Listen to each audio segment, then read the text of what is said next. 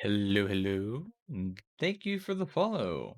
Aaron Lear. Wait, is that you, Aaron? From Shima's Place? Welcome, welcome, welcome. Hope your time here will be well spent. Hello, Christia. And as well as I see you out there too, JB. How you guys doing today? It's been a couple of days since the last stream, but it's been a bit of a strange week. Like for a little while, like my mood just it oscillates. Yesterday it was kind of low, and today, for whatever reason, nothing particularly good has happened. But I f- I feel like really ecstatic for some reason. Like I don't know. It's like I took a happy pill or something. I'm just like fucking bouncing off the walls and shit. Either way, I'm just in a really good mood today. So didn't need to do too much watching the net. I don't know what's up with it. Like it's been working the past couple, well, like it's already like a week and a half. It's just like, damn. I'm so used to dropping like 10% of my frames within the first 10 minutes of a stream, and it's so strange. Just seeing the zero in the dropped frames for like minutes on, it's just like, damn, I don't even have to like wait a few minutes to see if my net's gonna die anymore. So yeah, good moods are an absolute blessing. Like God bless, mental health is such a it's such a mixed bag, but for the days that we have good moods, then hell yeah. Like I am thankful as shit for that. Apparently, like I don't know what happened. We had the issues for the longest time. Uh the funny thing is what really fixed it is like the technician came out here one day while it was working. So he didn't know what to do. He's just like just text me, call me tomorrow or the day after. Like this was like a week and a half ago. If the net starts acting up, or just let me know if you get through the night. Obviously, like not even after he leaves, the net kind of messes up. But I be fair and I watch for a little while and see what happens. So about 8 o'clock or so at night, like the upload speed just tanked. Like I couldn't even get like 300 kilobytes a second, and it stayed that way till like 6 o'clock in the morning. So right before I went to sleep at like 7, 8 in the morning, I text the guy. It was just like, this is the exact times that the internet was basically down, and I had this exact speed the entire time. A day later was like I don't know what happened, but my net was working the next day, and since then it's it's had a few episodes, but the thing is, it's kicked back on like really quickly. Like it might drop frames for a moment, but it's not one of those it's gonna drop frames and throttle for like the entire stream or entire hour. It's strange. I don't know what he did, if he did anything at all. But either way, I'm really happy about that. Like, cause even before we fixed the net and stuff, I was not able to like stream like without dropping frames and stuff at 1080p. And I should have been able to do that before with the connection that I pay for. So it's definitely a treat. And yes, glasses are an absolute blessing. And I know I originally kind of added it as a little bit of a joke. It's like if I'm messing with my glasses and I say something about my glasses while I'm like trying to adjust them in front of the webcam and something is gonna like, that might sound a little weird if Lily doesn't have little glasses on. And it's just like, I'm ask my daddy if he can draw some glasses for me. And he did. But of course, even having that thought, I wouldn't have it in the first place if I didn't have a soft spot for glasses. Like 9 times out of 10, they work, and I won't say they necessarily make a character's design better, but I'm quick to fall in love with a character's design while they have the glasses on. 9 times out of 10. Yeah, he did really well. He did really well. He's got the same style that I have as well. I know some people don't necessarily like bottom rimless with the upper rim still there. Kind of looks, I guess, a little like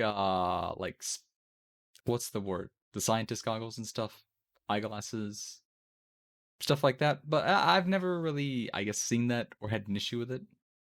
but I do like the style. It's what I'm used to. I do like both, but it's definitely a preference thing. Something about the upper rim just it adds a lot of flavor. I think there's something to be said about cuties with glasses who look even better when they take them off for the first time. I can understand that appeal sometimes, and like I said, it has to deal on the character, because that I wouldn't say that's like one of those. The other 10% would I do that? No, there's probably just a little bit more of a percentage of ones that might look rather interesting, or even rare cases better when they take the glasses off. But it's definitely a character thing, and it's really hard to tell. Because of course, if you keep them on all the time, the fresh of breath air, whether you take them on or off, is always going to be something to see. But I'm gonna say I do have just a little bit of a bias. If there's a character that glasses just work really well on, it's gonna be hard to change my opinion when you take the glasses off. Yeah, instead of a thin upper or lower rim, it's less thin upper than no lower rim. Yeah, even just doing a thin rim upper is fine. But rim, no rim, bottom, top rim, whatever way you cut it, I like all glasses. Oh, bacon. If I didn't see your name pop up first, I probably would have hovered over the band, but I saw your name before I saw your message. So you didn't catch me today. You won't be banned just yet. Keep trying though, keep trying. It'd be kind of funny if oh wait, did I even? Yeah, I did change the game. I was just making sure that I changed the game stuff real quickly. Let me kind of scroll through chat because I think I went a little too much of a machine gun right at the start, before I can really see what people were saying. Yeah, I fixed one thing they needed to. So yeah, yep. They've been, I guess they've been saying they fixed a lot of things, but yep. Oh, so it is your, and well, I'm glad to have you stop by. That's awesome. Yeah, keep up with the work. Like I've seen your post on Twitter and stuff talking about all the new follows and stuff, and I'm definitely looking forward to you getting more because I want to see more of your stuff. I really love how Sisters did that model in particular. I done forgot the name of it, but like seeing your I guess character built off of that as a base, really cute, and I really enjoy seeing all the art and skip.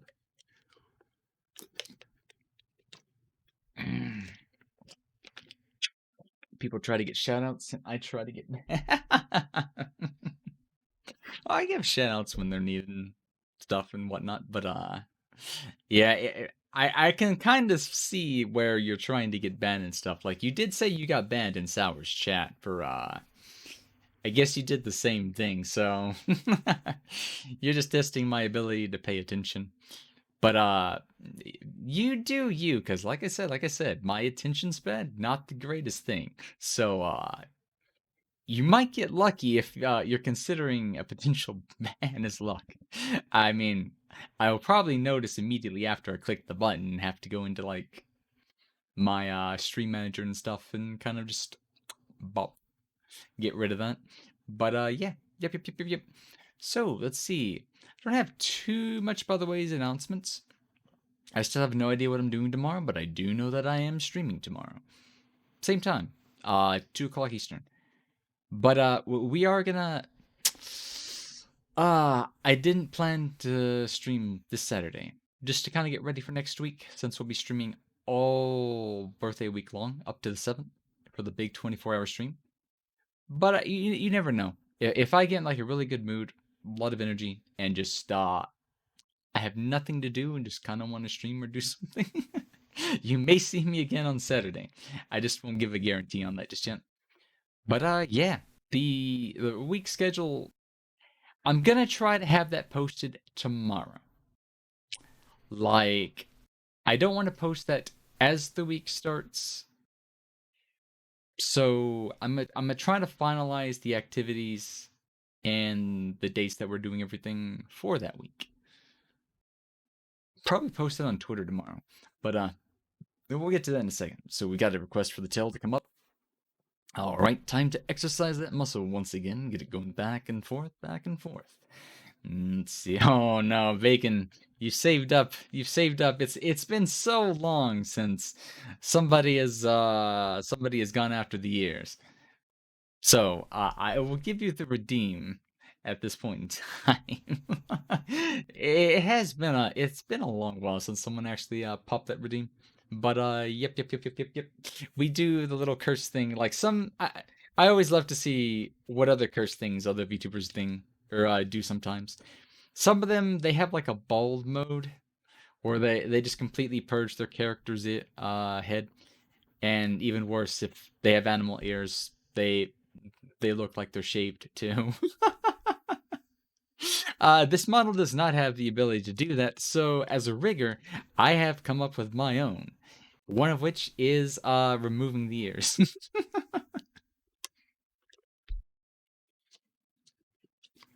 Okay. So couple of days ago, I don't know what all they've added. Like I always come into these updates blind.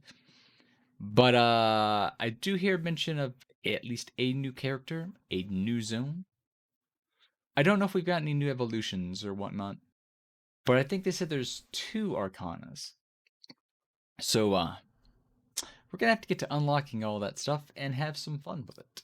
Because I'm curious to see if they've rebalanced some of the Arcanas that they released the first time. Because I will say the Awake Arcana was just a little bit strong. But yep. We'll have to see. We'll have to see.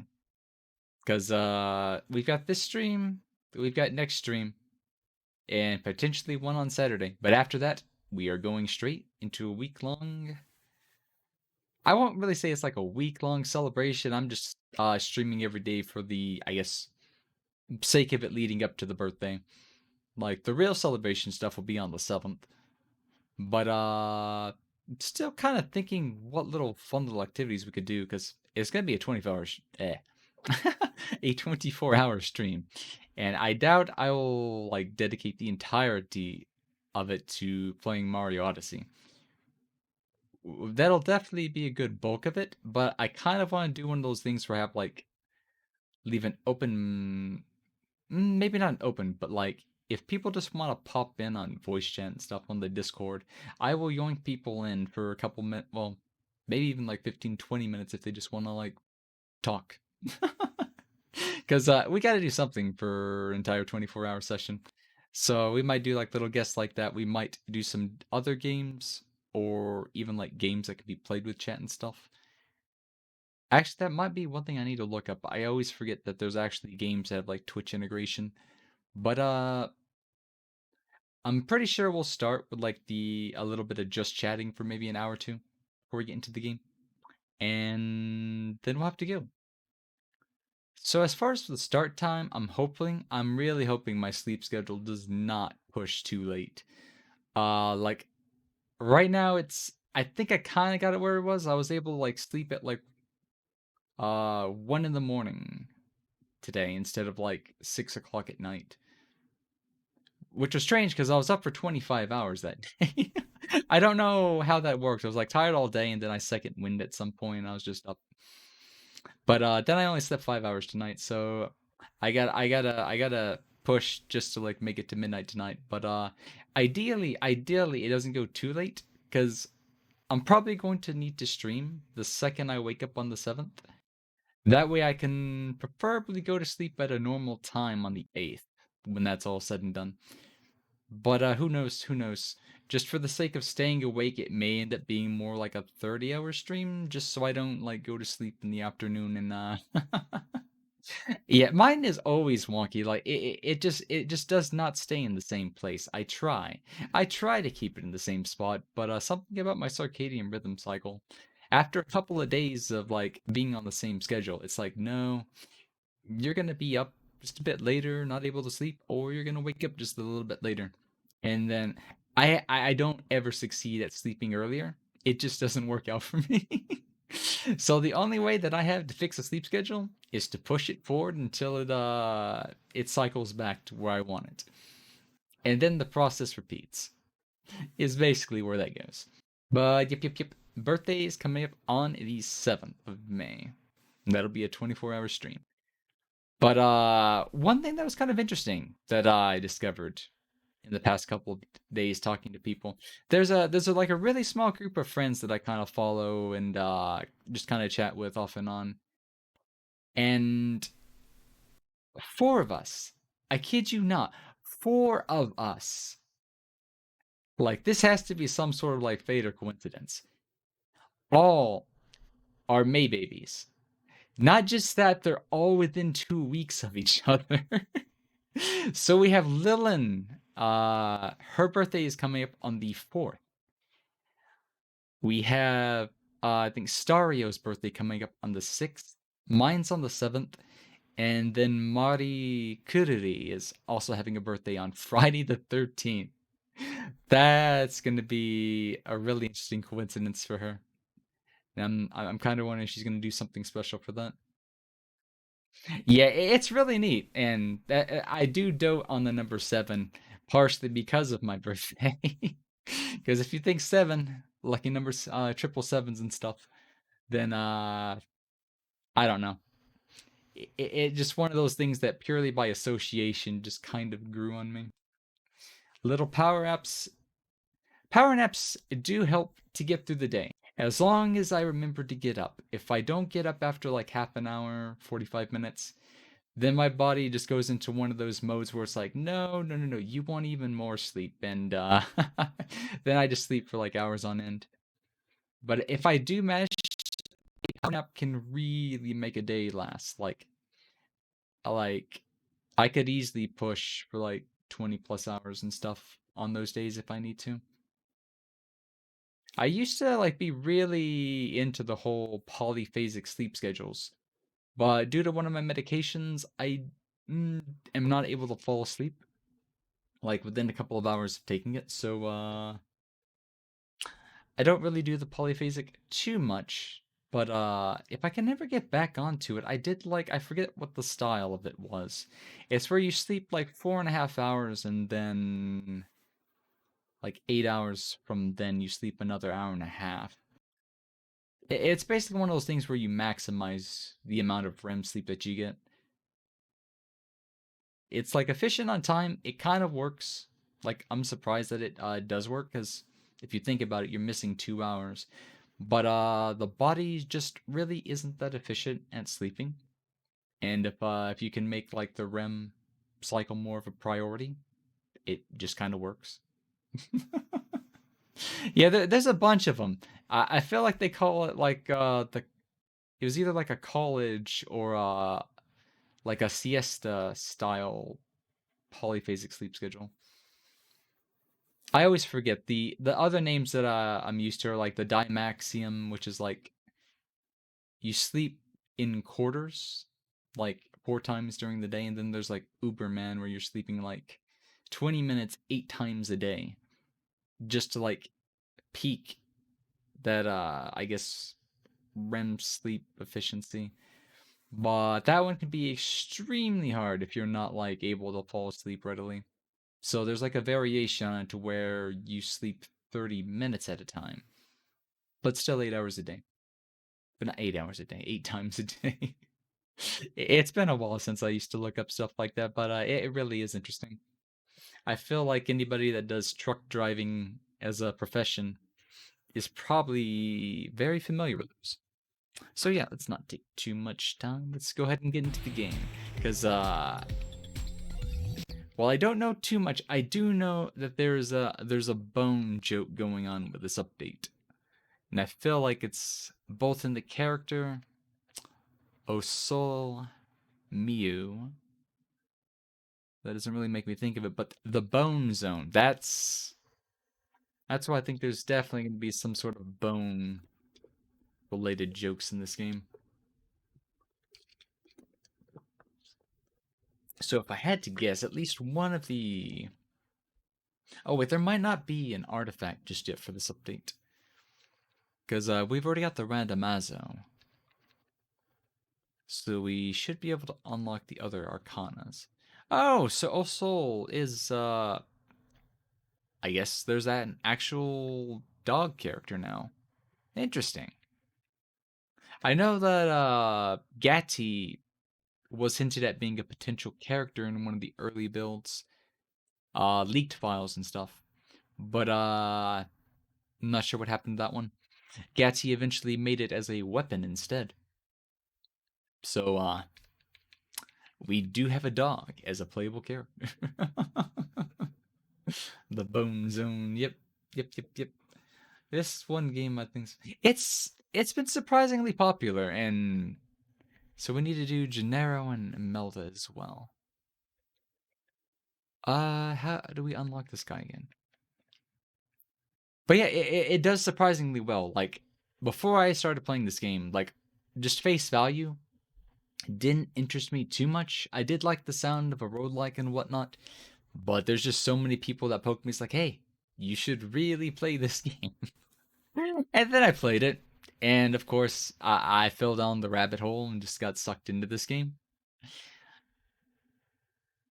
So, I don't know. Something about the game was good. I won't say it was like amazing or anything, but the way that they've handled their content progression updates and stuff is it's held my attention to say the least. Hyper the Bone Zone. Interesting. So I need to remember Imelda and Gennaro. But yeah, let's see if there's an evolution, because I done forgot what I need to do. Dog adjacent, so I'm happy to see some representation. Oh, it's cool, that's cool, that's cool. So is Aaron a wolf specifically? I didn't know if like I know the base mod from Sisters, I think he's like an Arctic wolf. But I wasn't sure if your character was like a wolf specifically. But if she is, that's hella nice. That's hella nice. I like wolves and I like foxes. Definitely dote more on foxes, but if I had to say, wolf is probably my number two. And then after that, I have to think, because my order always like kind of comes and goes. It's like it's either probably cats or rabbits. So I'm assuming we unlock the map first, because I can't remember dragon shrimps, but they're probably on any map. Go between wolf and fox girl, depending on. Oh, I see, I see. I don't mind inconsistency, trust me. It's even funnier if that's something that later becomes canon or part of her backstory, and just freely goes between the two, so it's like an ever running gag of which is it really? And it's a yes and it's a no at the same time. So there's another reroll, but we have to get the character first. So I need to find, I guess, the achievement that unlocks the Bone Zone first. Unless it's already open. Let me look. We've not discovered it yet. So chances are it's going to be a map, and I may need to loot it.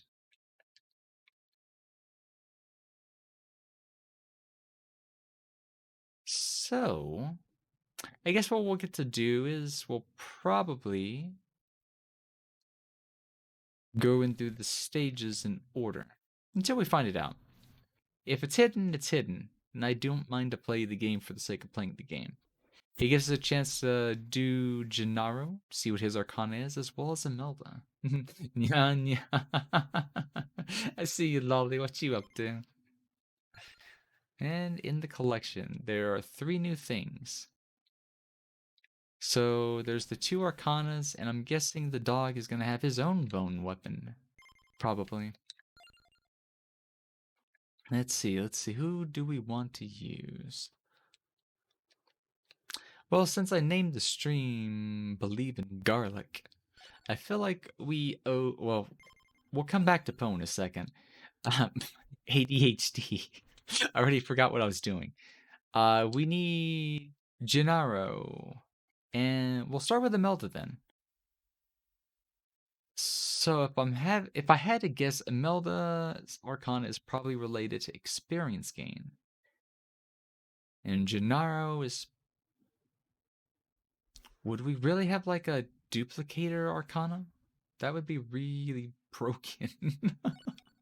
Well, there's only one way to find out. So give me 1 second. There's somebody that's poking me quite a bit on Discord.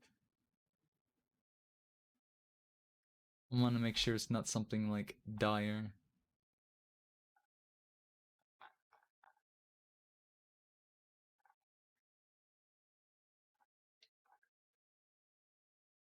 Let's see. Okay, it's nothing too bad. Let me pull up my chat windows once again. And I had to make sure the BGM was also off. The opening BGM. Because sometimes I forget that that's on, but nope. We got the mic on, we got the game audio on. So as soon as we actually get into the map, it should start playing its... Oh, you can actually disable Arcanas now. That's neat. So yep, we've got to find our bone zone. Hello, Mocha. Nekozaki, how are you doing today? How are you doing? Yeah, what you up to today as well? Today is Thursday, right? Yeah, today's Thursday. Okay, so we'll start with the Mad Forest. And we have to hit level 100 on each of these, right? I don't think Imelda's going to have an issue. But we won't worry about doing the hurry mode just yet. Like, I feel like... Well, I do like it for the sake of, like, completing things. It does... It feels strange, I guess. I feel like the 30-minute runs are the core fun of this game. Hey, what's going on, Zank? How are you doing today? And I hope you're feeling a lot better. I know you've been going through a couple of things past couple of days, so I hope you get to feeling better and you recover quickly. But yeah, how you doing today? How you doing today? What brings you by? So, you can also tell the game to give you random arcanas. So they've not nerfed Awake just yet. Have they changed any of the other ones? I don't recognize that third item. But if I had to guess... would that really be what the dog's item is? A bouquet? Nah, no. Yeah, and that's true. That's true. Things about like even with like sinus infections and stuff. I always like feel like the night I get it's like, no, I just need to take a bit of medicine. I'll be better the next day. And then the next day hits and it's just like it just takes everything out of you and you just feel drained. So yeah, it is one of those things that has to get worse. But at least it gets well, maybe not necessarily a good thing that it gets worse, but it gets worse usually quickly. So then you have a chance to heal and recover after that.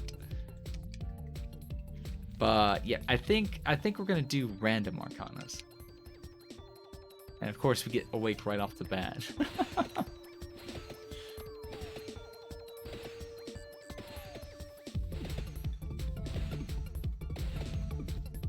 And it's been so long since I heard Mad Forest like default BGM that I kind of forgot how good it was. I got so burnt out literally the first week this game came out. Everybody was playing this and this was the only BGM I heard for hours on end, and I got burnt out quickly. But I've had time to let that cool off and can appreciate it once again.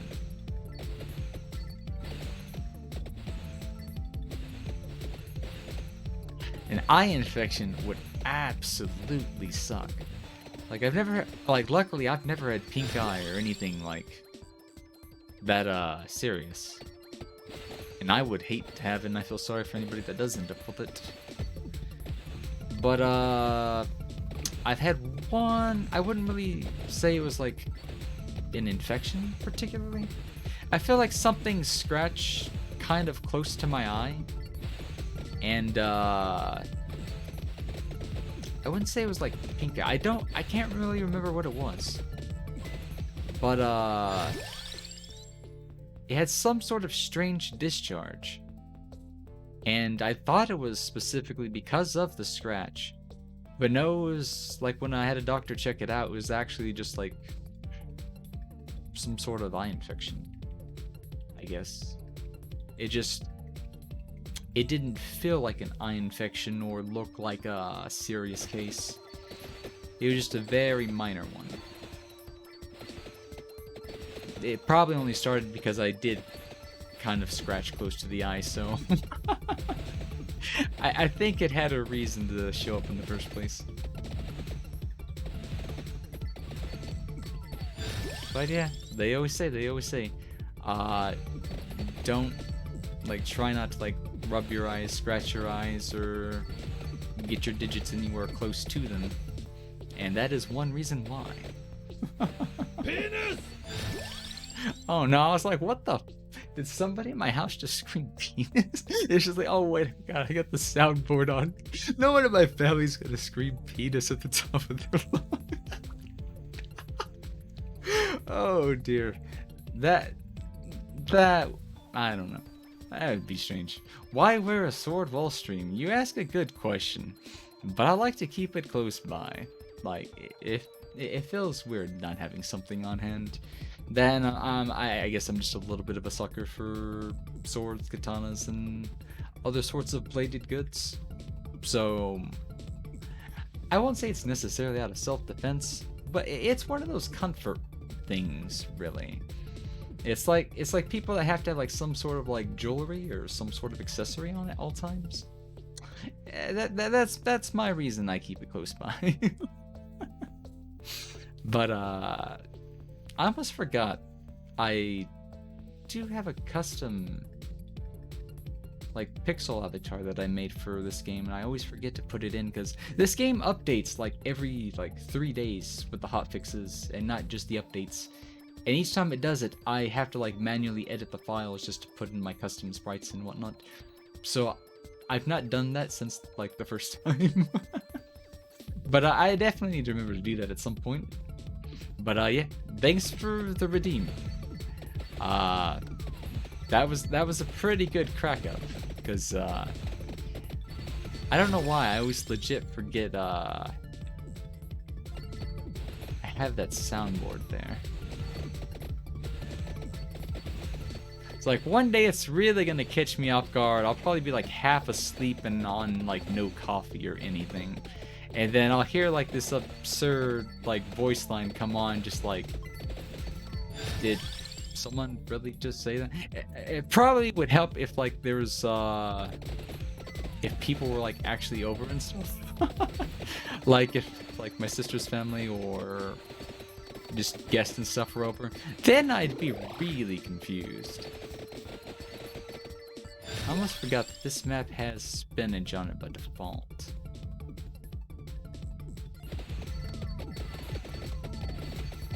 So I might try to pick that up at some point. I also have no idea what sort of build I'm going for. I'm just kind of yoinking anything that comes along and looks nice. But yep, BBG Gory, thank you for stopping by.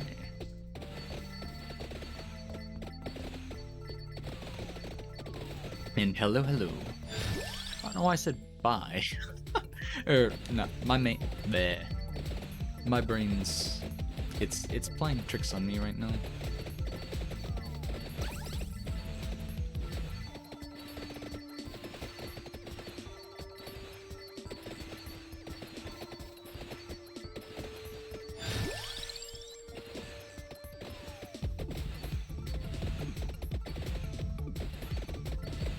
But yep. We're just about through the end of April, coming into May.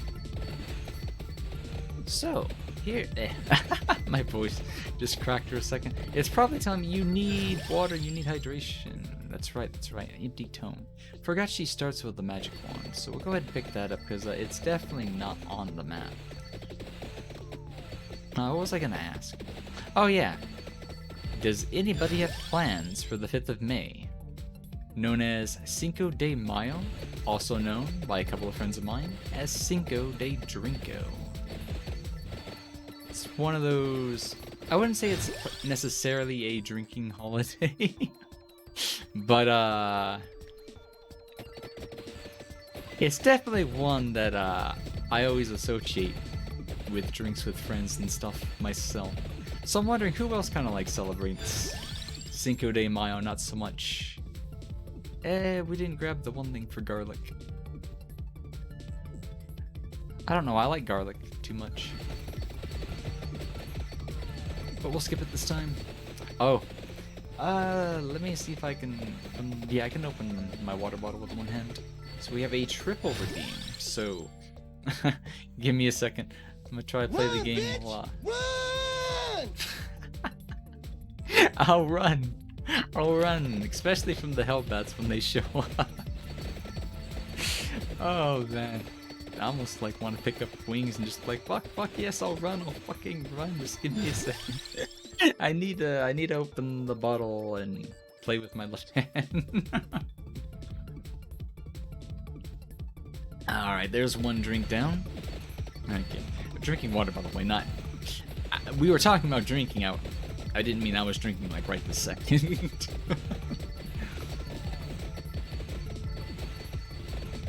There's 2 drinks of water and 1 more. Thanks for the water redeems, yes. Gotta keep that throat well hydrated, well vocalized, and quite smooth. Been real tempted lately to buy like this giant thing of honey. Like I was watching ya boy Calming lately. Good show, by the way. Anime. Highly recommended. Not just for like the amazing music and stuff, but it's got a pretty catchy story. But I always forget like honey is like very recommended for like just keeping the throat smooth, as well as like antibacterial,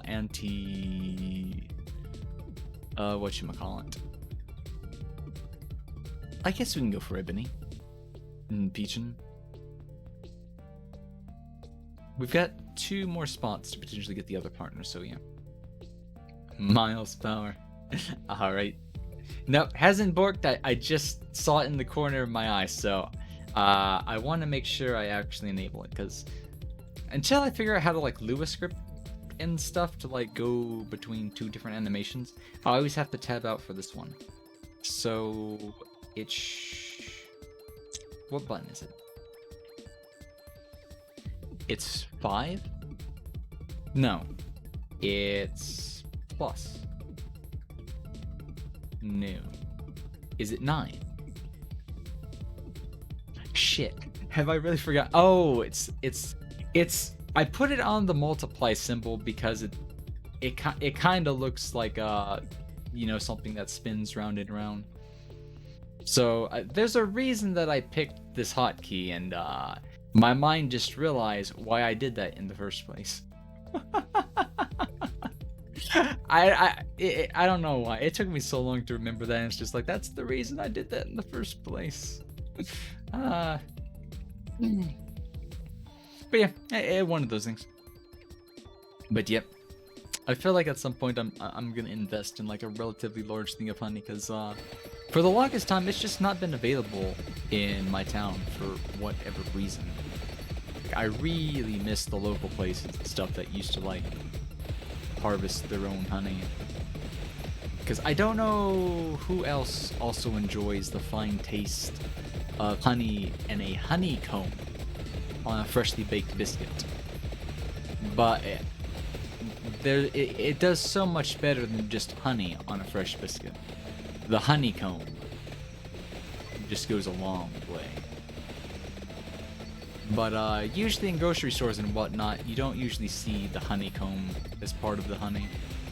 You usually get like one of those squirt bottles or something.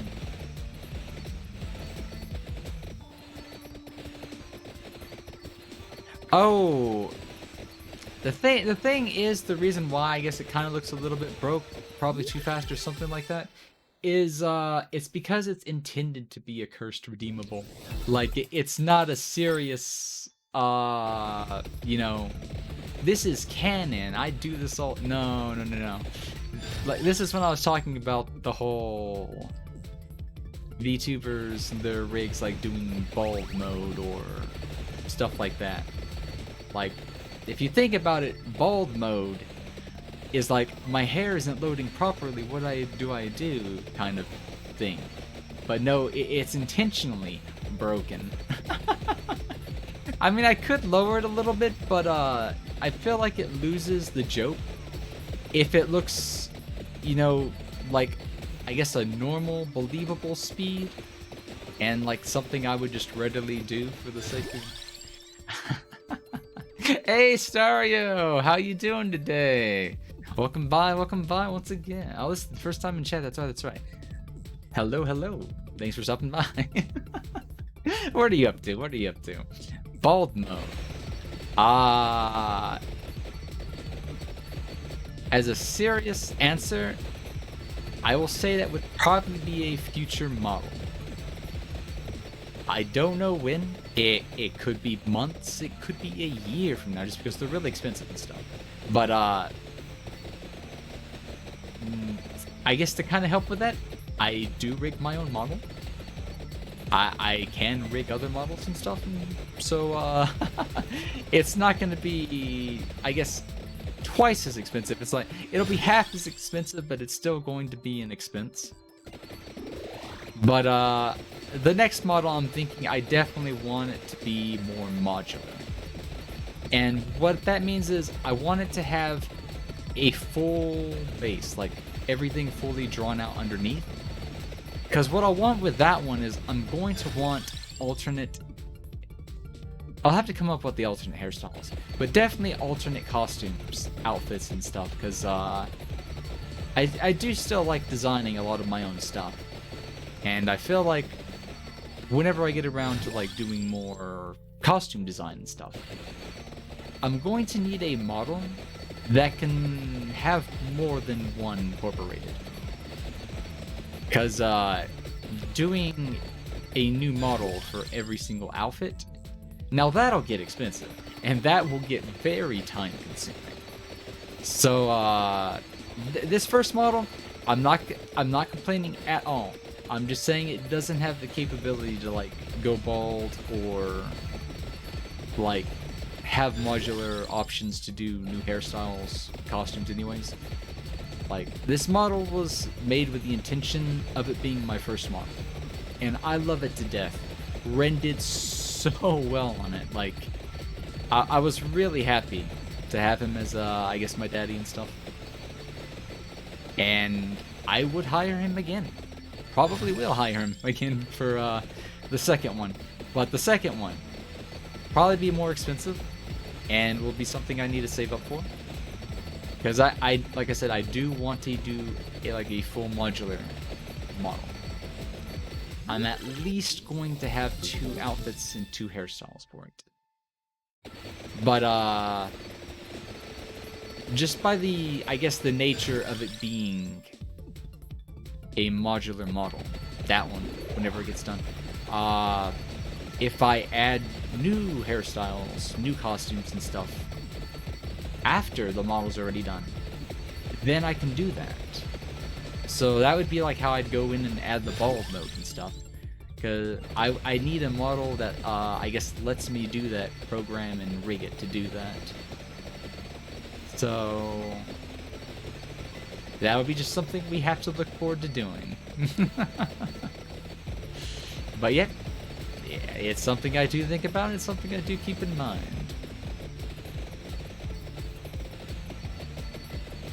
I need that attractor because I always get lost on this map. So one thing I do need to bother doing is I need to... Okay, I have 2 things ready for evolution. But what I was thinking is I need to pick up that spinach, because I didn't grab it earlier. And yes, I know exactly what you mean. I have to have those, well, not on the model, of course. Like, I'm happy enough just having this model, but, as a character designer, I like designing all the alternates and stuff. It's not a necessity to have, but if I'm drawing and stuff, then it's probably a necessity that I design them, not necessarily that they're going to be used. I really wish I did draw more, and I'm sure I will, like, the better my mental health gets and stuff. Because, that's like a bit of stream content that I'm kind of missing out on just a little bit. But, I'm definitely not going to say it's a no. And of course, I love, like, my character design way too much. So, I definitely still want to work hard and, you know, just kind of have those future designs and outfits at a point to where I can be happy with them. Because I really don't mind other people doing other stuff. Like, I'll take other input, other suggestions, recommendations, and stuff. But I kind of do like to have the first jab at what, I guess, the idea and inspiration for the outfit's going to be.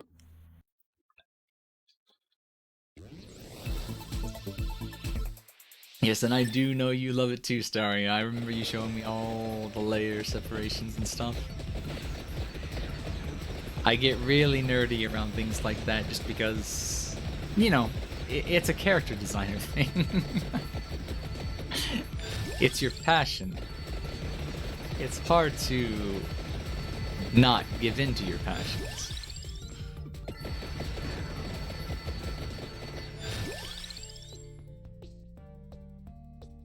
Let's see. I think I'm gonna keep going with the bracer for the sake of this rune tracer item. But I do realize I didn't really leave myself anything to protect myself with. Kinda got the Bible coming online, and the armor is probably going to help for right now.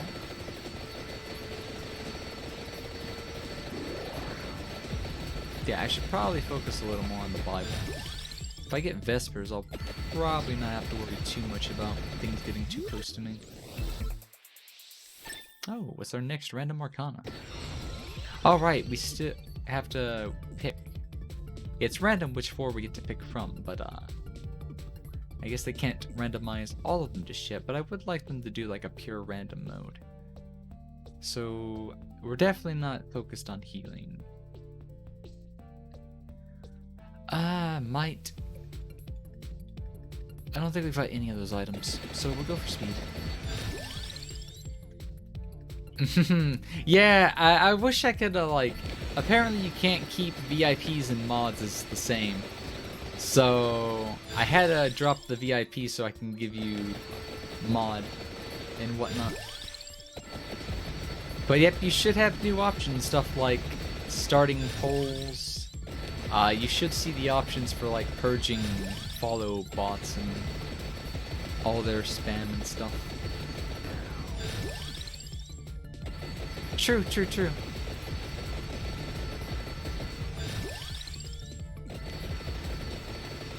I've been pretty, well,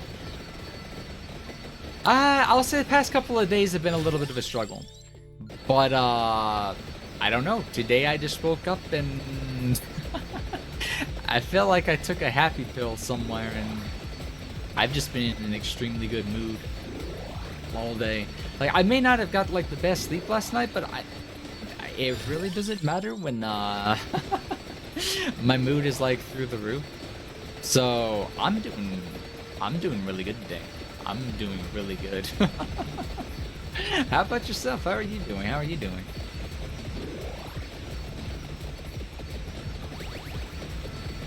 And do you plan to do anything for your birthday as well? Because I know, we said, like, earlier on the stream, it's coming up on the 6th as well as just about everybody else, kind of. The whole, like, the 4 birthdays being really close to each other. So I'm curious to see if you might be doing something as well. Okay, they're starting to get a little bit close. I think they changed the flamethrower. I feel like it doesn't have as many particles on the screen anymore. It is a lot less laggy, though. Just for test. Not sure just yet. Alrighty, alright. Yep. Stuff hurts. Stuff starting to hurt again. I don't know if I want to consider a laurel or what I'll get after I need to get Labora so I can focus on getting Bandolier. Because this build is just absolutely squishy.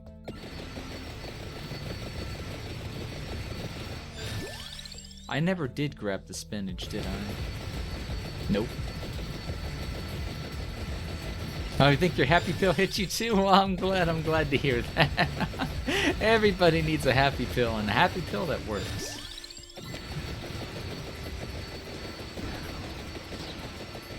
Because a good mood is absolutely priceless.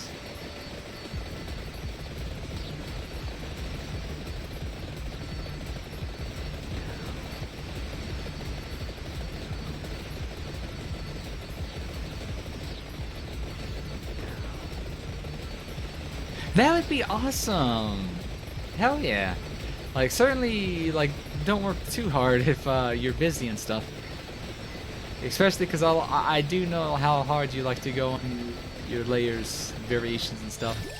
But that would be pretty awesome. Like, I had this idea while I was in the shower, and I'm gonna have to see how it goes on the 4th when Dylan's birthday comes up and whatnot.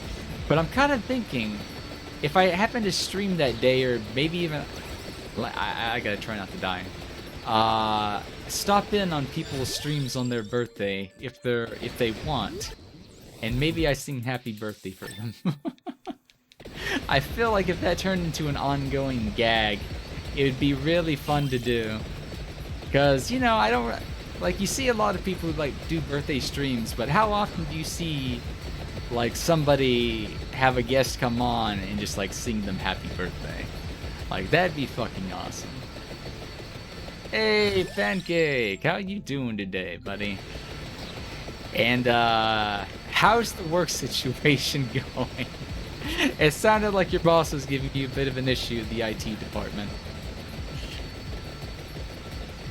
So hopefully it's sorted itself out a little bit by now. Well, you absolutely don't need to worry about rushing at all. Like, I'm more than happy that you're even like considering something like that.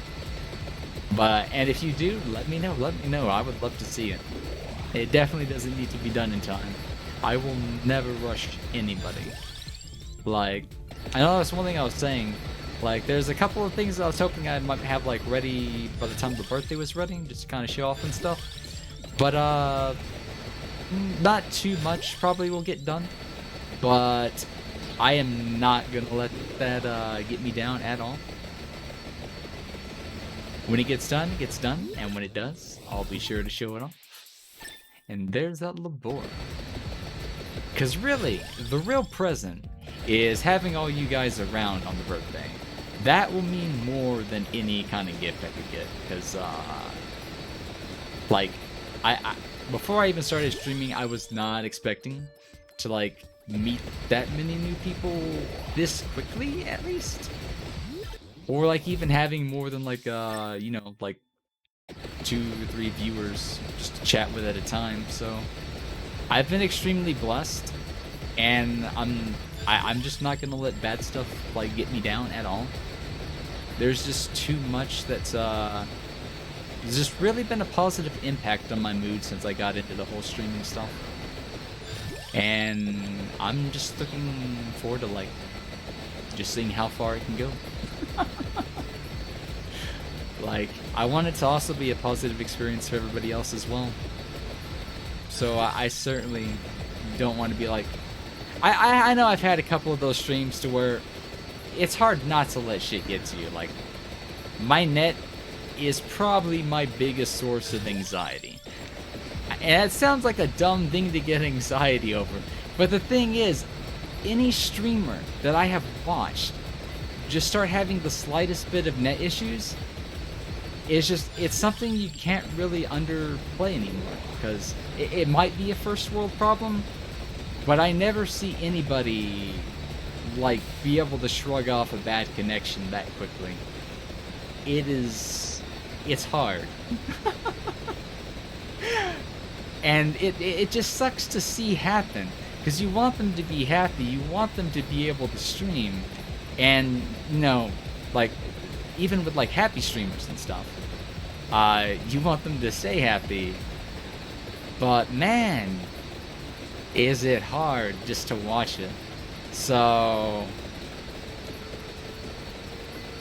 yeah, I try to watch out for things like that and try not to stream when I know it's gonna be hard to like just be in a good mood. But I don't know. I feel like I've come a long way in the last 6 months working on my mental health and stuff. Otherwise, I probably wouldn't be doing this, to be honest. So I am quite thankful for that. And that's really what I guess the birthday kind of thing is I don't need Song of Mana. I forgot what item I was considering, but I think it was a laurel. But yeah, I just kind of want to do it as, like, obviously I don't have to do a 24-hour stream, but I feel like that'd be a very nice way just to like meet everybody, just kind of like, I guess, share the birthday together, because everybody just about is on some sort of different time zone. I know people from the West Coast, I know people from the East Coast, I know people from Poland, I know people from France, I know very few people from the Asian countries, but there are a lot of Europeans, and they all have like their own morning and night owl jobs and stuff, so 24 hours is just my way to make sure that I get to see them that day. The tail timer did not work, and I absolutely knew I was going to forget, because here's the thing, I don't know how to do Lua scripts, and in VTS right now, while there's expression toggles and stuff you can place a timer on, animation toggles are different, and I have to do those manually for right now. But what I can learn to do at some point is learn to use Lua scripts, which I guess would activate the key when it's redeemed, and then press the corresponding off key when the timer elapses. But that's why I lowered the time on that from 10 minutes to 5 minutes, because I forget as it is, and I've had cases where the redeem lasts like 45 minutes or something. I am not going to Brazil. Where did you get that idea? Speaking of Brazil, I also know people from Brazil, so it's just I know people all over the globe.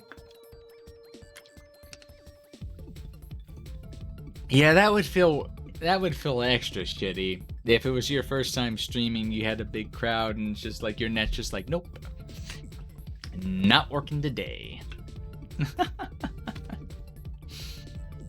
Oh, it's just a joke. Yes. Yeah, it'd make me want to flip a table too.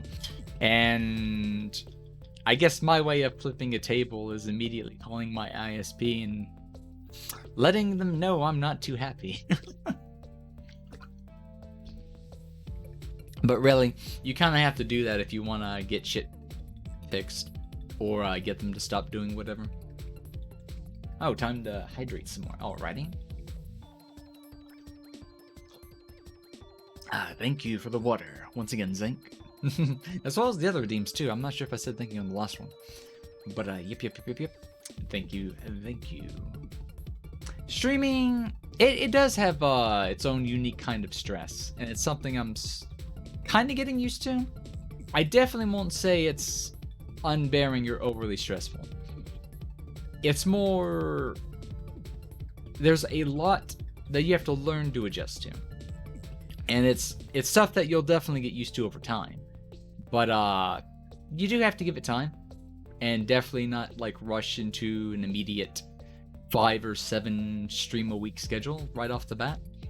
There's like that's why I'm kind of like thankful I didn't go like gung-ho from the beginning and just do like, you know, the 2-3 streams a week, because there's a lot to think of, there's a lot to learn of, and you need time to just kind of get your thoughts organized.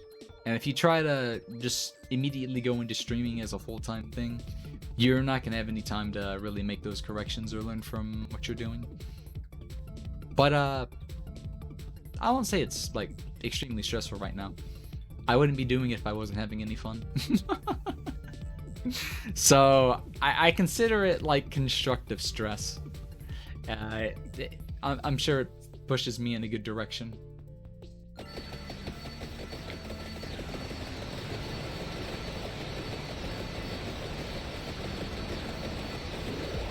But yep, one of my core goals for streaming is to make sure that it's always one of those, I guess, kind of like good mood streams where it's made to like, I guess, brighten up other people's day, especially, excuse me, when they need it and stuff. And if I'm not particularly having a good day myself, that might be a little difficult. But really, streaming, I don't know, it's really had a positive impact on my mood. So I feel like I really got to stick to it and just keep positive, like, you know, mindset and stuff, because it's gonna be one of those things that pays for itself in terms of a positive impact on my own mental health. Because if it does that, then it'll be a positive impact on everybody else. And it's just, you know, it's one of those, what's like the word? It's like a positive, or English is hard. I'm trying to like use the word positive and contagious in the same, I guess, sentence or phrase. But yeah, I just like comfy, funny times and stuff. And I feel like if I can provide that for someone else as well, then it makes me happy too, because I'm a pretty big sucker for my friends. And I'm always like the one that's like, you having a bad day? Talk to me, and I kind of want to help them. That doesn't necessarily mean I like try to pry and stuff. I definitely give people their space. But I've got that personality type to where if I know someone is having an issue or needs help, deep down, I'm the type that wants to go and be that person to help them. It's one of those things that I won't say it's a bad thing to have, but it feels like one of those things that it's hard not to do. But if it didn't make me happy, I wouldn't be doing it. Some streamers are built like they had to be born in a lab or something. Their ability to stay overwhelmingly positive under like all sorts of pressure and just bad stuff is just, some people blow my mind. And that's what makes them so contagious and fun to watch, and just, you know, fun to follow for like a really long time. And that's probably why I really got into a lot of indie VTubers. Like, there was a phase for like a good year or two where I only really knew like a few from Hololive and kind of stuck to. I won't say I watched every one of their streams or watched them even like all that actively. But just kind of the more I got to know people and got into it myself and just meet other people, it's just like, you really do meet a lot of interesting people who just they just have such a positive outlook. It's addicting. It's really addicting.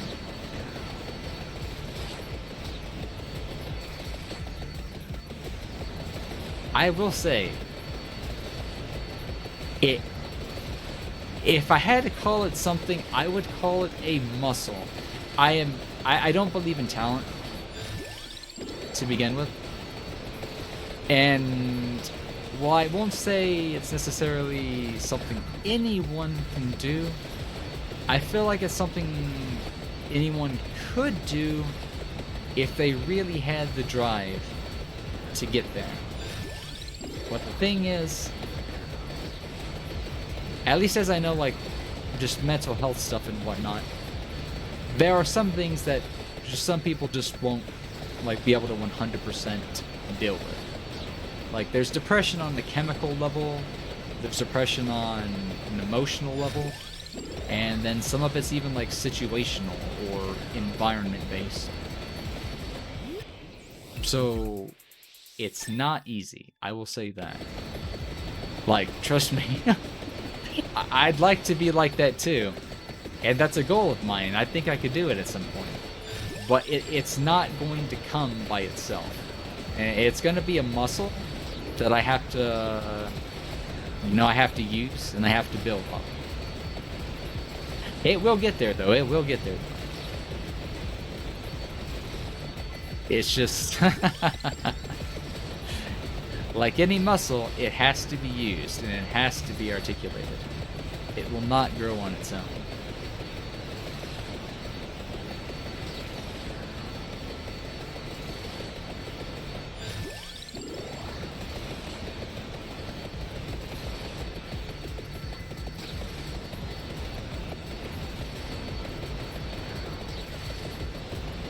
Exactly. You can really do a lot of things if you put your mind to it. There are always going to be a couple of things that are absolutely impossible, and that is life. But the amount of impossibilities, practical ones at least, like, you can come up with a lot of bullshit answers, are very far and few in between. A lot of it just needs the right mindset and a little bit of a push. But you can really learn to do just about anything.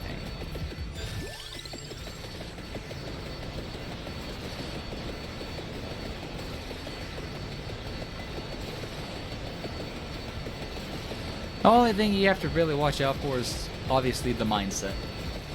There can be a lot of good mindsets, and then there can be a lot of mindsets that are, they look good on the surface, but are in some way rooted in something that is probably a little toxic. Like, I can be a bit of a perfectionist, and while that can be a good thing at times, it's very much a double-edged sword, and it has to be monitored. And when I say monitored, you have to know when to pull back. Everything needs a rest, and everything needs moderation. You can't have too much of a good thing and expect it to always be a good thing. As much as you want it to be, as much as you would want it to be, that is just the hard reality that sometimes you have to swallow that pill. But the thing is, just like a muscle, the act of swallowing the pill gets easier the more you do it. And really, it's just the mindset.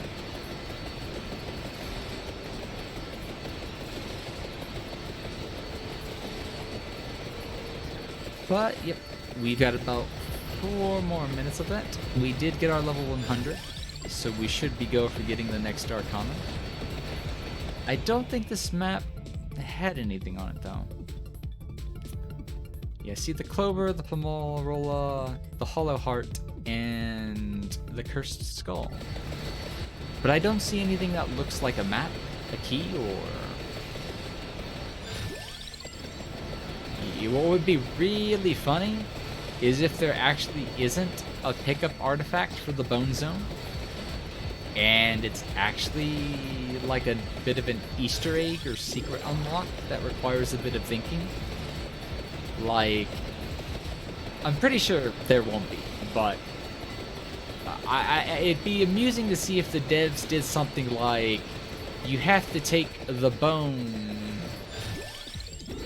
at least the bone weapon, or take the, I think his name's Mordecasio. the skeleton character, and you have to take him specifically, and you have to go somewhere specifically with him to unlock the bone zone. Like, that'd be kind of funny. Gonna lurk for a bit? Alrighty, have you a good lurk. As well as a good day if I don't see you. Yep, just gotta let it go. Let it go. I don't know the lyrics to that at all.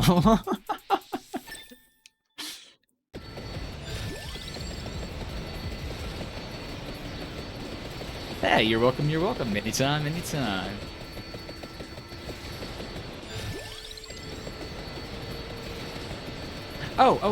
One, I want to say it's a little bit good news, but to me, it would still be good news even if I don't end up, getting involved in... I can't really say too much, but I'll try to hint at what I can. Because I'm not the type to put the cart before the horse. And I feel like just saying it could do, like, it might end up, like, I never want to pressure anybody into doing anything. Even if I'm, like, really excited or happy about something. So, if anybody's listening, do not take that this is pressure or anything like that. I'm just one of those, I get really, I guess, into things, and even if I don't end up getting to be a part of it, I still really enjoy seeing it, like, in action. But, there may be a VTuber that I know of, and I might have a chance at getting to do their rig. Maybe even future ones with the person if we end up, like, getting on really good, like, business terms and stuff. But it's too early to say just yet. It really is way too early. But it was really amusing because the thing is, I know both of them, and I didn't know that they were actually, like, they got together to do the VTube model for the person that's, the VTuber. And I was just like, wait a second, this person's getting a new model, but I don't know who it is. There's this person asking me if I might be interested in doing the rig. Could it possibly be that the two are related? Like, are they two pieces of the same puzzle? And surely enough, it's the same two. The person who was asking about it is doing the rig for, or the art for, the, you know what I was, like, trying to say, is, like, I don't know how to explain it. English is hard. Basically, I found out who's going to be doing the model art, and it's just a coincidence that they were someone who was asking me about it. It would be really cool. It'd be really cool. Like, I'm honestly open to whoever they end up going for and whatnot. Like, I will never, like, just shill myself for the sake of shilling it, but I'm kind of excited if it does end up that way. Because I did not think I would, like, get my first chance to really rig, like, a fully separated VTuber model, like, within the first, like, month or two of posting the opening. Because it took me like a month to write everything. Like, that shit is a lot of text. But I finally got it done. And one of the reasons I even, like, got to getting it done was getting asked about it. So if that ends up happening, that... Thank you. My throat's going dry. She's like, I need to take a drink, but I'm talking. I need to take a drink, but I'm talking.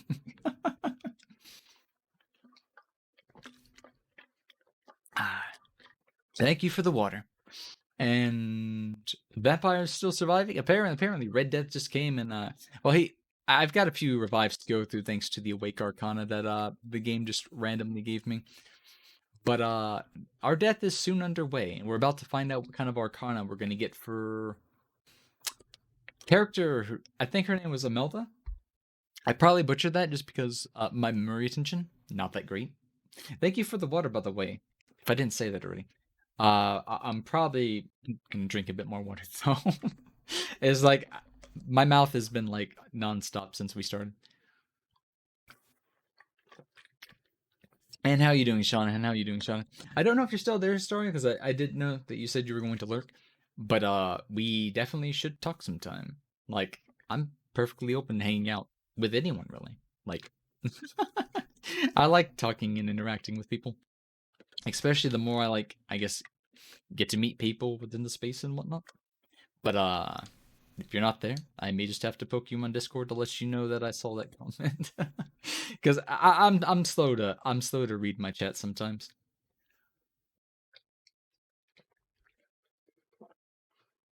Okay, one more drink of water. Because what we're gonna do is we're gonna see what this Arcana is, and think on it just a little bit. Because before we get to the next place, because I'm pretty sure we're gonna go to the library next, and I forget his name. I think it was like Giorno or something. We'll do his Arcana unlock, which means we'll have, I think, 2 actual stages in a challenge, or is it 1 stage and 2 challenges? Either way, we got to find ourselves a way into the bone zone, because that was, I probably overlooked it, to be honest. There probably is a way that's like written out plain as day. I just overlooked it. Oh, no, no, no. So I guess we did get the dragon shrimps on this one, so that got us the doggy. So we'll probably be playing him a lot, but we do got to get the Arcanas unlocked first. Actually, playing the dog rather than the skeleton might just be the way that opens up the... Wait, we unlocked Hyper for the Bone Zone before even getting the Bone Zone? How does that work? Oh, okay. Unlocking Hyper for the Bone Zone. Unlock the Bone Zone. So I'm guessing I already had... I may have already had the prerequisite complete, and just, whenever they add new content, sometimes you have to play a game just to have everything unlocked. Yep, they do like them bones. They like the bones. So, let me see. Did I select a character by accident? I was not paying attention. Yeah, it's Girano next. I'm pretty sure it was Girano. So, before I get up and take a quick, like, 2-3 minute break, let's see what this Arcana is. It's called Bolts of Pearls. This is Arcana 11. Listed weapon projectiles. Gain up to 3 bounces. Uh-huh. Seeing Magic Wand bounce is going to be new. Seeing the giant-ass Hellfires have up to 3 bounces is going to be interesting. I feel like Cross is going to look probably comical, because that thing already rubber bands as it is. So it makes me wonder if it's on its, like when you throw a boomerang and it makes its way back. When it does that, it goes off the screen. But what happens if it bounces during that animation? Does it... We're gonna have to see, because I'm not even sure how... I just noticed the minecart is listed as a weapon on this. That might have actually made that weapon usable. Maybe. If it only hits one thing, maybe not. I like the minecart as a meme, but it is a little funky to use. Wonder if the cross will just keep accelerating while it's balanced. It could. You never know. We're gonna have to see. So that's 1, that's 2, three minimum items, and since I was playing a character who gets an extra projectile as it is, I say we go for all three of those items. So that's spinach, pull down, luck. And if we see the minecart, we might just pick it up. But yeah, before we actually get into this run, I'm trying not to trip over my controller because it wrapped around my left leg. I am going to find my BRB screen. I'll be back in like 3 minutes. 2-3 minutes, so hang tight.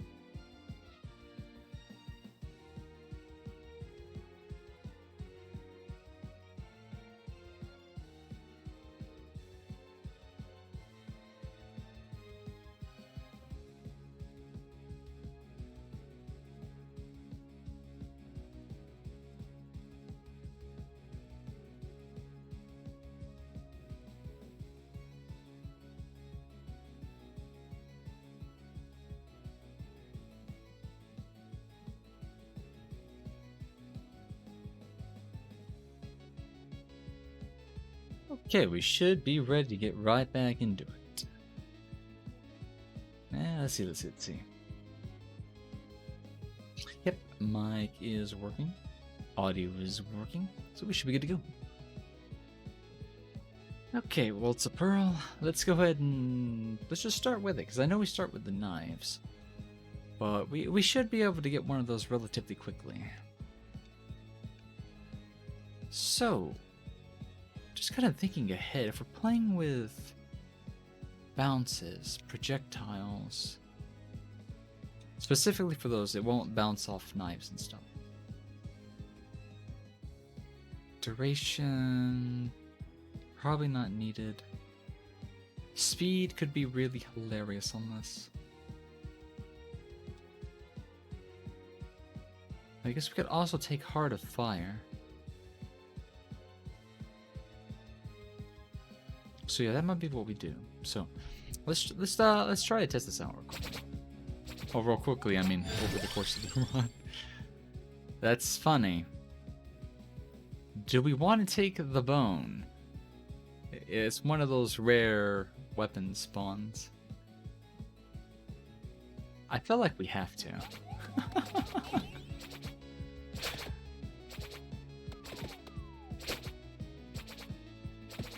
For the sake of the name of the stream and the new oh, it's right. It's right. It's really hard to use this guy because he starts with a knife. I'm not too fond of the knives. They can do a decent bit of damage, but using them is... I'm actually gonna reroll this one. Okay, we got the cross. We got the cross. So this will help the start. Interesting. So if they hit something on the way back, it resets their animation. Okay.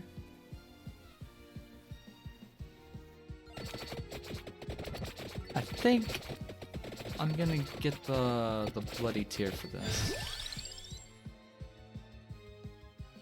Because this will probably feel a little glass cannon-y.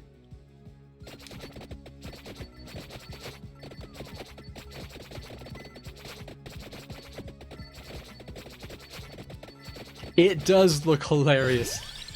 Like, it feels strange. It feels wrong.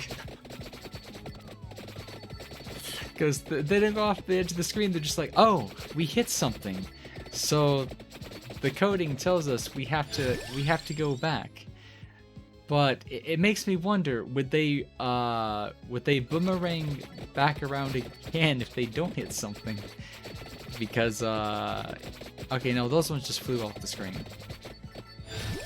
Okay, so it's still goofy though. But it's already really strong.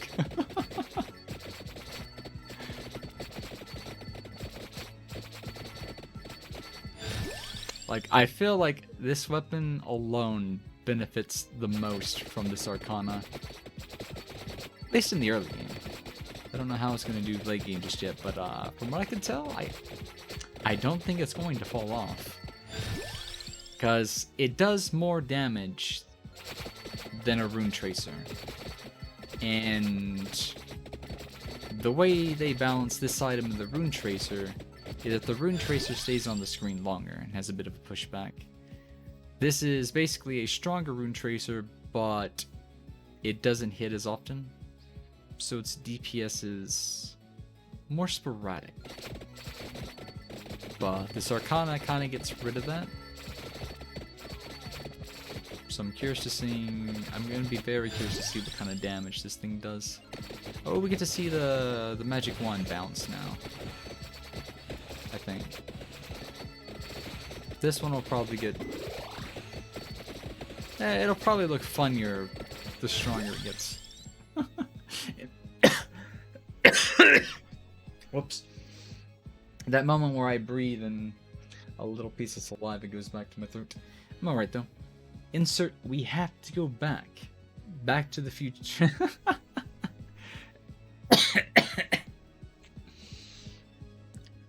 But what if Rune Tracer?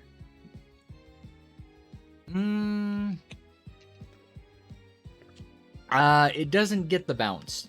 Like, this Arcana only affects 3-4 weapons, and Rune Tracer isn't one of them. However, there's a build you can do to get around that, and it's a very speed-oriented build, which makes the Rune Tracer look like it's screaming across the screen left and right, like multiple times a second.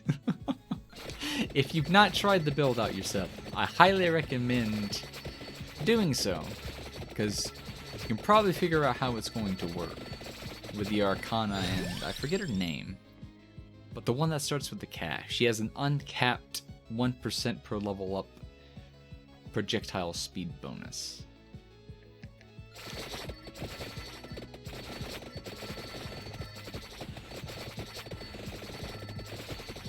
I've not done it myself. I also need to do that at some point. But I've heard it's hilarious, and I would imagine it would be hilarious. So, keep leveling up the magic rod. Yeah. It just feels like the bone was just made to spawn this map. Just for the bounce meme, like you're saying, Aaron. it knew there was going to be bounces, and it wanted to join in on the fun.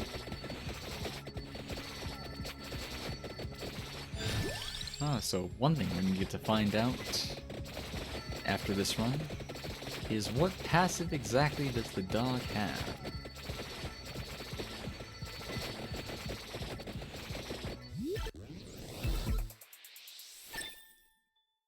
Even more level ups for the magic wand.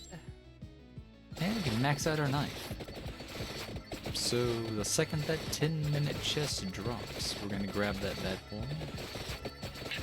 And this is the map that's got the empty tome on the left. We'll need that for the magic wand.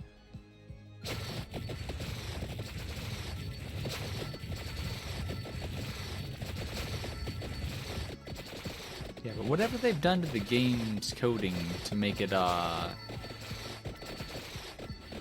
I guess, smoother when I guess it looks Toho on the screen or something. It's gone really well. The game's been extremely stable even with the most ridiculous setups. Now, of course, some people still go and actively try to break the game. There's mods and stuff you can do that lets you grab every single item and every single passive in the game, as well as level them up way past level 8. But I'm pretty sure those were going to break just out of sheer nature of taking things above their intended limits. Duplicator. I've got to grab the duplicator for this build. We need more projectiles. Which means even more bounce.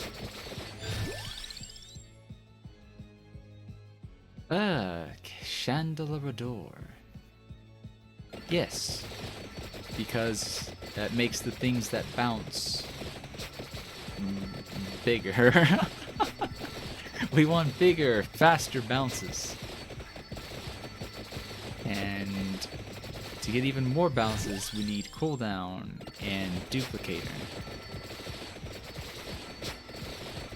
I don't think duration's gonna affect anything, so we can probably skip that one entirely. Definitely feels right.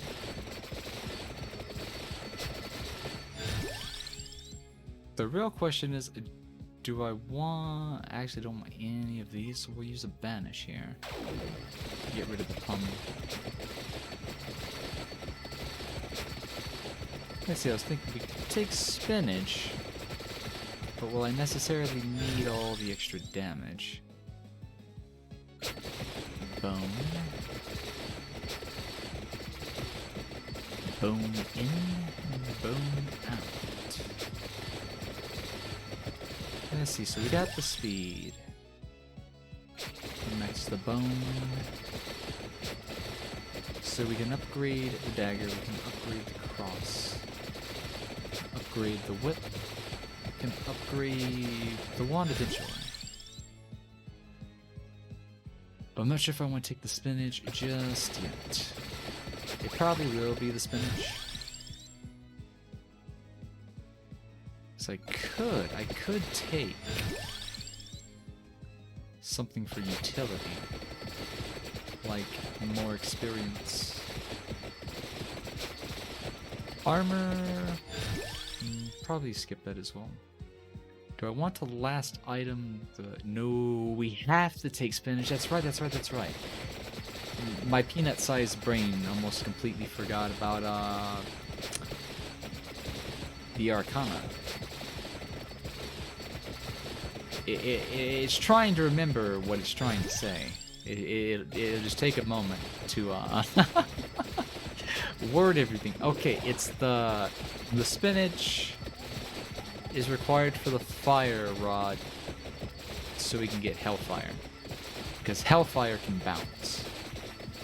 But then again, the fireballs can also bounce. So I need to take spinach the next time I see it. We're also at the 6-minute mark, and this is a really good moment to move to the left. But also taking spinach quickly means I can take the cooldown item as soon as I get it. Indeed. It may have shown up at most once and I just didn't notice it, but I can't remember seeing it just yet. So I'm assuming we've not seen it just yet.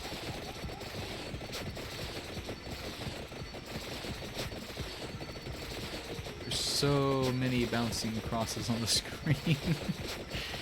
So, the EXP character, Imelda, her Arcana ended up being bounce related for her weapon. So, this Arcana for Gennaro, I always forget his name, might not necessarily be like a duplicator, but I'm assuming it's going to have to at least be related to knives. And there's already an Arcana for letting knives crit and do extra damage. So if it's not duplication, what could his Arcana possibly be? Okay, this Arcana is really stupidly strong with the cross. Like,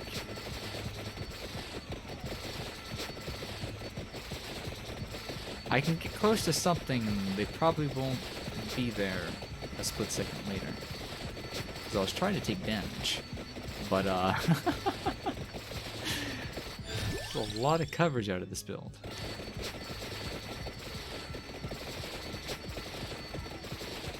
Nah, I could probably take some serious damage off of the boss. Well, we're not gonna hug him too hard. I feel like he'd probably hug us to death if I did. We will, however, grab another bracer.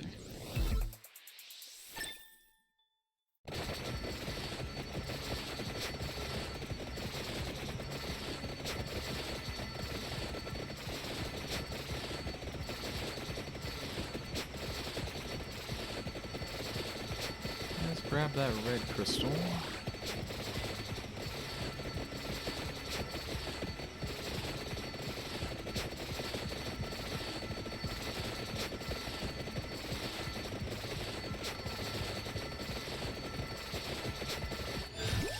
And there's the fire, fire, fire rod, right? Let's wait for the spinach. Fire wand. I call it fire rod because I play Zelda.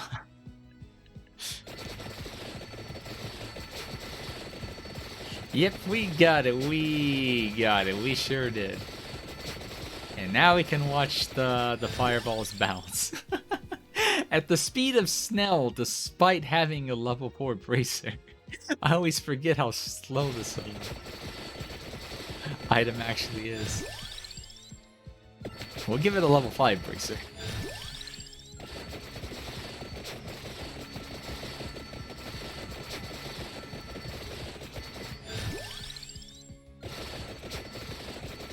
Now we're just waiting on that spinach. We need Popeye to do us a favor. Oh yeah, one of the level ups on the wand is the ability to pass through enemies. So I'm guessing it has to use up its bounces before it passes through. Oh yeah, you got its base speed. Okay. I was about to. I was kind of like, surely it's not that slow, but I forgot that it gets faster on level up. Okay, so there's 10 minutes. That'll give us our first evolution. And it's going to be Heaven's Sword. So how does this thing bounce?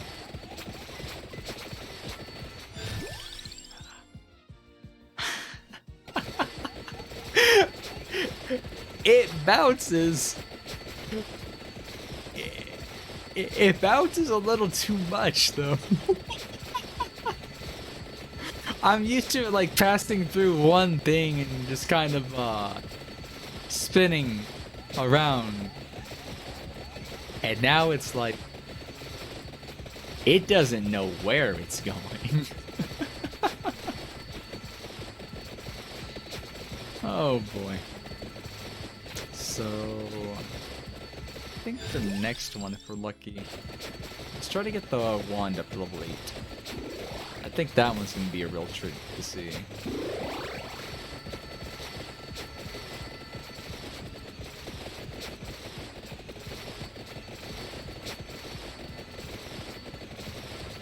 Need some EXP though. Okay, so there's a level 8.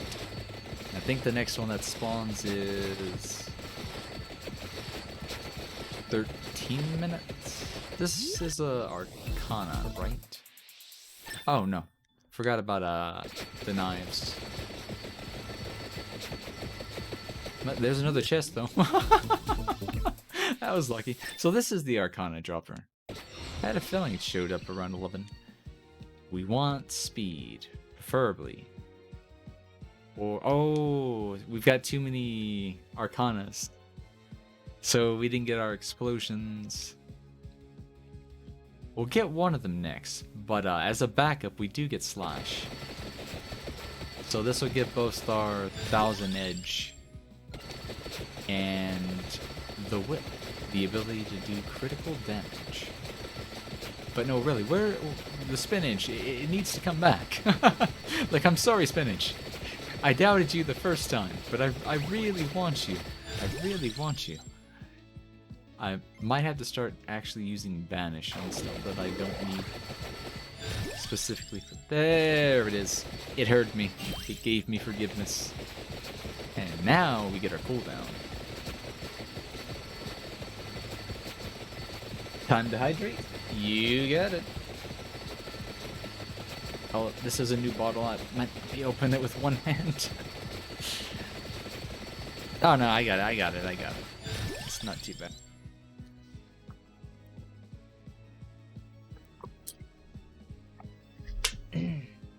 Thank you once again, Zang, for the water, the hydration, and the H2O. So now I'm probably going to prioritize that cooldown, as well as figure out what's in this box. Probably our meatballs? Nope. I wouldn't want meatballs out of that.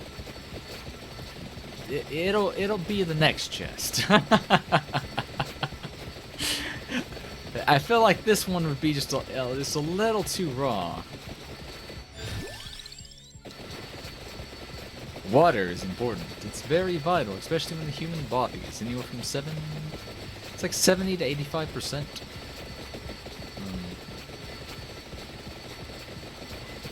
Yeah, let's just say 70 to 85% water. Luck is probably nice. We might end up getting like a triple item chest.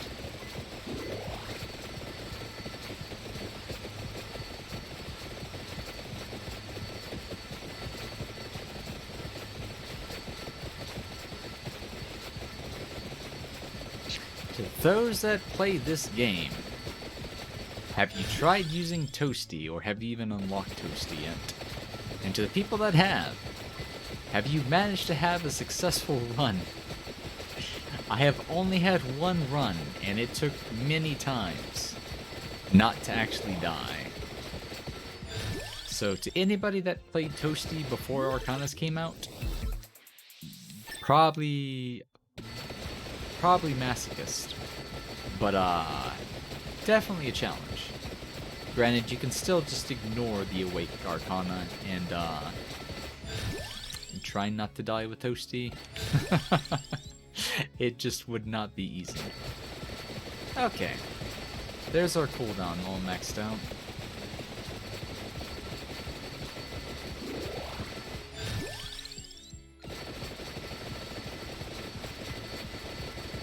We get to watch.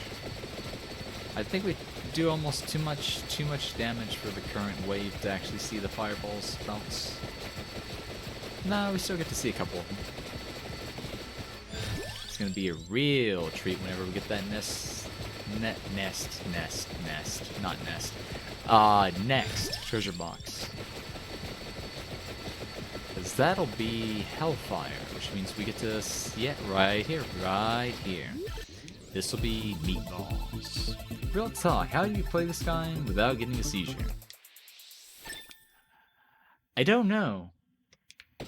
There's too much on the screen to really pay attention to. So I guess just you learn to pay attention to what you can. I don't know. It's like there's certain things that I get photosensitivity issues with, and then there's other things that look like I should get them, but I don't get them.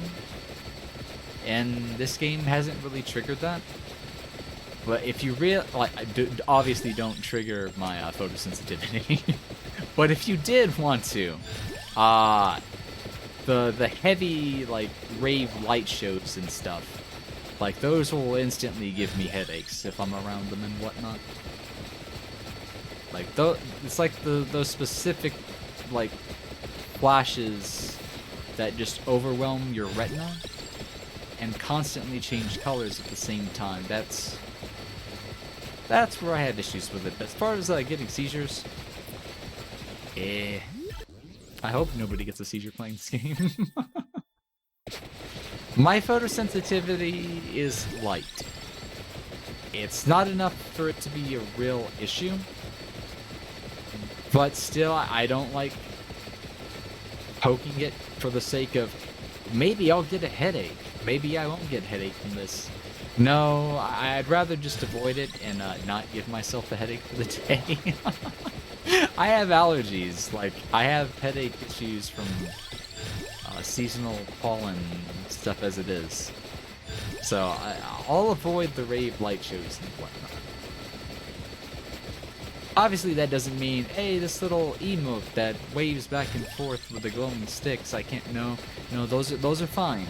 Like I said, it's when it overwhelms the retina. Like, I'd have to either watch a video that went heavy on, like, rave show lights, or go to a show myself for it to be an issue.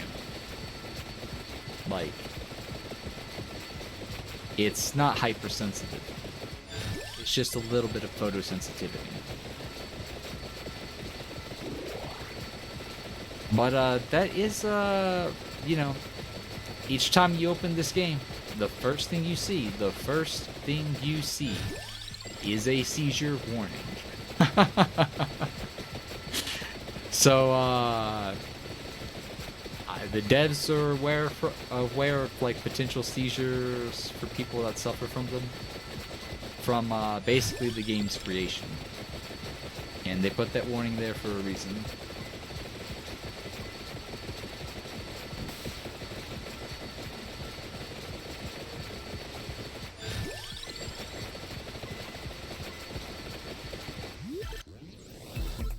But yeah, mine's definitely not bad enough to the point that I'd have seizure issues.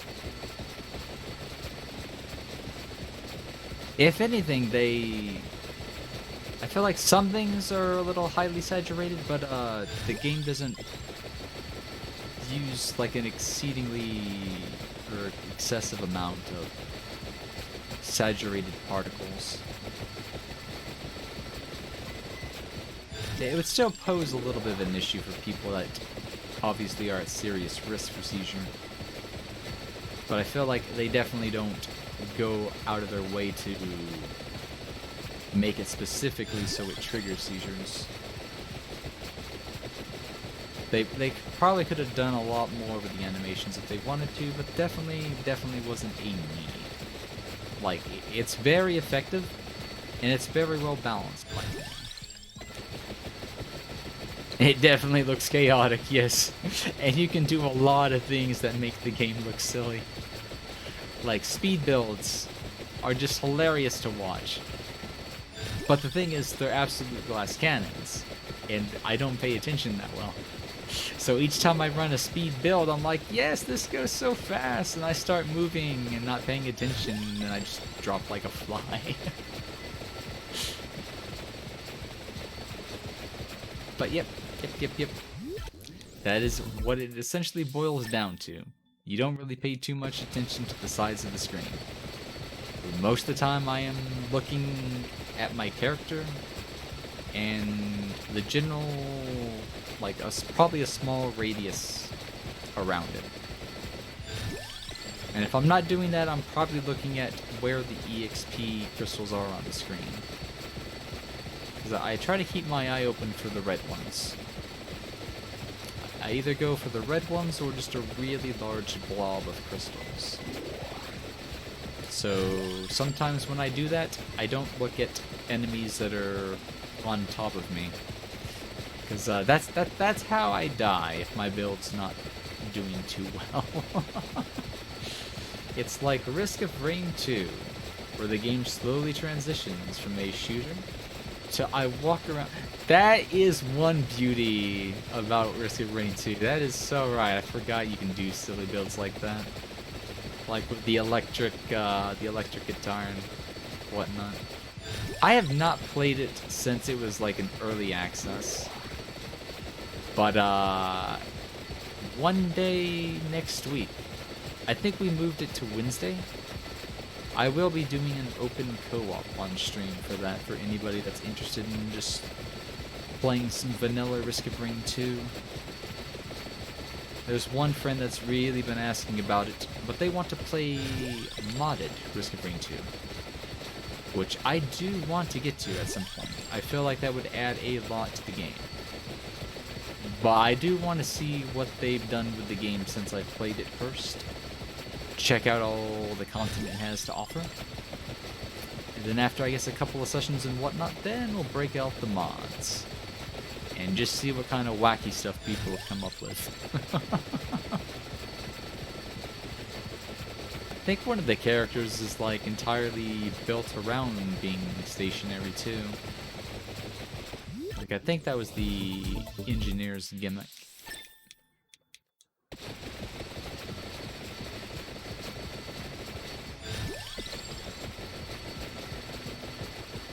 Really excited to see how they handled Risk of Rain 2 though. I was a really big fan of the first game.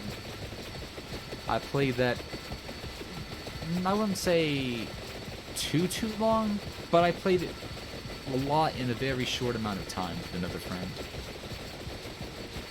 It was quite a good game.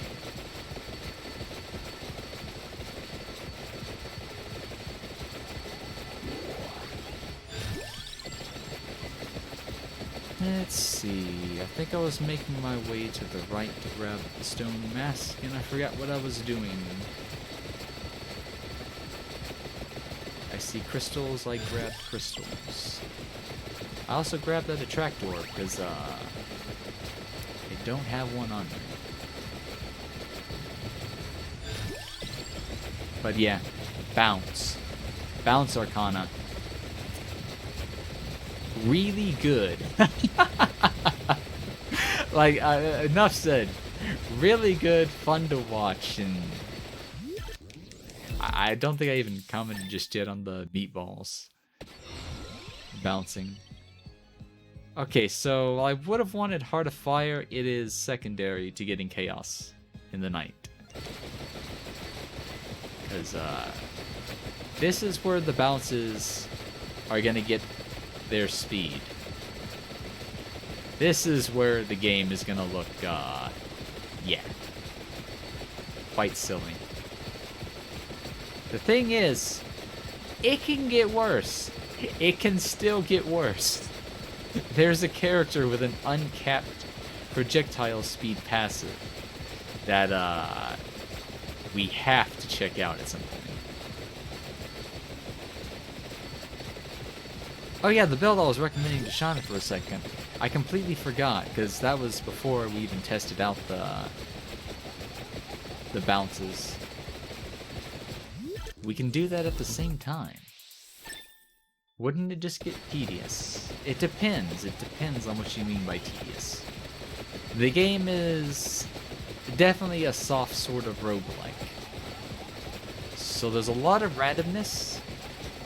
You can try to go for same builds and stuff if you want. But I will say, just from my experience with any other roguelite, or anything similar to the genre, the more you try to pigeonhole into a certain build, a certain objective, a certain anything that is like a concrete objective, will take fun out of the game really quickly. And for a little while, I did try to do like record breaks for kills and stuff, and that only lasted for a couple of days. It was fun going into it, But it does kind of take a little bit of the charm away from the game. So I do think you can still do that casually. It's just do not every single run try to have like a certain objective. The game's meant to be random, sporadic, and just plain chaotic. So this is why I don't specifically go for like a specific build anymore. Like I might try to get things to match the Arcanas and whatnot, but a lot of times the other items, I just kind of take what looks nice or something I just want to fit into the build.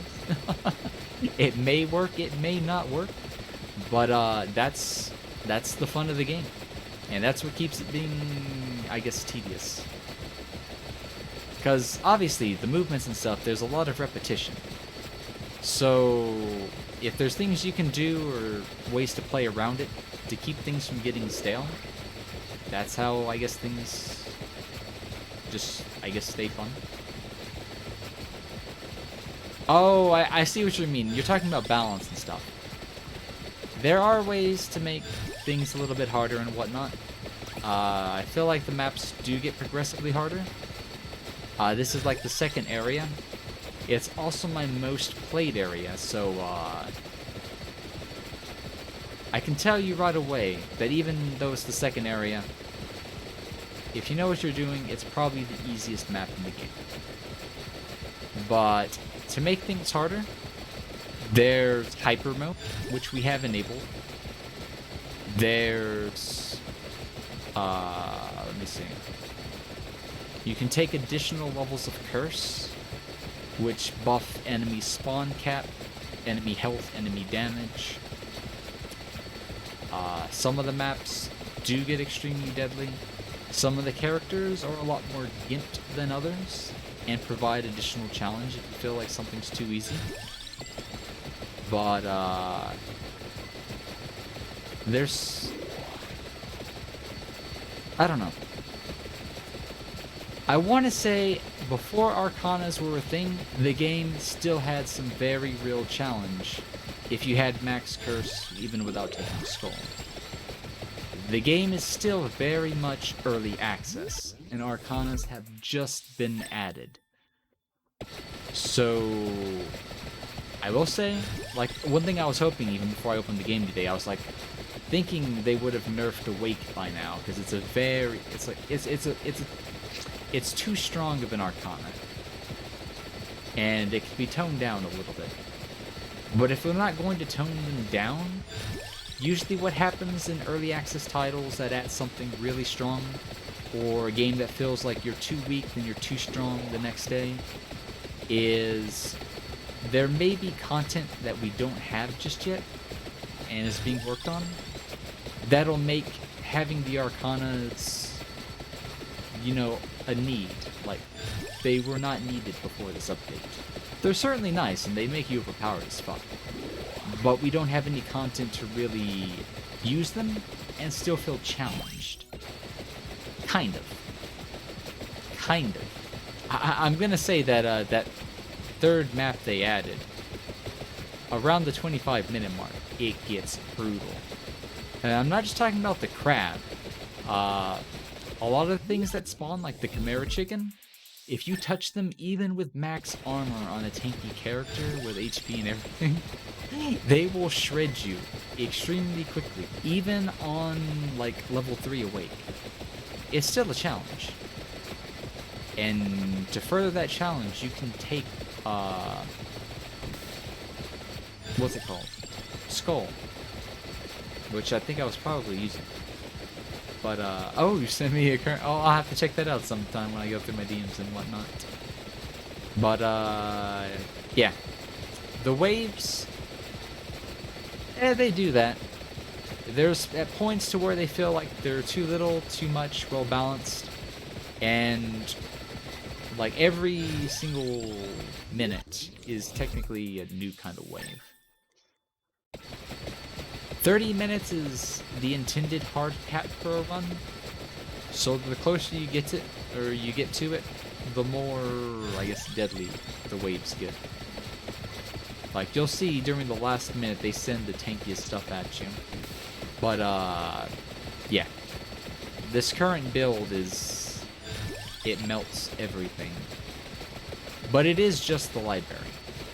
I can't say for sure it would still be this overpowered in another map. We'll see, we'll see. We gotta play the next one. And actually we don't. We can go straight to the Bone Zone next. Which ideally would be the hardest map that the game will have to offer. Assuming that it's going to be at or more difficult than... I don't forget what the third one was called, but it was like something tower. Wanna be famous? Hey, Zank, if you happen to be around, this is a chance for you to test out those mod powers.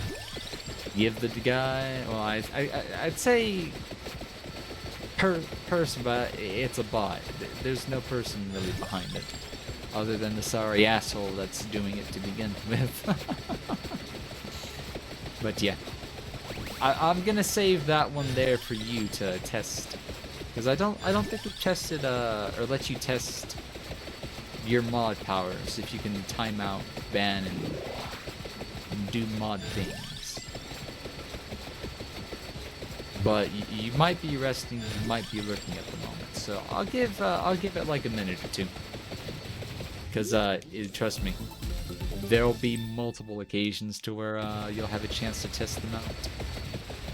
Because like this is one of those games that would suck for me to alt-tab and ban, but I've got a very quick reflex for doing that, so it's not too big of an issue. But there's definitely be games and stuff to where it'd be an inconvenience. Oh, so you are there. Alrighty, alrighty. And this is your chance to shine. And I probably am taking quite a bit of damage, but one thing about Bloody Tear is it has a little bit of life still on it. And I also have, whatchamacallit, the Hollow Heart, which gives me like an extra 100% HP. So I do feel like I should be taking a lot more damage running into things right now. But the library is... it's pretty weak, I will be honest. So don't let this game really judge the game's difficulty.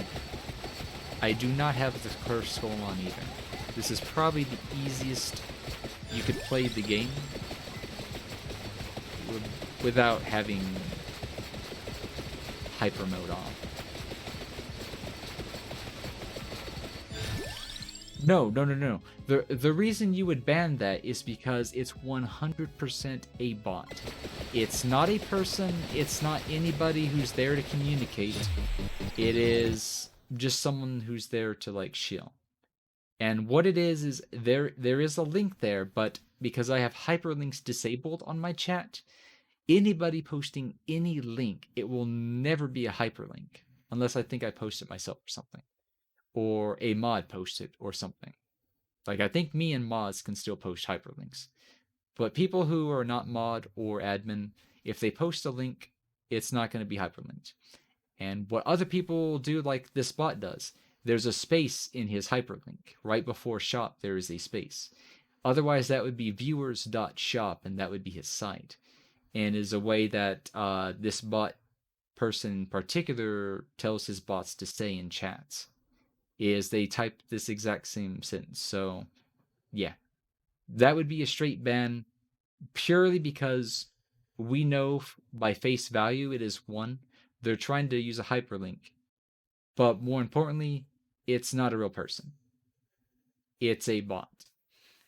And I don't think you need too much more of a reason to ban a bot that's there to sell a service. Okay, so Girano Arcana has been obtained. But yep, this is why we don't get way too many, like, I see people who don't have hyperlinks turned off. Or don't use, like, the follower 10-minute wait on their channel and whatnot. And whenever these bots go into their channel, there's like 6 or 7 of them. All post the same message at the same time. And they or their mods have to click on each one of them separately. So, that is why I do not have hyperlinks enabled. If I absolutely need somebody to send me a link, they can give it to me directly. They can give it to me just by mentioning it. It doesn't have to be clickable. I can just go to it myself. And they're still free to type that as long as I'm asking for it or somebody else is asking for it. Two, they could either just DM it to me on Twitter, Discord, or something. There's other ways to handle it. There's no real need to have hyperlinks enabled, especially if you're like a big streamer and somebody posted something to like a virus or something. You really don't want to have hyperlinks enabled. But I also use the 10-minute wait. Somebody has to follow the channel and wait 10 minutes if they do not have a verified Twitch account, which these bots do not have. They will follow you or they'll like do the long way. They'll verify their account so they don't have to follow you in order to post. Because if you have a verified account, you could follow my channel and you can talk right away. Or you don't even need to follow for that actually. It's just for people who don't have a verified account, they must follow for at least 10 minutes. So this is one way I reduce the number of bots. So you're a mod, so your hyperlinks do work. There's an entirely separate window. Yep. But yep, that's why we're fortunate enough to not have too many bots spamming us. We have taken measures to they have to work for it to even get their message off on my chat. And the thing is, it won't even be a clickable link. So, if these people had any real common sense, they wouldn't even bother going after small or even big channels to where their stuff's disabled. Cause there's not like even a shred of a chance somebody's gonna be like, hey, I want that service. I'm gonna go type it without the space. No. Like, bleh, bots. Just makes me think of those India like call spam like you have a tax refund you didn't collect. Please call us now. And then there's that one funny guy on YouTube who always plays tricks on them and gets people their money back. He's like an alpha chat or something. I always have fun watching his videos. He'll get their information like ends up with like their pictures, copies of their computers, and their stolen anime while they're stealing people's money. And he just trolls them. It's hilarious. Like he's even learned to speak their language, so he catches all the slurs and stuff as well. So let's see. So he's another one of the characters, just like the four we already had, like Mordecasio, Cavallo, Ramba. Okay, no, just three. So he's the fourth one. So yes, the item is indeed a bouquet. We're gonna have to figure out what that does. But he is another one of the +3 projectiles at level 60. It doesn't look like he's got any specific stat that's relatively different from him. So he's, I guess it's not a trio anymore. I guess you call it a quad. It just feels like duo, trio. I expect the next one to have an O in it.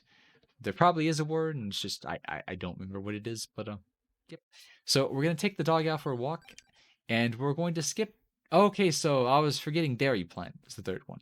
Gallow Tower is the fourth one, which is the hard stage right now. Bone Zone is not stage 5. It is a challenge. So this is probably still the hardest, but at the same time, this could be very challenging. Uh this is a challenge map because it spawns plants. I'm guessing this is gonna be a meme run. Oh.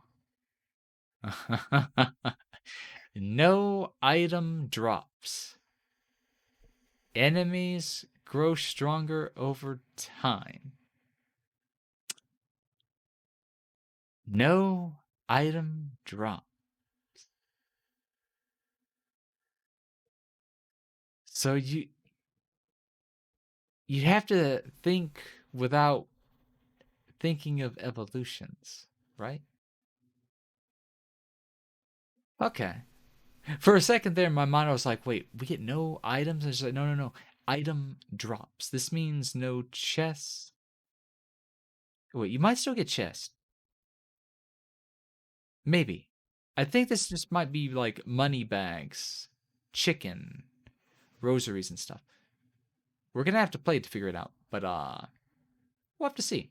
If it's not hardest, then we'll do some more Gallo Tower, because that one still kind of melts your face. uh, fun view for mods. Yes, it's definitely a sight to see. Okay, so what kind of Arcana did he give us? Number 7, Iron Blue Will. The listed weapon projectiles gain up to 3 bounces and might pass through enemies and walls. Okay, so both of them are bouncy.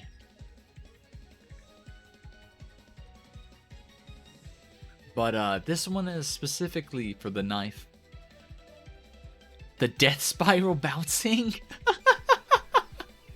Oh no! Pugnala's weapon is a... Oh, okay.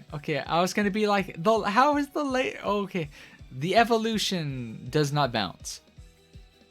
So they're not gonna make the game look completely broken. But until you get the evolution, then his projectiles can bounce. I mean, that could still be fun. It could still be strong. I still think you get the evolution, though. But one thing I find interesting is that the minecart shows up twice.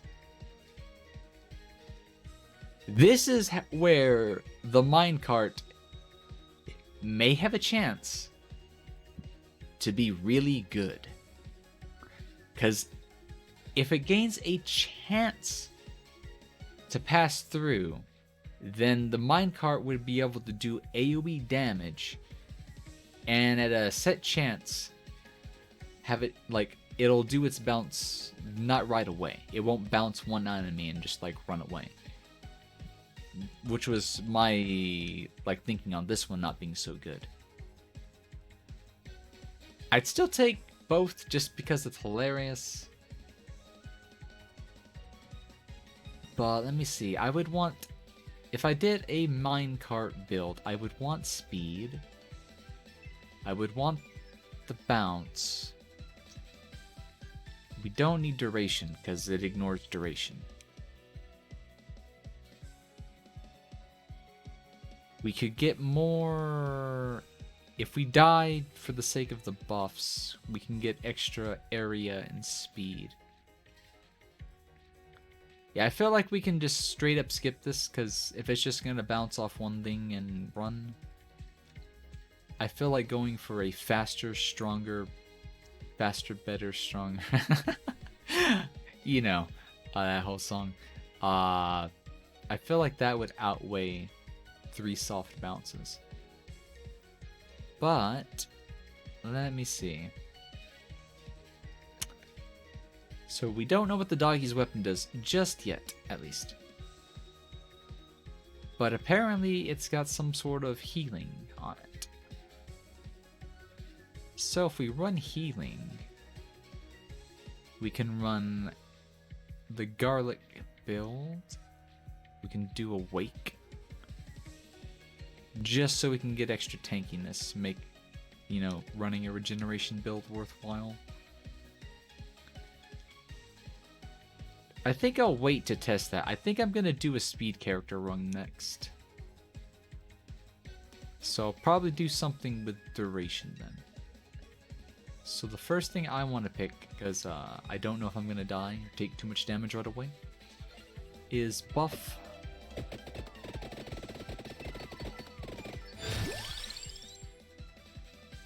So interesting. Okay. Do I want to go? Let's do a. Let's actually make this a hard one. Let's do Song of Mana, because we can take the curse. I'm really curious as to what the little Ks do. But maybe they're required with this build, or this Arcana, because our damage right now is coming from healing. Okay, so it's called the Celestial Dusting. I think it creates a healing ward. And healing with this Arcana lets us do AoE damage. This is probably going to be an item. I have no idea what it does until I actually figure it out. Yep, we got the doggy. We got the Doge. I guarantee you, within a week, somebody is going to make a character edit mod to replace the dog with the actual Doge.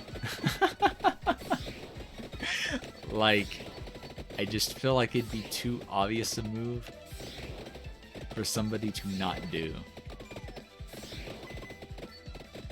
And then it'd be even funnier if they edited the little EXP crystals into little Doge coins.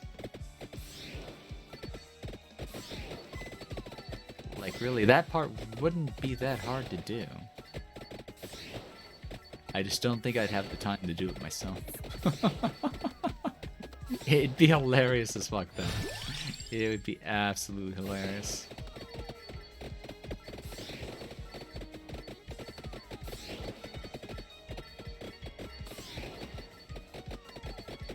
So, I'm wondering if there's something special to this being like the Bone Zone, or if it's just simply all enemies will be skeletons. That means we're probably going to see those in, like, the demon skulls. Because I know there's a preview for the white demon ones, but okay, so they do some bit of damage. I'm guessing they also have, like, pass-through. But I still have no idea what this item does.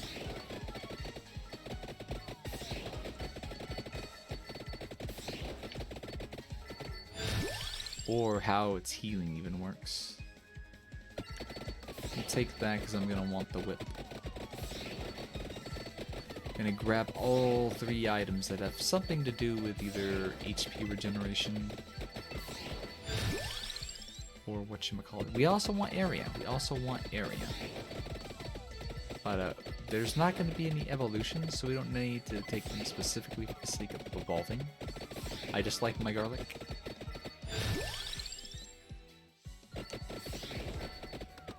But the pum is really what I'm after.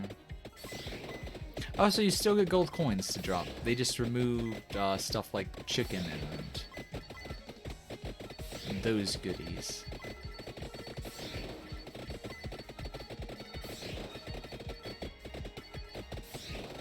Really nice music, though. They've done a really good job with the music and stuff.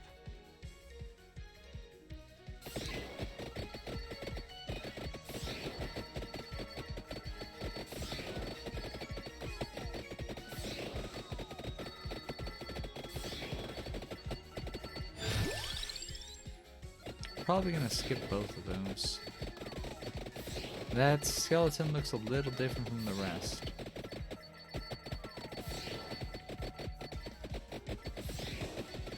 It's probably one of those that drop a chest, but at the same time I'm not sure if we do get chest on this map. I need to kill him to find that out, though.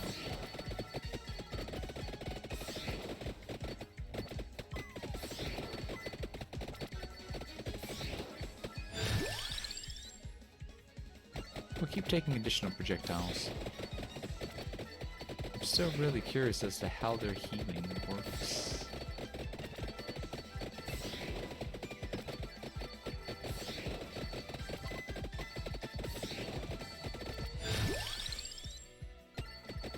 Take the spellbinder. See, I don't see the one skeleton anymore, so I'm assuming it died and it did not drop a chest. So this may be a no item chest challenge.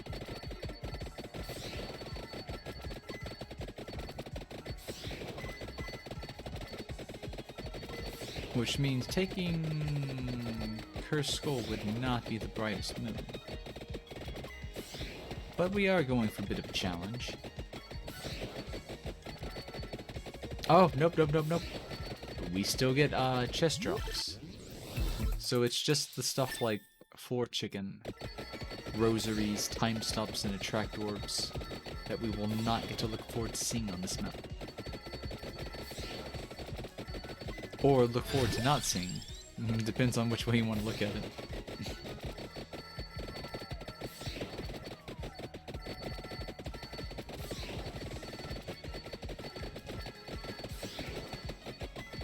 So if we can still get evolutions and stuff, then we keep building towards what I was building towards anyways.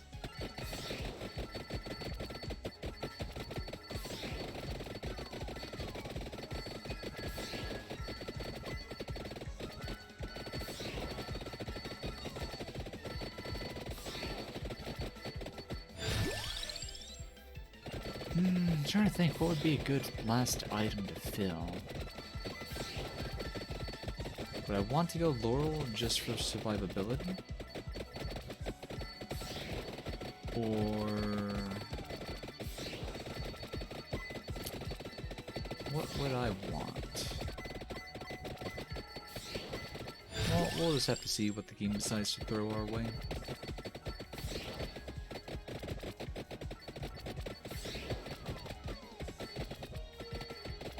Let's see.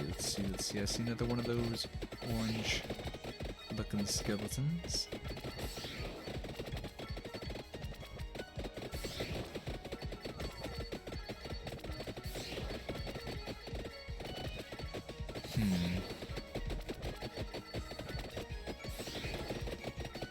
Definitely a lot of bones. So I'm sure the dog's having his day. Defeated enemies might drop hearts. Can that even proc on this map? Oh, yeah. So that's why it's considered a healing. Okay, stuff hurts. But, interesting. So the more hearts you generate, the more, I guess, passive damage and stuff you do. Very funky item. It's an item that's neither passive regen nor lifesteal. It's completely related to whatchamacallit, things dying.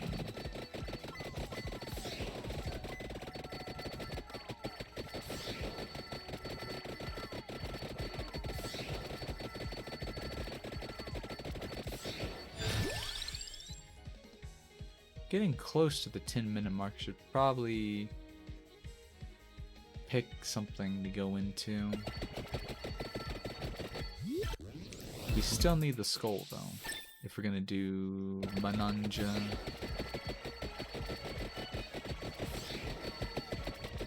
Or the Song of the Mana evolution. That thing, which makes the game harder. Well, that's exactly what I want.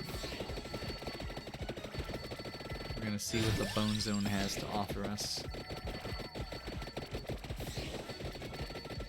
Which means the last passive I'm gonna take is probably not going to be Spinach for damage, but it's probably going to be cooldown. Actually, the cooldown doesn't work very well here. Definitely don't need the duplicator. I really don't know what I want to take.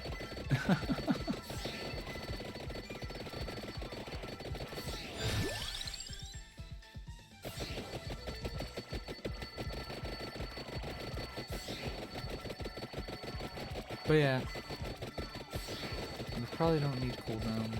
We got duration. We could go spinach.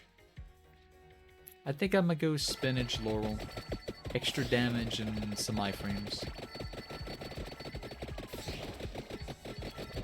Although armor and a rune tracer would also have been a nice option.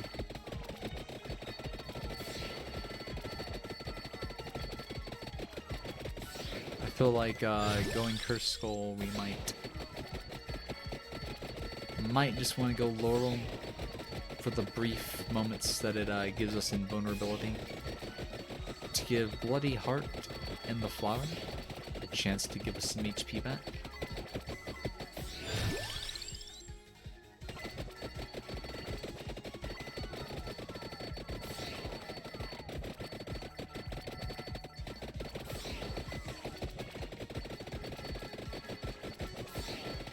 Things definitely hurt.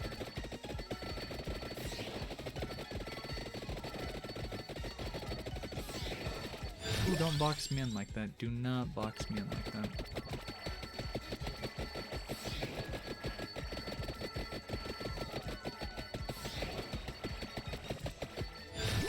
Of course, the more they spawn... Oh, you know what? We could go Death Spiral instead of Laurel. It could be a little riskier. But... I think it's worth it. It's the fun option at the very least.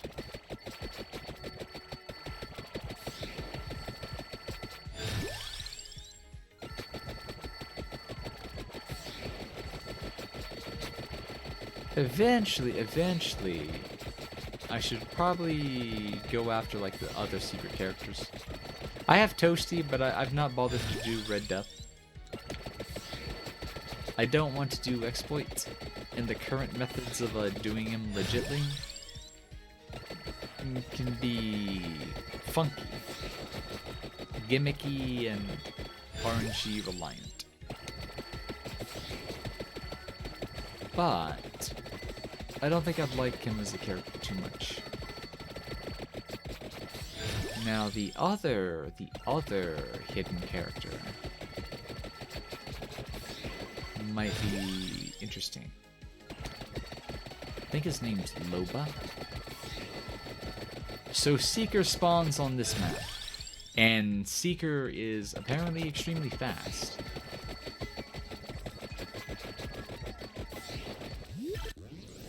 The problem with Seeker is you need a rosary to actually take him down. Or you need a pentagram. Otherwise, he's going to chase you for a couple of minutes, and you don't want to get touched. He won't one-shot you like Red Death, but he'll still do a nice chunk of damage.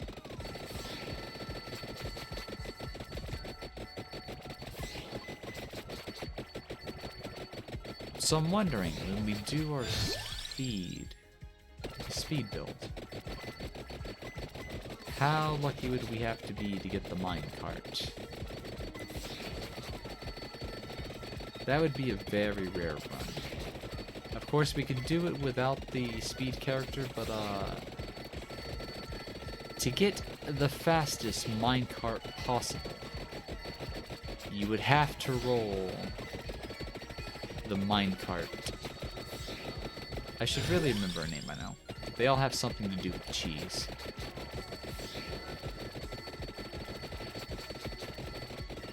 But nope, I can't remember it. I can't remember it at all.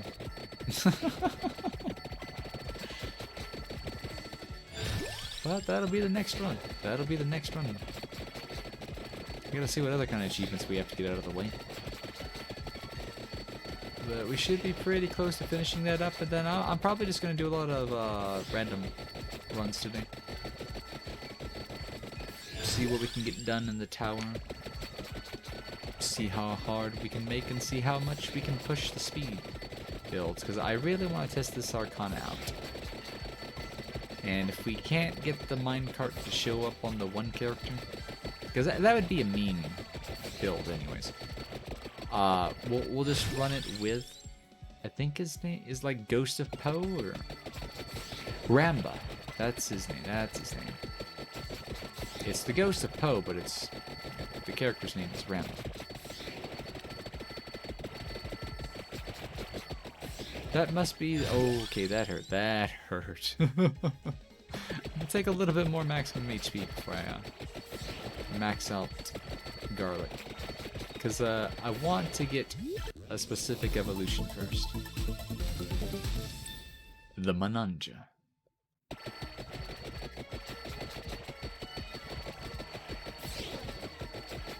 After that, then I can focus on getting Garlic to its full potential.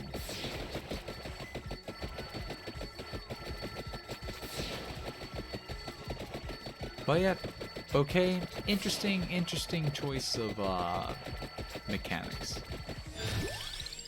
Not lifesteal, requires level 8 to start getting hearts to drop.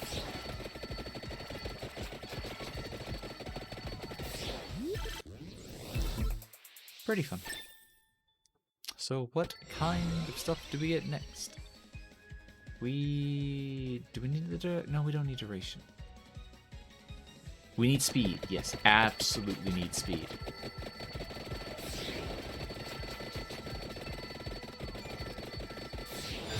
Why did I need speed again? I'm thinking of another build. I was supposed to take duration. And I was also supposed to take awake. I'm thinking of the next run. But, it's not completely wasted. It still has some uses. Like, I know for sure it'll make Devil Vespers faster. We don't have the bounce for the other things and whatnot. But, potentially would land more hits off on whatchamacallit. We'll take another level of curse, just so we can get more things to kill for EXP.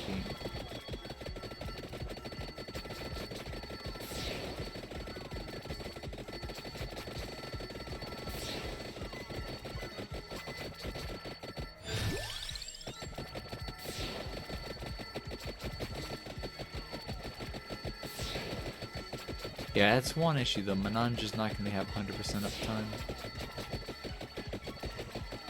Now, I could choose to grab the duration in the last Arcana. But I feel like if we max Curse out, we might want to have Awake. Like, even if we do lose a life or two, we do get that. I think it's a 5% buff for death. It might have been 10%. If it's 10%, then it can definitely be nerfed to 5%. It doesn't need to be 10%. Give me Great Crystals. So there's our evolution for the Garlic. This is our Soul Eater.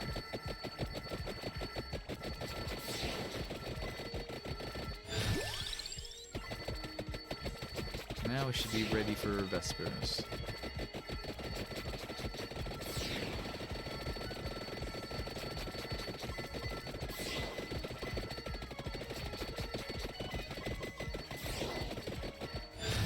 So let's see. Let's go ahead and take another level of Curse. We're still trying to soak up some more EXP.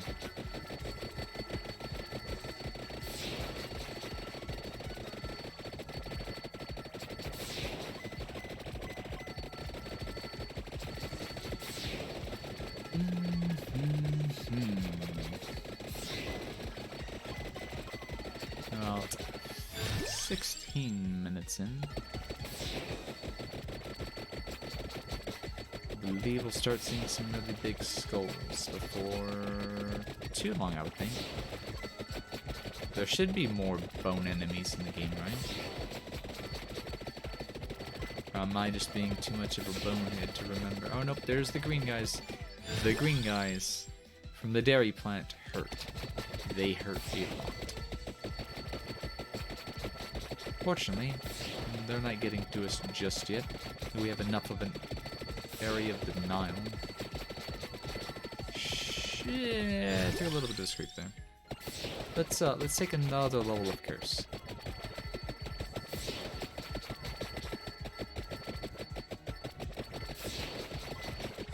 We're still able to get by. EXP definitely feels kind of tight.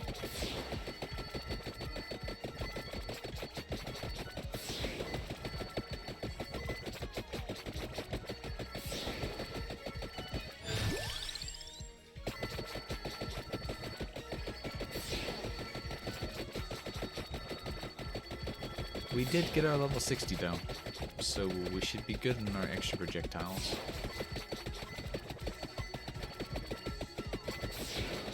I think the only real projectiles we have are the Bibles, the whip. Well, technically the bouquet as well, yeah. But I feel like we don't really have a cooldown on it, because it keeps spawning. But that might be a cooldown thing.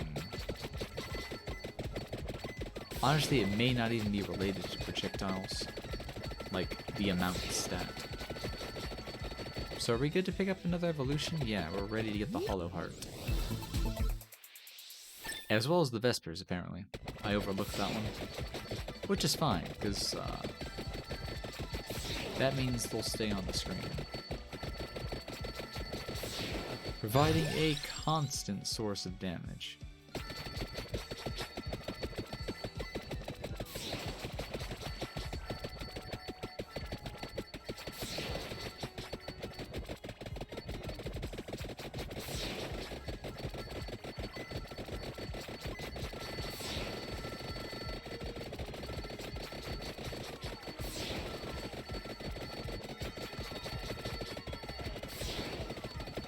Oh, pain, pain, pain.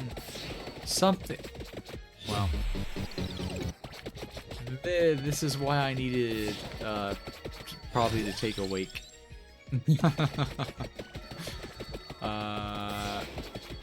We might be dead. Yeah, I think we maxed Curse out just a little too early. How many? We get one. Yeah, that was our free life from, the passive. I think what happened is I moved too fast and things got inside. And they don't take enough damage quickly enough. So probably just don't need to move way too much. I definitely need the red crystals though. Please give me the bloody tear. Quickly. We die again, we die for good. Unless we can roll the awake. Like, we won't get the extra bonus of having died once. But it still gives us 3 extra lives. And I have no idea what the later spawns look like. But I'm curious. I'm really curious to see if this map's gonna have any, like, extra implications or mechanics. Because the first challenge map ended up being the best map to go to for farming money.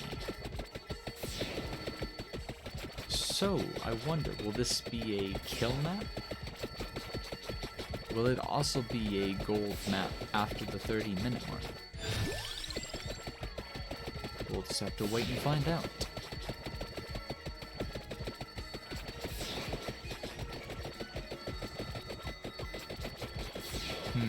To the people that are lurking, if you also happen to be a May baby, and by that I mean have a birthday coming up next month, do let me know. I'm curious, just to see how many more people we have that are gonna have a birthday in May. Because that's unreal that just like a small group of people had that, like that many of us had birthdays all within the same 2 weeks. If we got more people that are born in May, it'd be really funny to see. So we have both Seeker and I think this guy's name is Drowner. But I know I need to take a dip into the water at some point. even though it's going to hurt. I don't want to abandon the EXP. Like, I need to get off the screen for at least a second. And then come back up for air. That also feels like it does a lot more damage than I remember it doing on the 4th map. Usually he just stays in one place. In this map, he follows you. Both the good and the bad thing. Okay. That's a boss. Do we have all... Nope. Death Spiral is our last evolution. So now we just gotta not die. Preferably get awake to drop on the next... I'm just gonna call it the Arcana chest.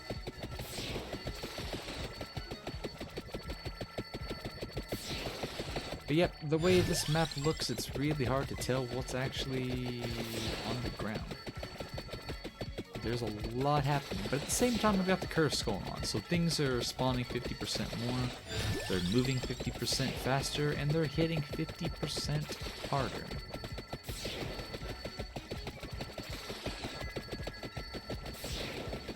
But this build's still holding up for what it is.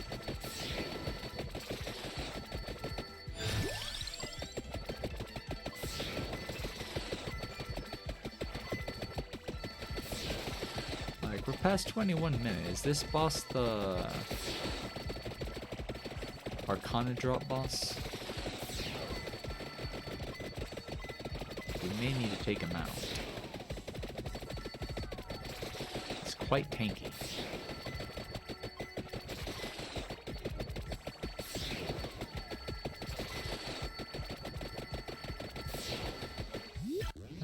Let's find out. Nope, not just yet.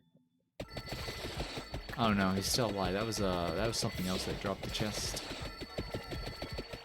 After this run, I will take another 2-3 minute break. I feel Mother Nature... Oh, she knows when the water redeem is happening.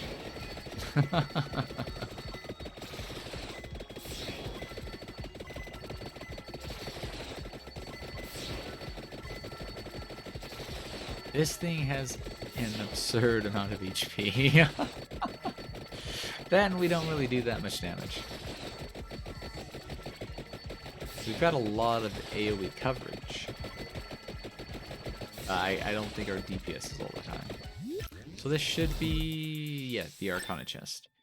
We want awake. There we go. Just in case we take another death. We have 3 more stocks. Each time we die, we do get a little bit of a buff that stacks. But ideally, we don't want to actually use them. It's fun to use them intentionally from the get-go. That's how another way I use them. But this is definitely a defensive build.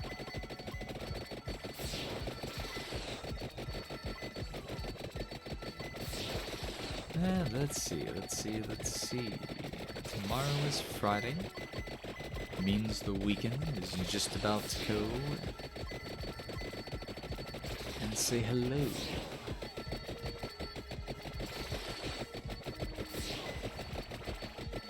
Really do not know what I want to do tomorrow. I know I've got a stream scheduled. I still don't have many ideas. If I had time, like, I know what I could do.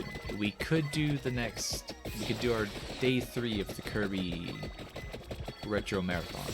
Finish up Amazing Mare. But before I do that, I absolutely have to get out a guide and figure out where I'm going. Because it's a very big puzzle, at least I have no idea what the hell I'm doing. So I have no idea where to find, like, the bosses to actually complete the game. But if I can do that, we can finish that game tomorrow. I forget what comes next. I think we go to the DS next. And I think the game for the DS was Squeak Squad. We also have Kirby Superstar Ultra, which is a remake of the... I think it was an NES release originally. So it's kind of like a... I don't know. It's like a Kirby game with a bunch of mini-games on it. And then we... I think there's one game for the Wii I'm probably going to have to skip. Just because I don't have the ability to emulate all the different gyro mechanics. But we can do the 3DS games. So there's like Planet Robo something. I forget what the other game was. And that should bring us up to present day. There are currently 2 Kirby games available for the Nintendo Switch. One of them just... Oh, okay, pain. Heal quickly, please. It's also a lot of shots per second. What was I saying? Yeah, the one that just came out was like Kirby and the Forgotten Land or something. I don't have either just yet. Probably will eventually. But there's another Kirby game that I thought came out for the 3DS, but it was apparently a Switch release. It's like Kirby All-Stars or something. Which, from what I've heard, is a lot better to play with friends because of, I guess, the friend mechanics and stuff. So I'm gonna have to do more research on that before I know we're going to play that one or not. But the entire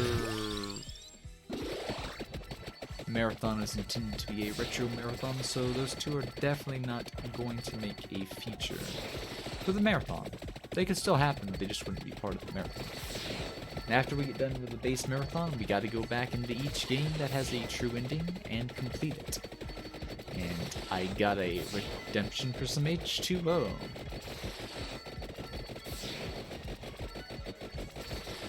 Thank you, Zank, once again. Keeping my vocal cords well hydrated. I'm actually taking another drink of water because I need it.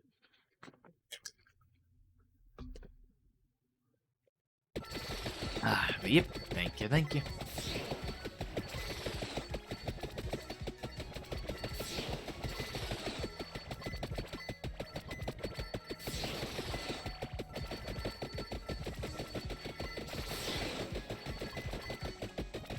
Okay, so this map really doesn't have anything like the final 5 minutes of the Gallo Tower, where it sends those chicken chimeras that just straight melt your face off.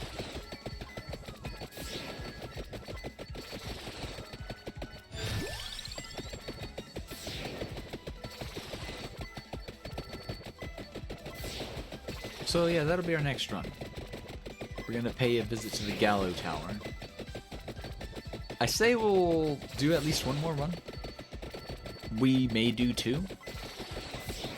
Like, I feel like 2 more full runs would not be a bad thing to do. I feel like one of those is probably going to be a potential death. But I would also like to have a second chance at getting minecart on the character I'm thinking of. But that'll probably wrap up the stream. I think we're just about done with the achievements. We definitely got to make sure those are done before we're done with the stream today. Because, next week oh, shit, don't. Pain. We've only got 2 lives, and I don't know if our items are gonna let us, get away with, struggling out of this. It's going to be close. Yeah, we might have to do this stage one more time. Then again, we don't necessarily have to complete it. But I think there is an achievement for getting 30 minutes on Bone Zone.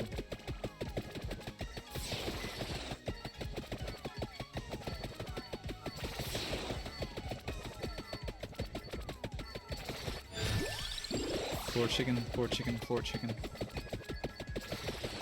I need EXP crystals. I think I might be able to slightly cheese this if I follow the direction of the death spirals. Ah, we didn't die to Red Death, but we made it to 30 minutes exactly. Like there was one mistake more, and that would have ended at 29:59. But then again, I also forgot that we still had one. We got one stack left on our awake. So yeah. That still could have gone badly. I could have died really quickly twice before we got to 30. But yeah. We did have an achievement for that map, so wipe away a very big whatchamacallit sweat drop. So now there is actually one more. Oh, that's right. We still have to hit level 100 with them. So we need to do an EXP run with them.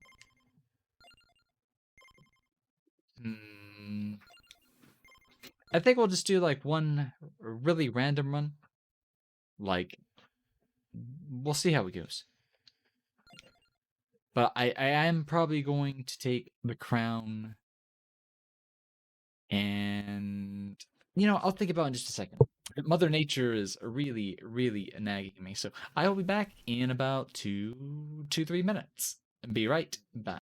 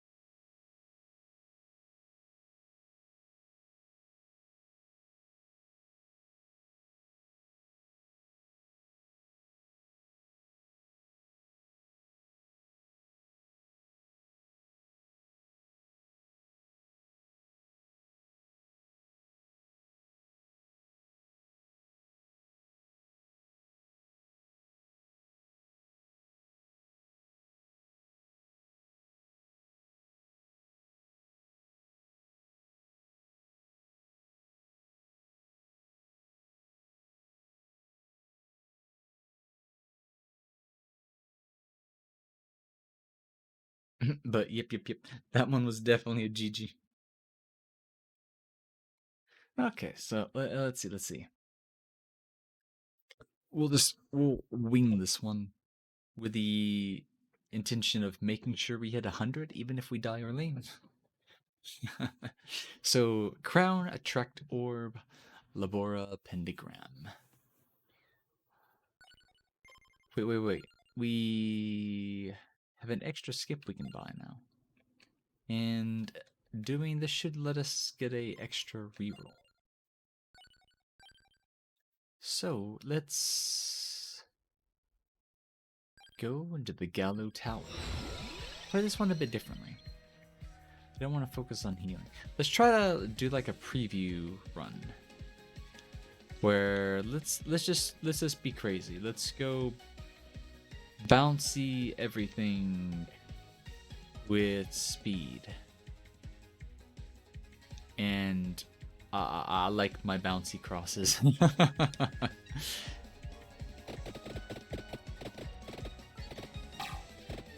Okay, so just like the Lancet, the bouquet shoot in a clockwise motion.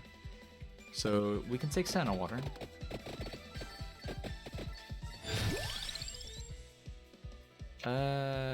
Don't really want to pigeonhole into Song of Mana.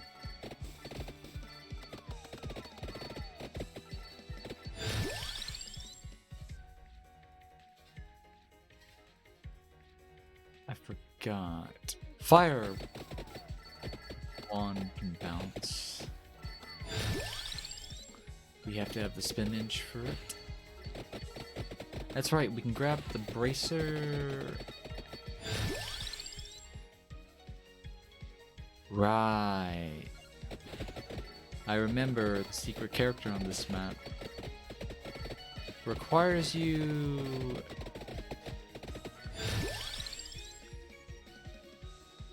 to like axes one. I think I'm gonna make sure to go cross and knives. But you have to... He's like at the most... My brain just like turned to mush. I was gonna say there's a secret character on the stage, and I forgot how to unlock it until I came to the stage. Because now I remember. You have to go to the very bottom of the stage. But it's like 20 minutes straight of walking south. So I'm wondering, how do you get the EXP to make that worthwhile? Shit. I am glad so glad there's at least somebody out there to tell me, because I forget, like, my ADHD just happens to miss something. So like OBS, in the very same screen that I click the unmute the mic, the BRB screen's like right next to it on the left.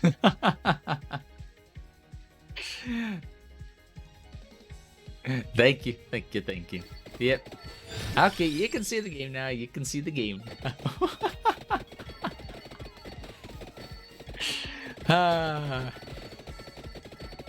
It's so funny when that happens.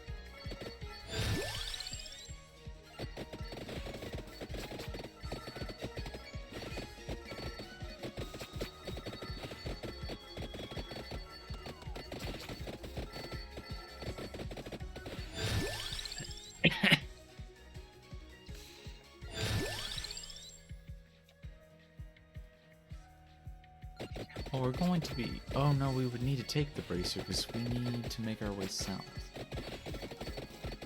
And we absolutely need the bracer. More than the bracer, I need my cross. Like, quickly. Trying to get EXP right now is painful.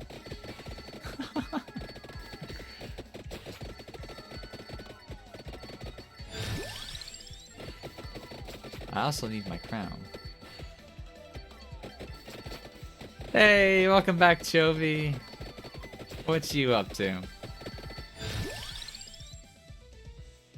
I am almost tempted to take Teragasu, just in case. Like, I don't think we're gonna do the awake strat. Yeah, I'm gonna take this just... Like, if we need to take a quick death, we'll take a quick death. Because, I did say this map was tough. Yeah. We badly need cross, crown, something. We need damage. Oh, you bought you some pickles. Nice is nice. You have like a particular pickle that you like? Do you like dill pickle, kosher pickle? Do you like the big pickles? Do you like the hamburger chips? What kind of pickles? Yeah, knife is the one I was thinking. The last one needs to be whatchamacallit.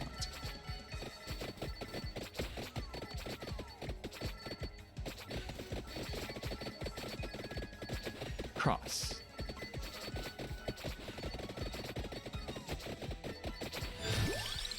Taquan.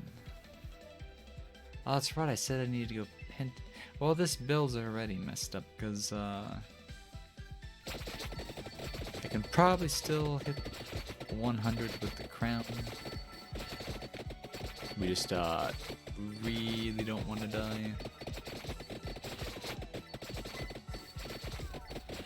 I think I'm gonna use my next rerolls to fish for the cross.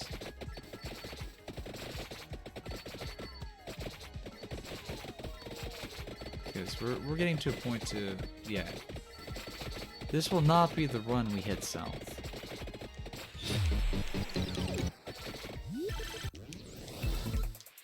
Okay, so we have one extra stop, which I preferably don't want to use up until we're ready to pick up a 6th item to get the 7th item.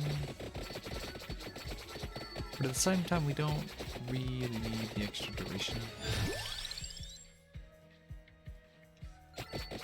Ah, I forgot I was going to use my rerolls.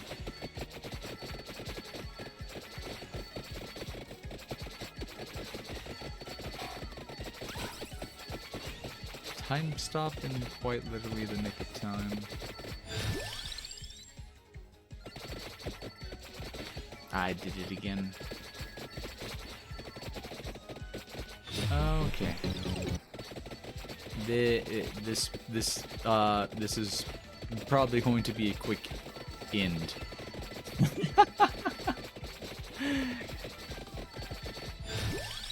Like, I did not mean to take water.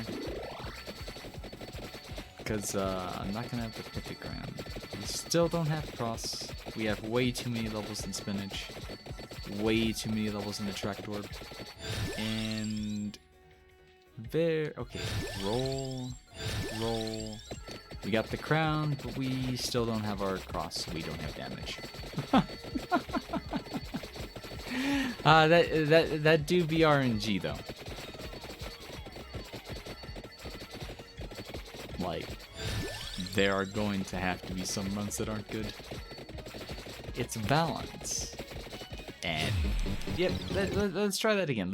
Let's try to get the cross like early. We need that for EXP, damage, survival. Like, the build kind of revolves around it.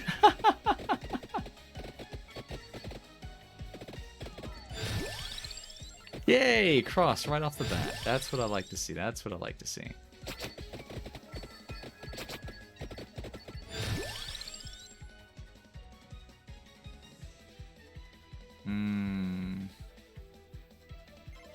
Well, I banished the garlic, because this is going to be a projectile heavy build. We want the crown. We want the crown. Those are the most 2 important items.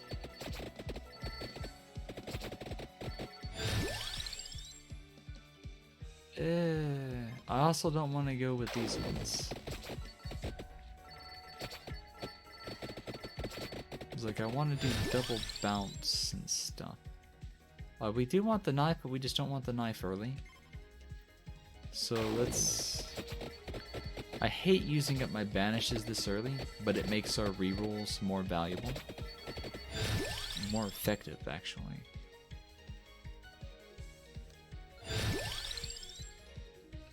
Okay, I want the attractor. Don't necessarily want Labora, but I do want the attractor. We do need the clover.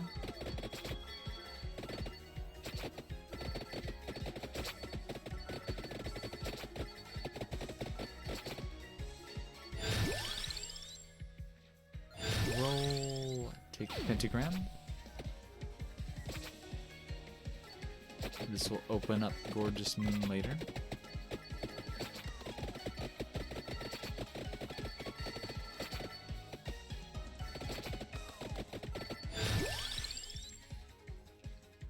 More EXP.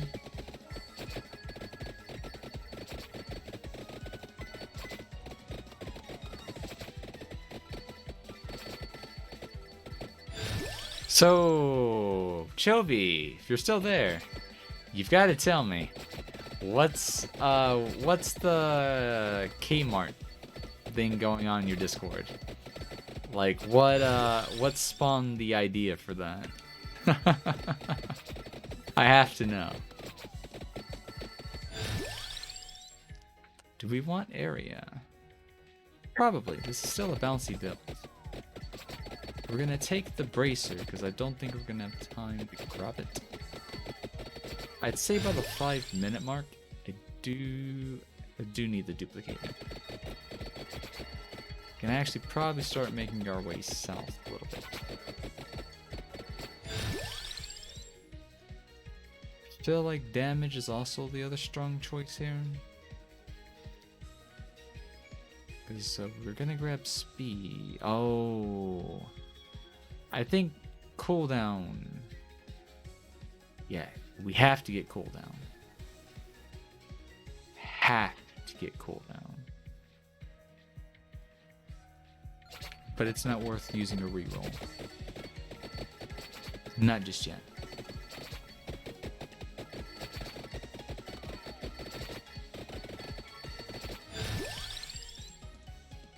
There's the bracer. Which means we don't get cooldown. Because, that's the price of going both crown and orb. That's alright, it's alright, it's alright. I'm not doing a lightning ring, am I?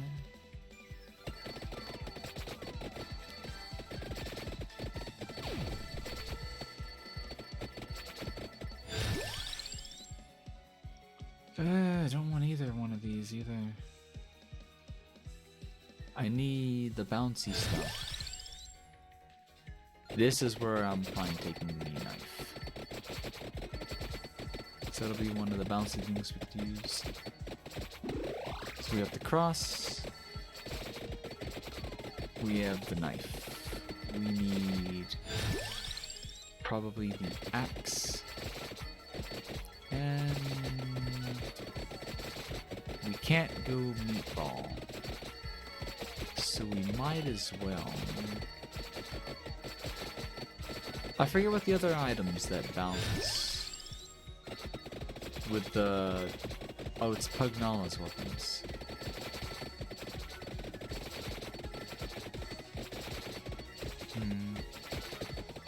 So we'll take the axe.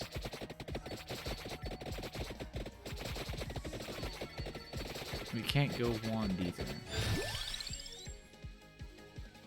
So... if we have a free spot... I guess we kind of do take Labor for the sake of going Labora.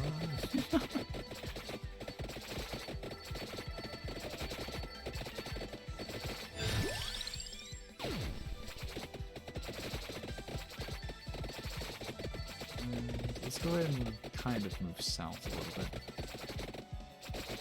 Try to group them up around the stairs. Grab a little bit more EXP and then I'll move down again.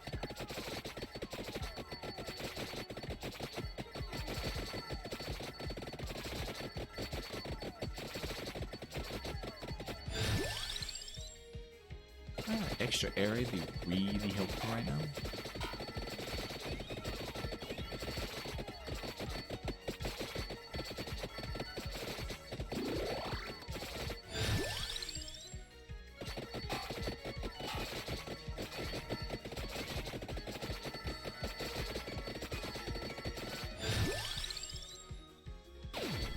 Pentagram.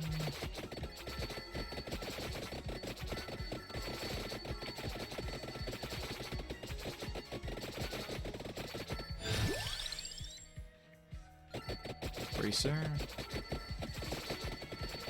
Chicken.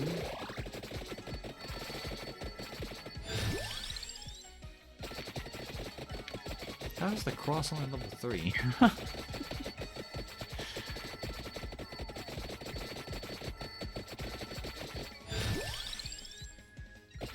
More duplicator. Now we'll get even more crosses going. More area. I'm gonna grab the chicken.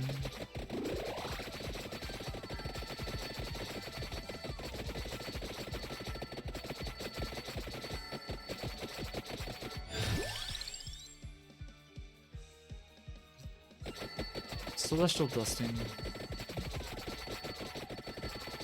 small hearts might actually prove useful. The benefit to that is that it does not need an evolution to drop the little hearts.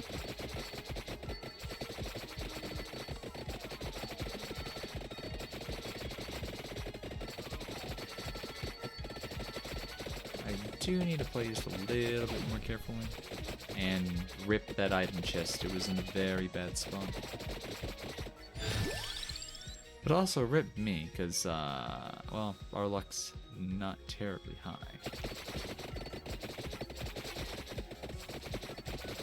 I need a way to wiggle through here. I would also like a few more levels on my attractor.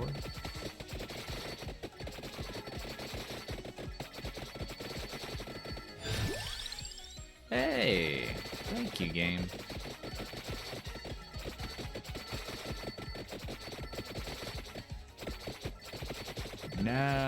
Now we really need to start heading south.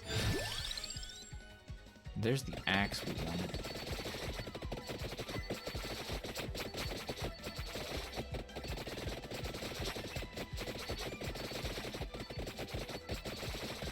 This is actually a pretty good choke point for the cross, because they spawn in 4 spots which are all symmetrical with each other.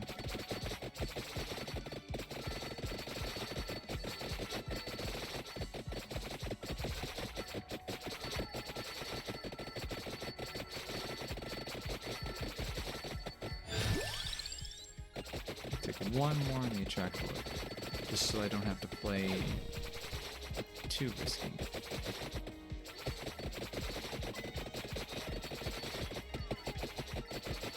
Yes, please let one of these have a chicken. No, but I will take the extra one. Because that could equal chicken later on.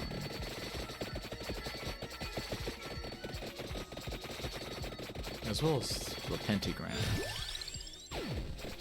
No, we're still not getting burnt by that.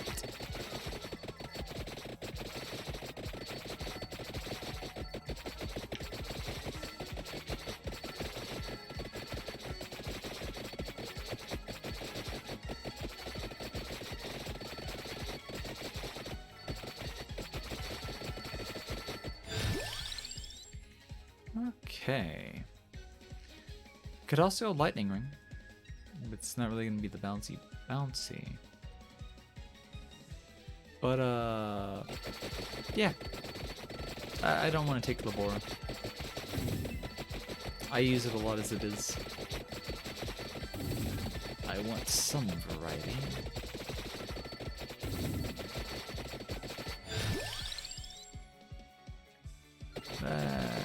I might just take a level in Clover.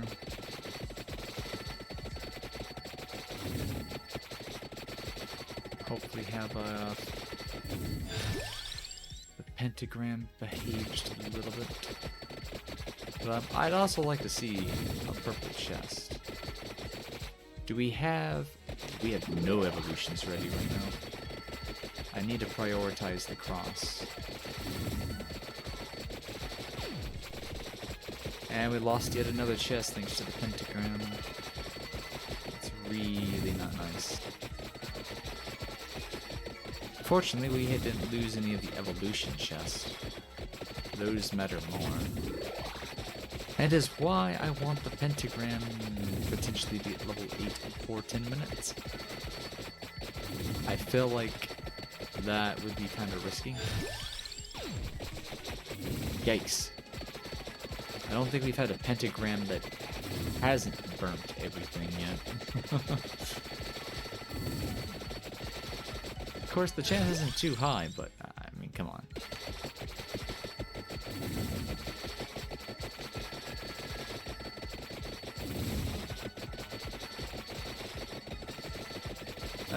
Might be stuck in a little bit of the corner.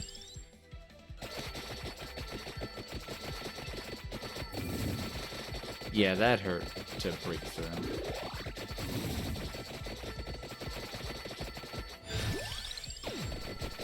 Okay, now that pentagram didn't. Oh, oh my god, how did I not die? That was like all my HP.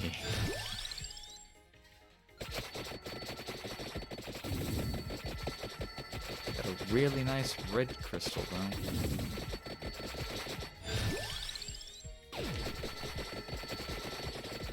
Another pentagram level. A nice region. Okay, so we're good on the pentagram. So now we just need to get that 10-minute chest.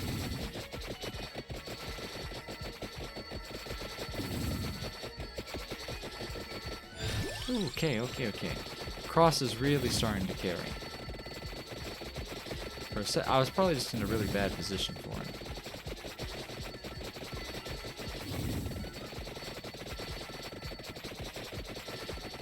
I think I might have took the wrong, or no, I'm pretty sure I took the right one. So there's the Harpy Ball. Okay, right away. Give me... Right, we maxed the... I was thinking that was going to be our Gorgeous Moon right away. Next one. We want Gorgeous Moon. Heaven Sword is still useful though. It just wouldn't be what I want right this second. Can also grab our Spellbinder. And as soon as I get one more level into the bouquet, we can start getting some extra heart drops.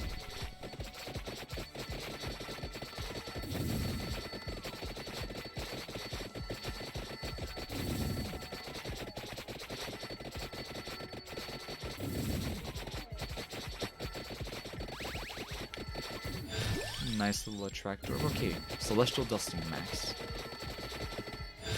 This one's gonna hurt. This one's going to hurt.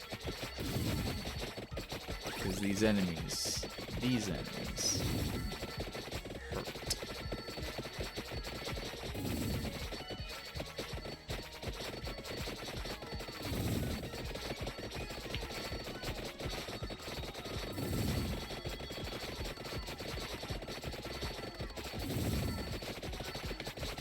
Really attempted to take a weight before the next bouncing one. Just in case we need the extra lives. Would like to get the level 100 thing out of the way.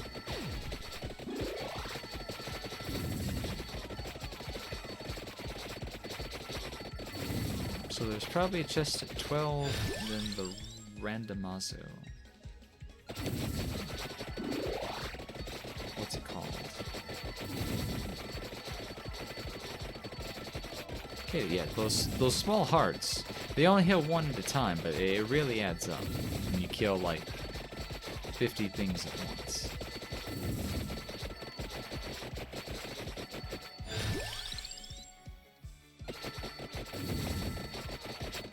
Okay, this should be Gorgeous Moon, right? Yes. It's our Gorgeous Moon. So this is going to help us get to 100 just in case we like completely die by 20 minutes. I feel like we're going to be way too squishy for this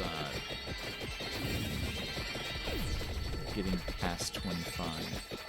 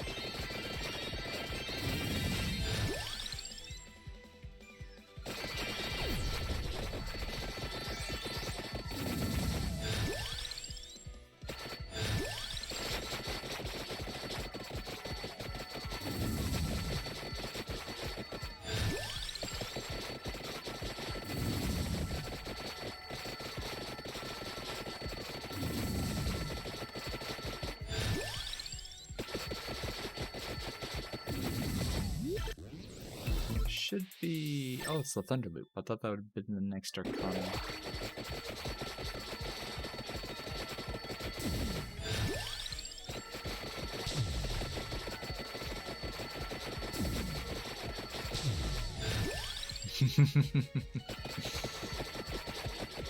Need that chicken.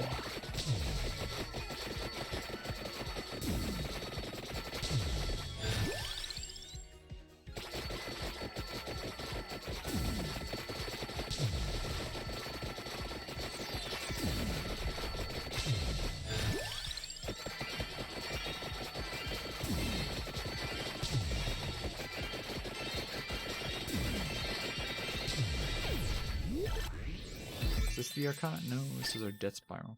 Did we already grab our second Arcana? Oh no!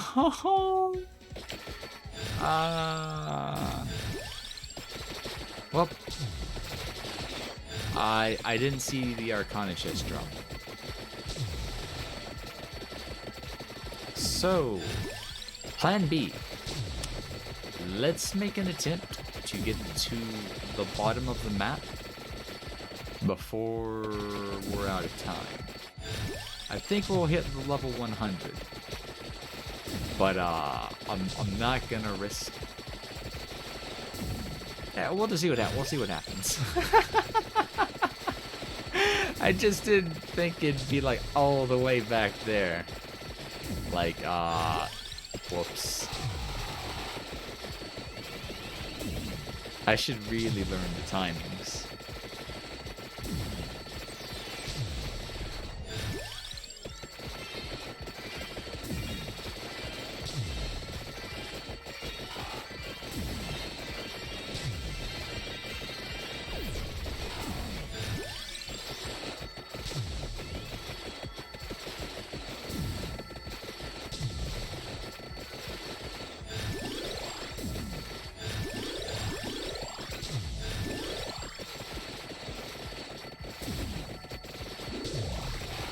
Do we have any? Oh yeah, we still need to evolve the knife.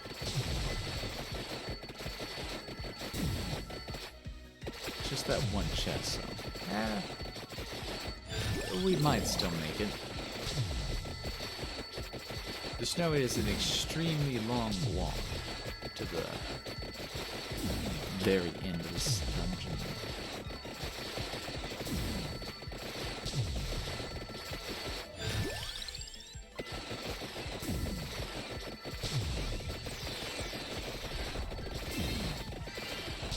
Ooh, pain, pain, pain, pain, pain, pain. Give me that. That's my 1000 edge. So we still need one Arcana because these don't bounce without it. So we're gonna have to pray to. Actually, we'll still probably get to see that next run because we're going mine carts. We may as well grab the knife while we're grabbing the bracelet.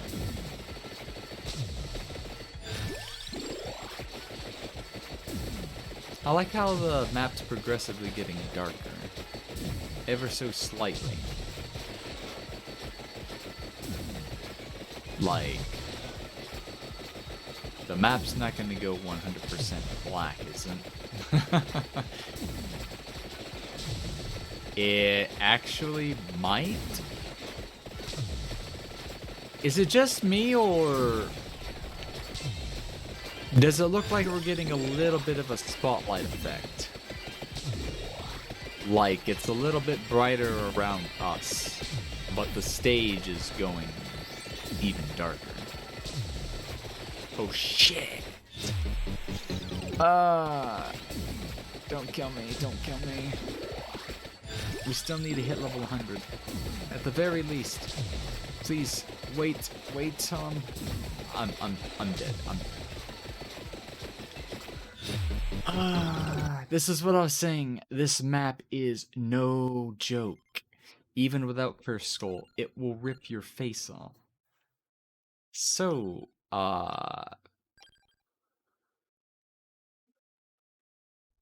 shit. We're gonna have to do these one at a time instead of all at once. Really, my mistake was missing that Arcana. That Arcana cost us the entire run. But it happens, it happens. It's still fun, it's still fun. But I'll finish that achievement later. It's not hard to do. Trying to do it on that map while trying to get to the bottom of the map, that's the issue. So, we have to skip the bracer.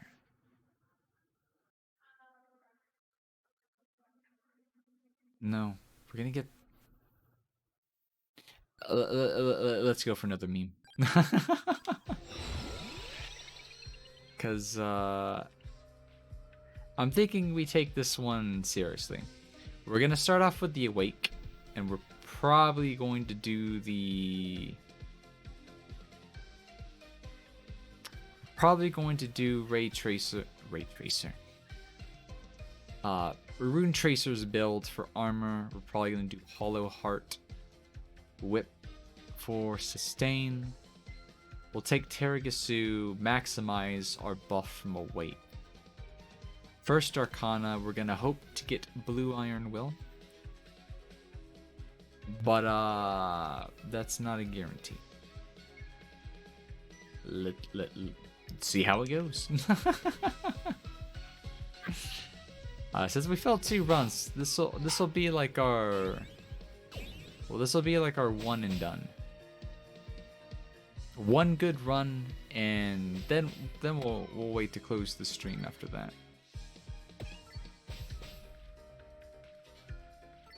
The problem is doing this map.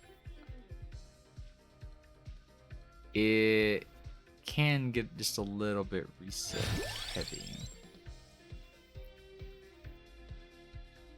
Do want the duplicator, but no. Doing this map with this character, you want the cat to slash within the first couple of seconds. Otherwise, you don't have... Yeah, that's what you want to happen. That is what you want to happen. So, we want to go for something that's going to get our EXP going.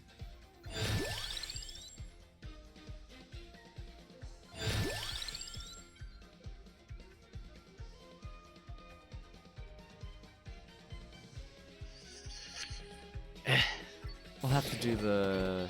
I hate picking this item. Yeah, that's a reset.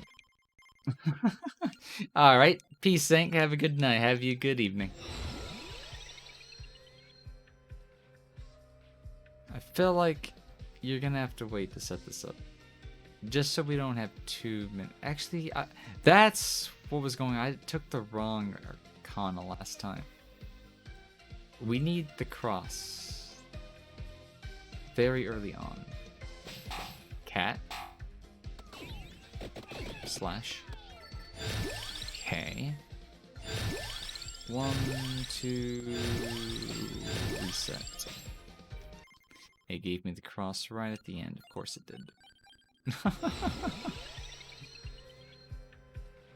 Yeah, normally I don't really want to do this, but I really want to see what happens with the bounce and speed.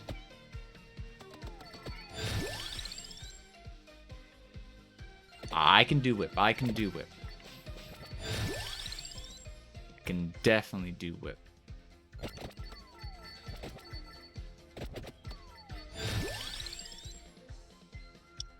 Now, other things I want to do is either EXP or the Attract Orb. I'm gonna take the Attract Orb. Just because this map can be quite brutal.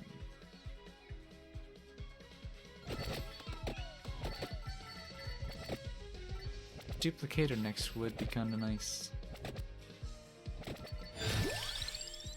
But at the very least, the core of this is minecart if we're lucky. Definitely not a requirement. We need the cross, which means we need the clover. we need to take passes we won't have access to. So we need the bracer, we need cooldown. We need armor, the hollow heart, you need the clover, and the orb. That would be the 6 passives. So no duration, no size.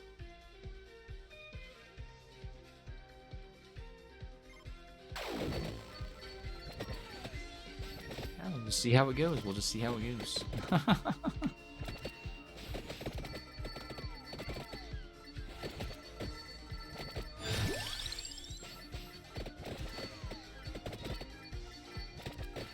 Because I would want to grab Awake if we're lucky as the second Arcana.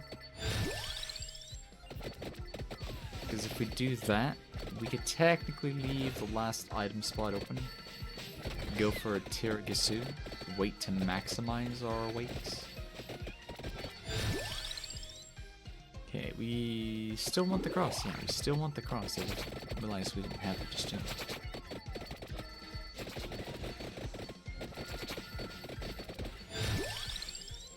And another attract orb.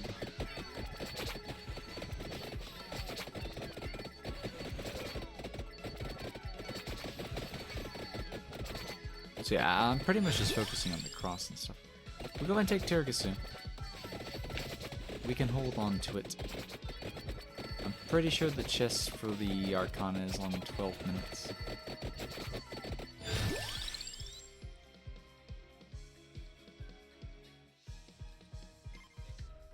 Do not want the pump.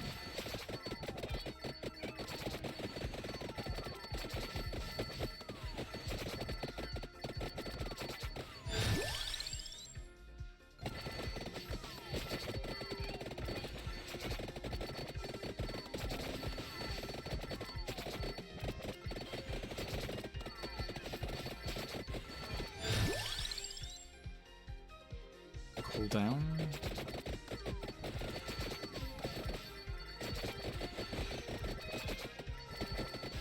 And the last one's gonna be speed. I feel like there's one more. But I done forget.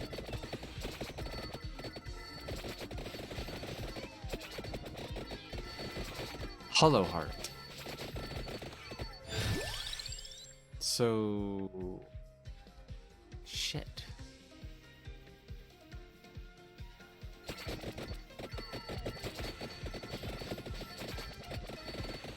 Yeah, the attract orb would probably be the item. I don't know. Map is hard. Map is actually hard.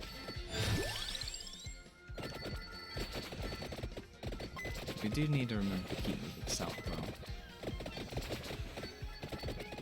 This is kind of a good little choke point for the whip.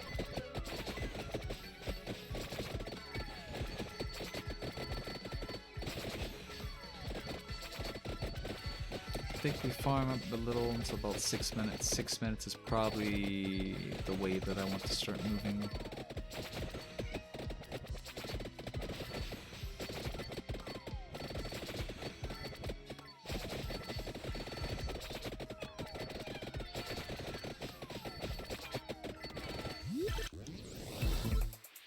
Yeah, I'll gladly take another level on the attract orb.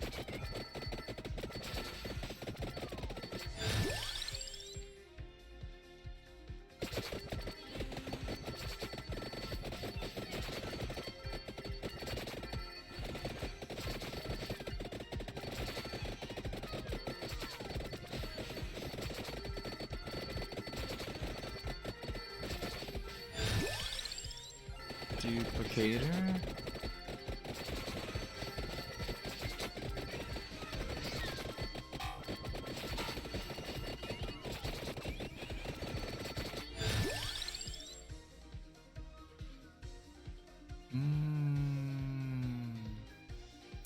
Hollow Heart priority.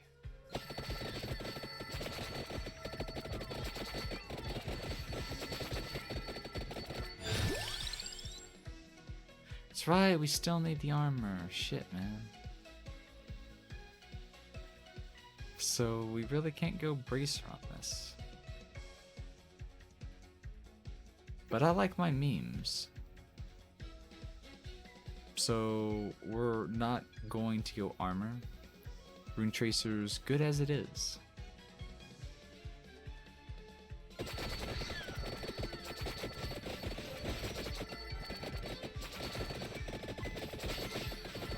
But I've got to get something for Lifestone.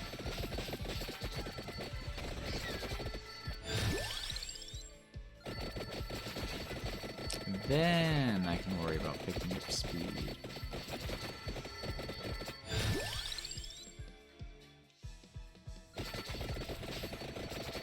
Or should I just go gung-ho and grab whatchamacallit?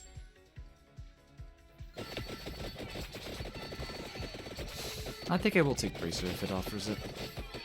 I'm gonna see what it offers me first. Because,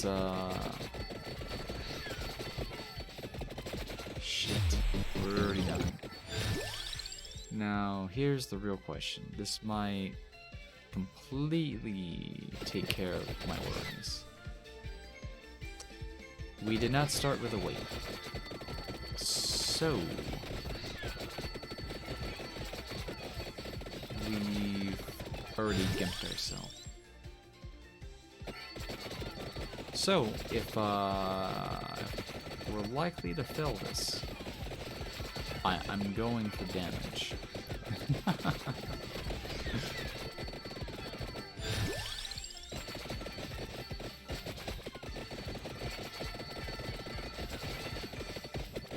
Yeah, I feel like with this map, you just have to start with a weight. Or play a serious build. But I'm unorthodox. I don't like to do meta shit. I will gladly take double levels on the cross though.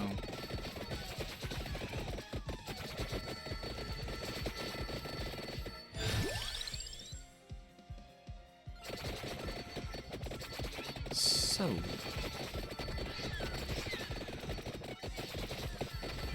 let me think. Realistically, what are the chances of us getting to use a wake? Because I still need to make progress going south. Or is the strategy I should go for start with a wake, rush the bonuses so I don't have to worry about Tiragasu.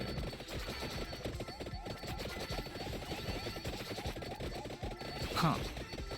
I have to think.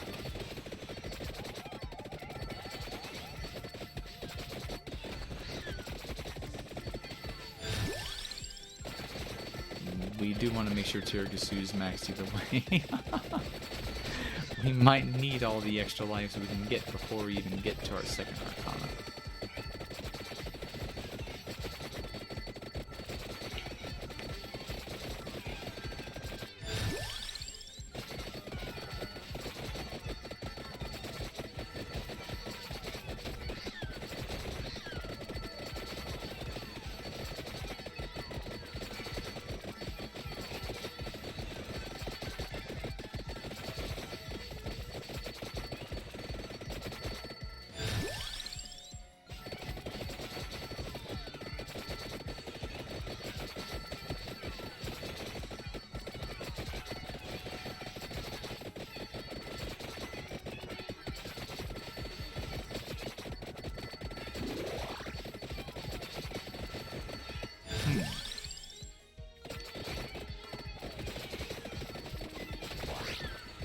Feel like speed is the correct move. Feels that way anyways. Probably cool down this one.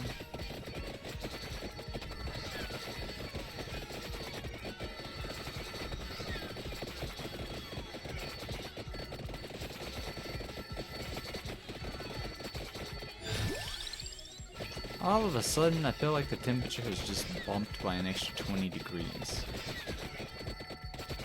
Which is strange, because we're in the afternoon. Like, it's almost 5 o'clock. Why did the weather just suddenly get really, really warm? Hey, Proxy Posse, how you doing? Yep, the glory. Hey! Haha, gold chest. Not seen this one all day. Casually looking, waiting. Oh, you're still. Yeah, yep. You know, maybe I could fit that in next week. What did I felt like we had one day that was just not set in stone. Let's see. When's Sunday? If I was going to fit that in, I'd either have to switch it for the Risk of Rain co-op.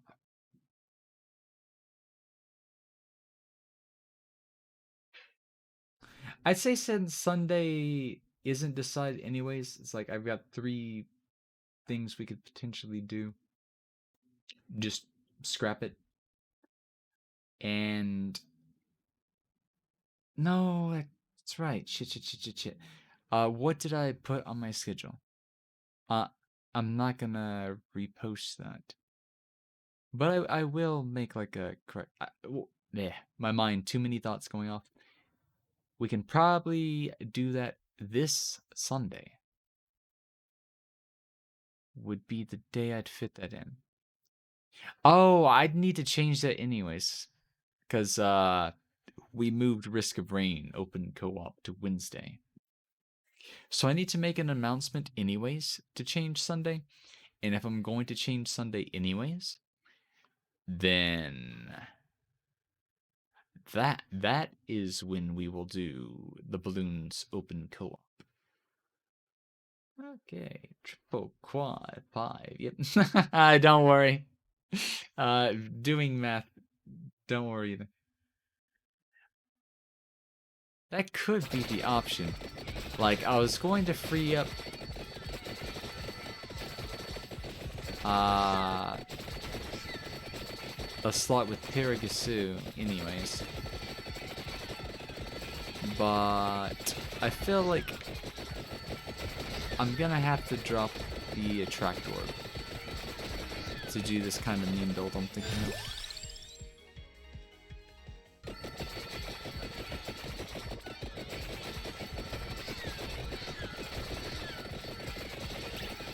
But we've already taken 1 death. So it depends on if we die again before we have a chance to properly grab Awake. Because with this map being as hard as it is, I may have to start with Awake and take care of that early. Because the build I'm going for is it's 2 glass cannon for this map. I think Cross is still strong enough on its own that I don't necessarily need to delay Awake. But if I do the Awake rush, that does mean that we will have no extra lives. Did I want the knife? We got the Cross, which is the core of this build. We're doing bounces.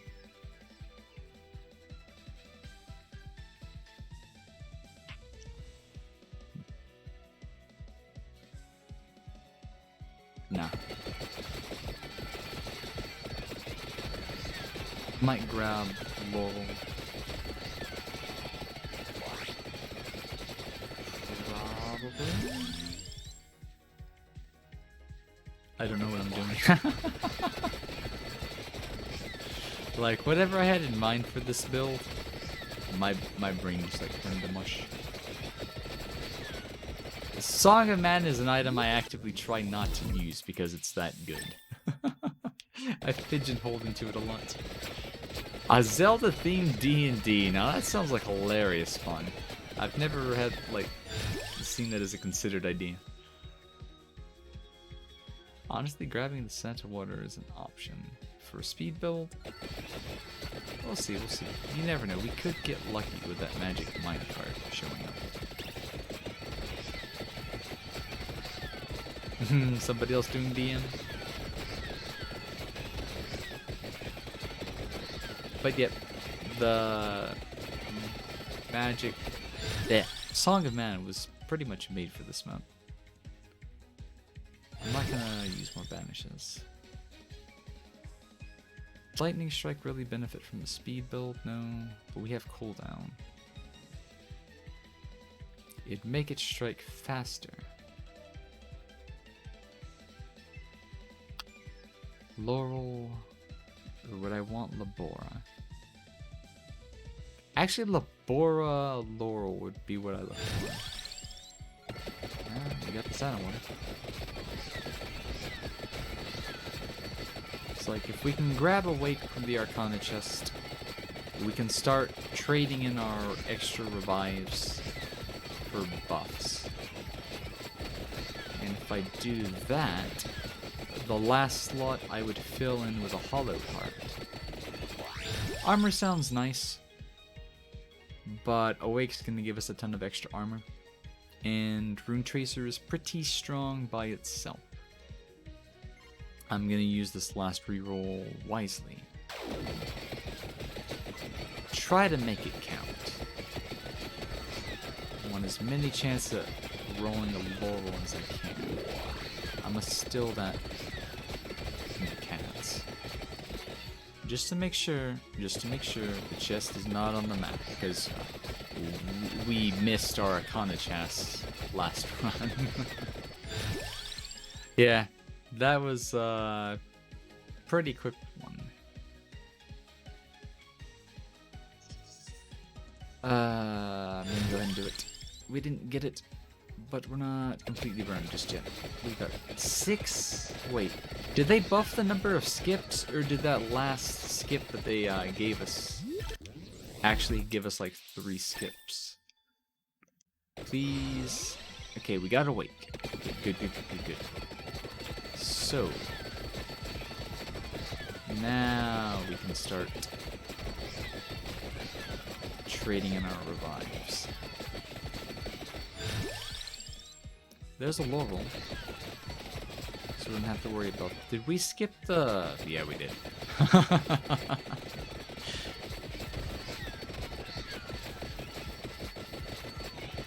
So we use up our Tiragasus and our extra reses, then try to get the Hollow Heart. This is not where I need to be. It's still above us. It's right there.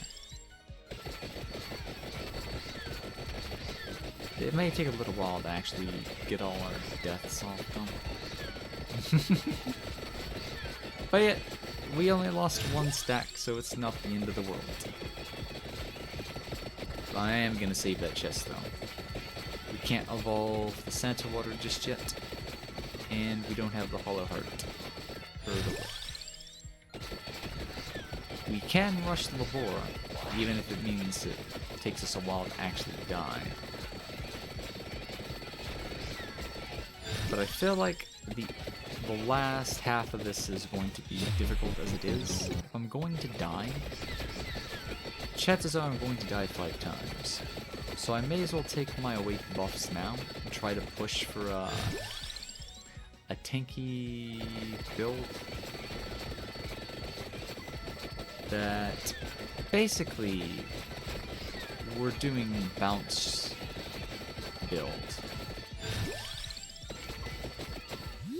Thanks to the new Arcana and Cross/Heaven Sword. So while we're focusing that on our main source of damage, we don't need the extra armor we would get from taking armor for no future.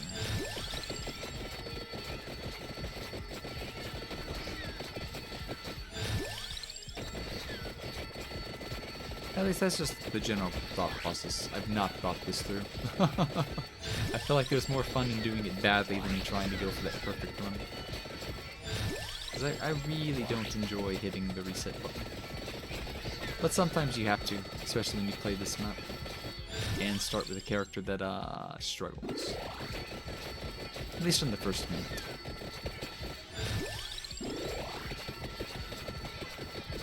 No, but I've seen a little bit about that. It looks like it'd be a fun game. I just always forget about it. I've not actually played it, though.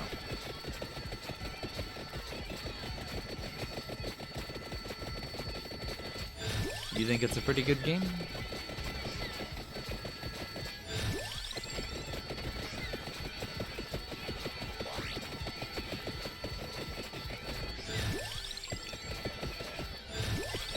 Okay, it may take us a little bit of time before we have a chance to die, so we'll have to be careful. Because I don't want to get to a point where we die so quickly we don't have a chance to actually grab the hollow heart.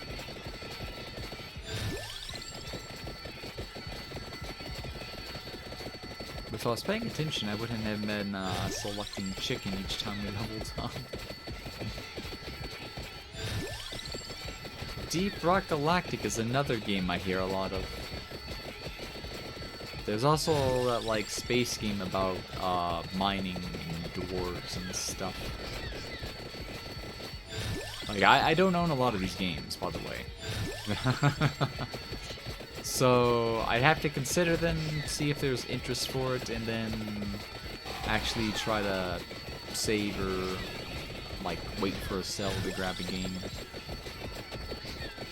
But there's still a ton of good co-op game options out there. Died to the weakest weapon, and I use the pistol and only the pistol. I feel that in a couple of games where you feel like more pleasure from using the weakest.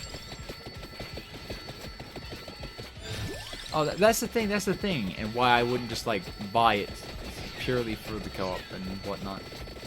Is when I say I have to consider it, means I need to look at the game first, and know if I'm going to enjoy it first.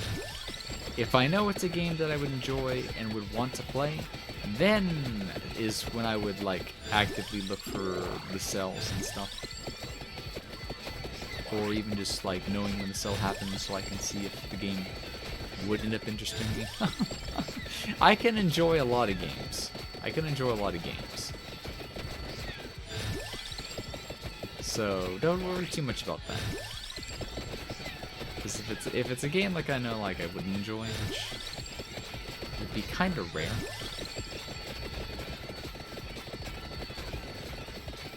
You don't have to worry, basically. I don't know how to finish that thought process.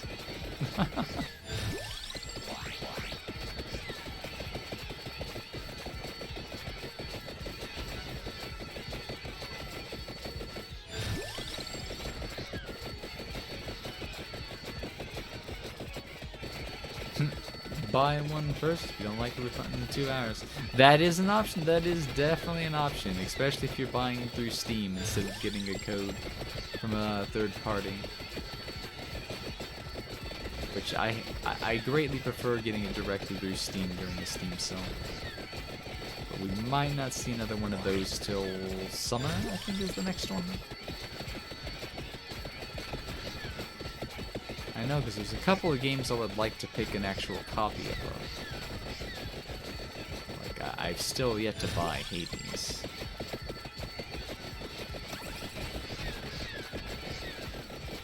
Which would be a really great game to stream. Why would we ever use our brains? Exactly. Let's use our reflexes and our impulses instead. They get enough experience as it is. I'm sure they'll learn to do a good job. Okay, we can get another death off here. How many more? We need 2 more deaths to completely get rid of Terragasoo.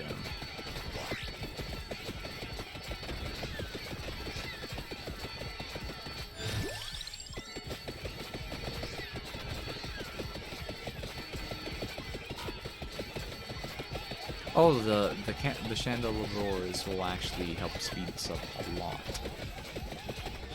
I just have to be careful afterwards.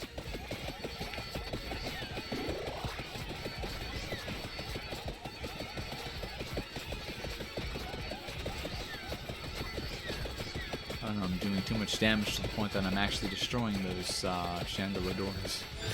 Oh, there's a boss right there, though. Kill me, quickly, quickly. Before you die. Thank you.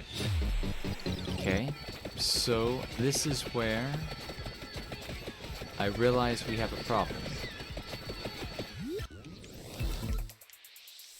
They may not have adjusted the code yet. Because if you don't get an evolution after you open that last slot, you don't fill the last slot. I'm gonna have to level up once just to, okay. Good.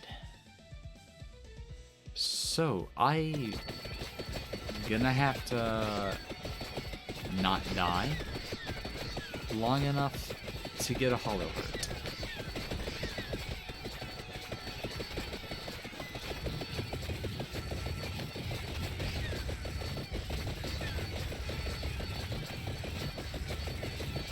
The problem is I forgot. We've only got 10 minutes. I doubt we're making it to the south part of the map. Like,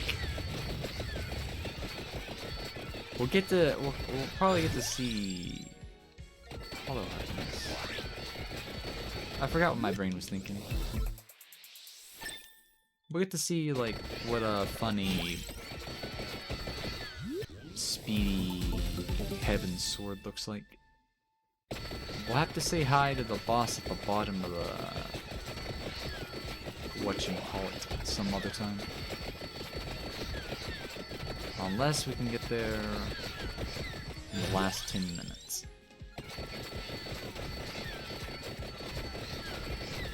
Might be difficult.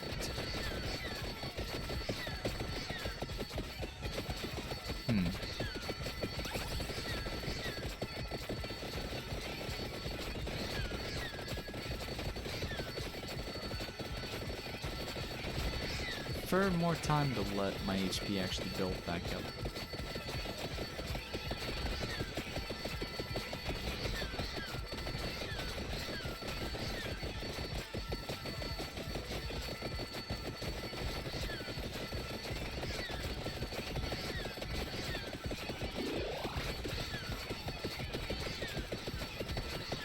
But we do have the lore.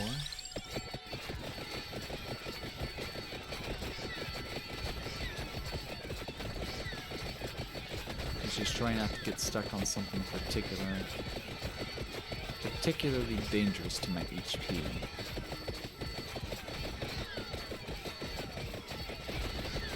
Okay, that dropped the chest. Let's make sure it's not the Arcana chest. I think that spawns at 21.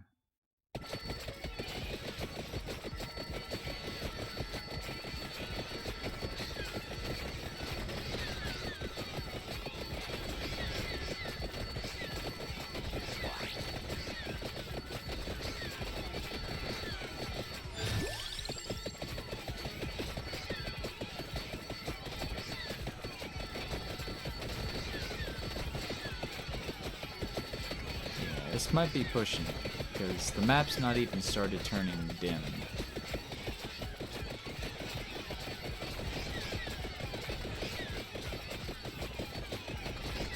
So what's our armor at?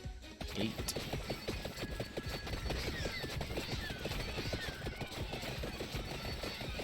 Maybe they did nerf Awake just a little bit. I'm not entirely sure.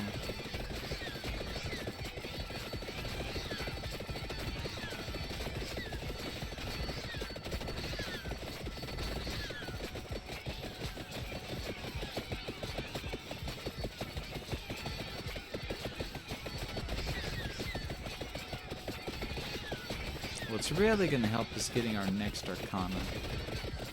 Preferably want the Speed Arcana.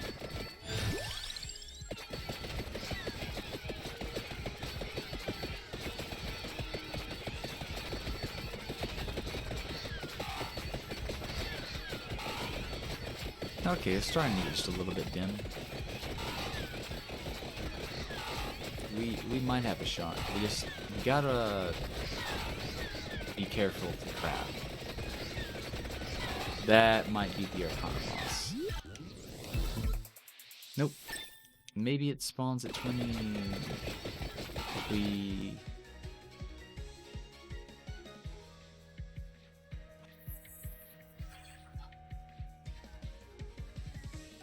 Please tell me that is not the Arcana chest. How did it even...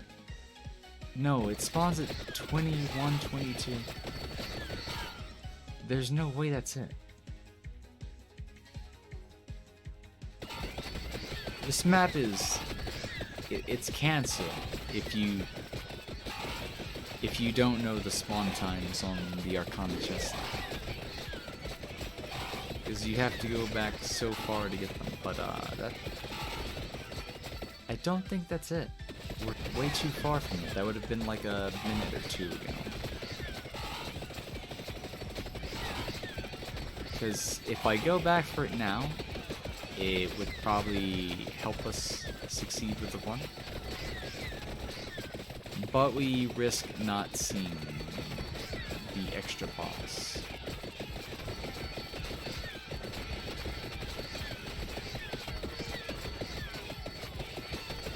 And here comes the Chimera chickens. These things do not play nice.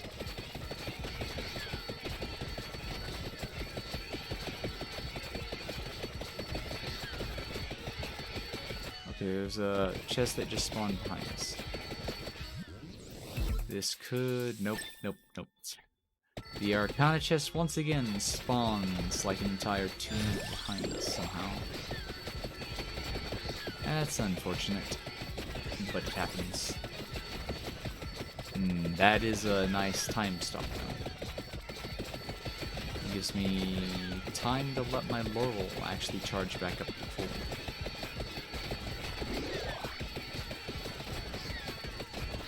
Okay, the crab's gonna show up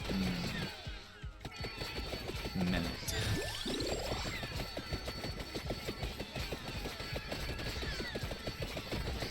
It's starting to get pretty dim.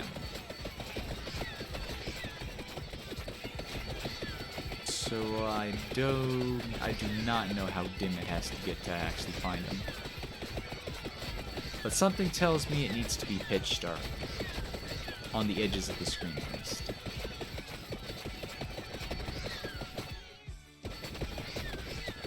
So we don't get rolled by the crab. We're probably gonna fight him in an open area. We probably will have to take probably a short stall just to make sure we kill him.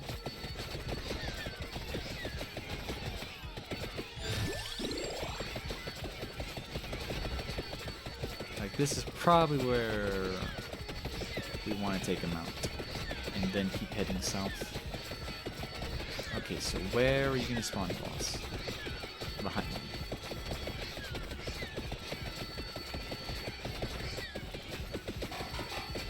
It's a real shame we don't get to see max speed, bouncy Heaven Sword.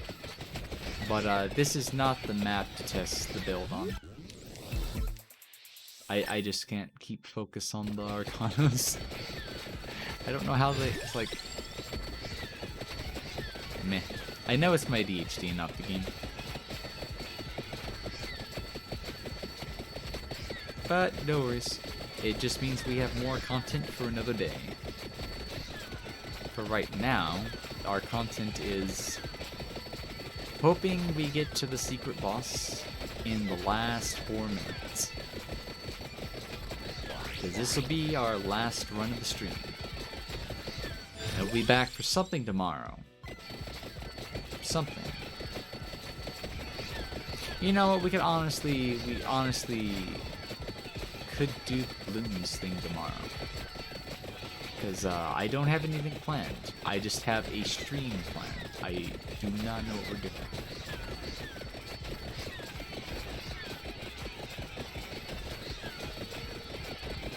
So if I don't learn the stuff that I need to finish Kirby's Amazing Mirror,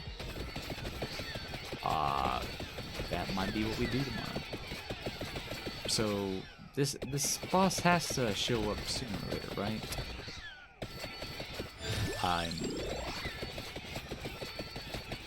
Like, I can't see anything outside of my whatchamacallit. The problem is I don't know where he's gonna spawn from. He could just spawn on me and completely wreck my, like, just wreck my shit. But I assume I am looking for the bottom edge of the map, just to know for sure that I'm in the right area.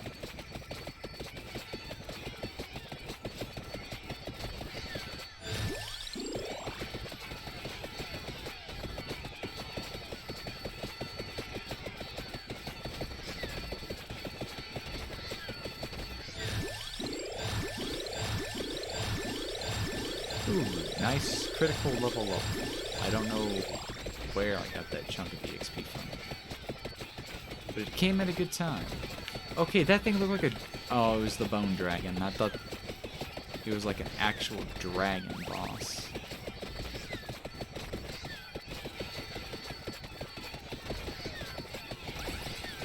Ooh, nice time stomp. Very nice time stomp.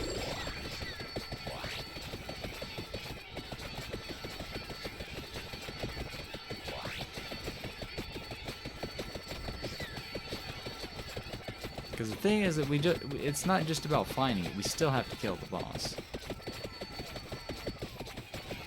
But, this map seems to go on for free.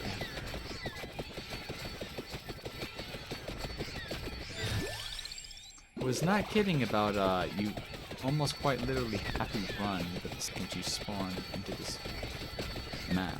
That is... It's not the boss, is it? It's just a normal spawn. Yeah, it's just a normal spawn. Wait a second. Use your ears. Use your ears. Do you hear something different? The music stopped.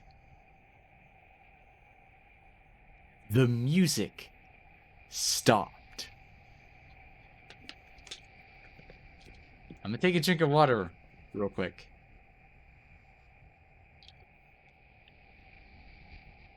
Problem is, we only have 1 minute and 12 seconds before death shows up, and we do not have resurrections. So, if we don't kill him this time, we know what we're looking for. You want me to go ahead and put the glasses away? Alrighty, it's time to get serious. And look ahead at the enemy.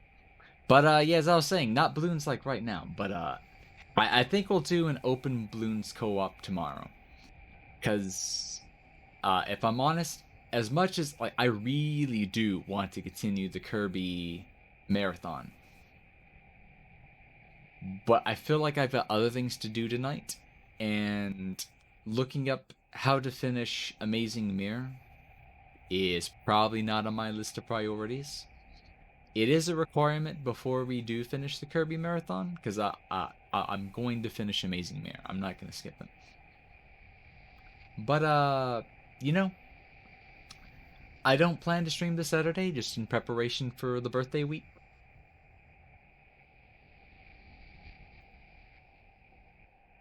Will you be gone, like, the whole day?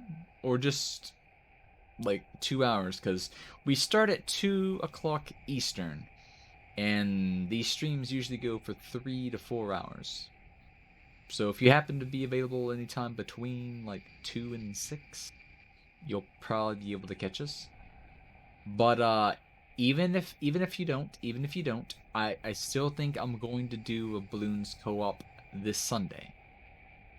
Because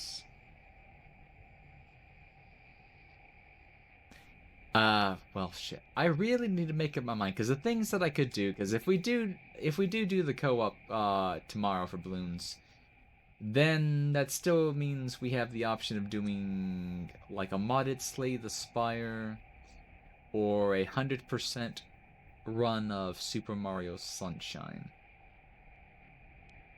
But I'll see, I'll see. I'm certainly going to consider balloons as another option, even if we do. Well, no, we'll definitely do the balloons tomorrow, because if we do the Kirby Marathon, that'll be our Saturday as a potential stream. Saturday is not guaranteed. Like I said, we're taking this Saturday off to prepare for an entire week of streaming next week. So, let's get into this. Let's see if the boss is right in front of us. He may be deeper. The music sound might get creepier. I don't know. My HP is it's not looking too hot right now. But oh, okay, that was on a 1, not a 4. So we have an extra 30 more seconds. But my HP is not looking too hot. We're running out of time. And I'm kind of stuck in my Labora. Because the enemies just hurt too much. And if the boss comes at me like a lightning bolt. Okay, I saw purple flashes. But, okay, I can kind of run through this a little bit better. We got 50 seconds. Is the music getting any creepier?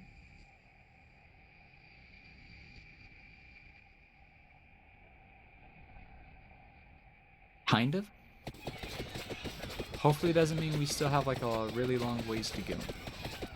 At the very least, I want to see the boss. Because I think we would need like at least 2 minutes to beat him up. But this stage just goes on for forever.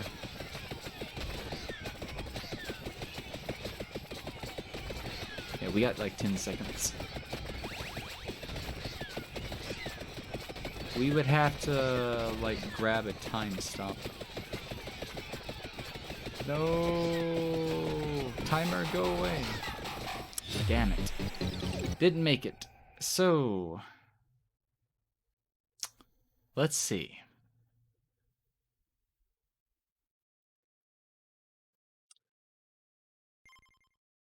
How do we do this? These characters, they move faster, too.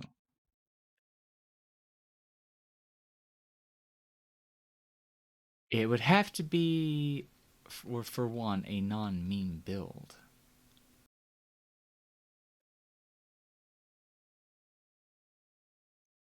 But it has to be a character that immediately starts, like, with not just damage potential.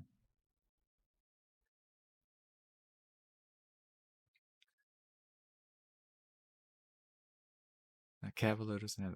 I almost feel like because Song of Mana is Song of Mana, Papaya really isn't a bad choice. Duration is just not as good as speed. We could try doing a Pugnala run. Yeah, let's just, you know what? This might not be a full run. We'll do one more. If we die, we die. But this one is going to be...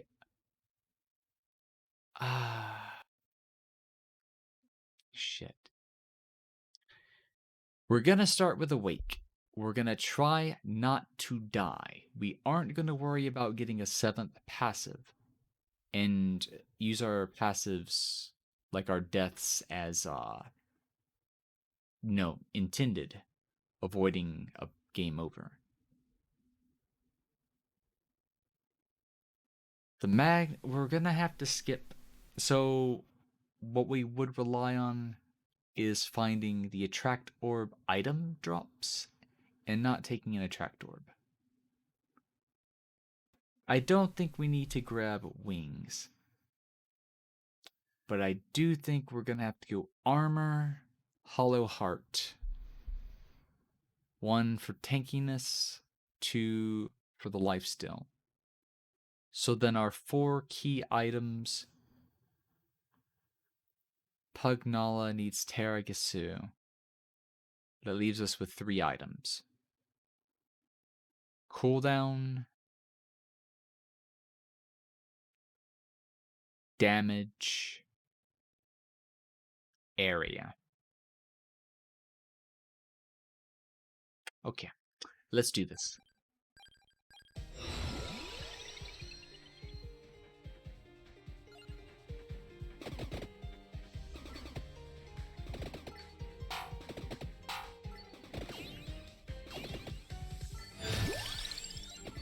Oh, Song of Mana right off the bat. That's what I like to see. And we'll go ahead and use our banishes early. And our priority is going to be focusing on enemies that spawn below us rather than above us, unless it's a very big spawn. I haven't even considered what we would take for weapons, but those are secondary compared to the whatchamacallits. Like, Song of Mana will carry us with passives for the early game.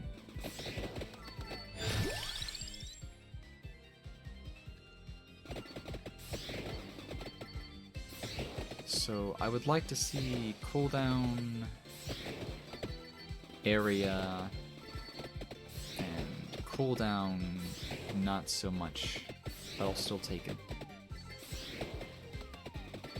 The problem is, we'll be entering the dark earlier, so this run is going to be inherently more dangerous.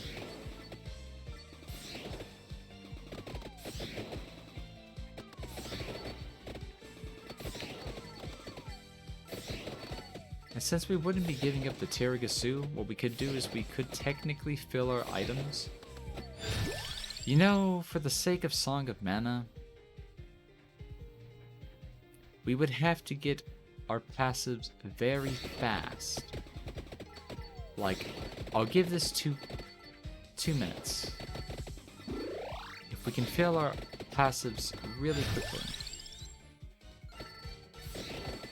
we can take an extra passive, which would, duration would boost Song of Mana. Definitely not a necessity, but,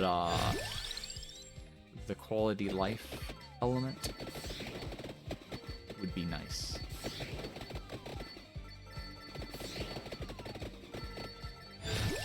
Plus, probably gonna reroll this one.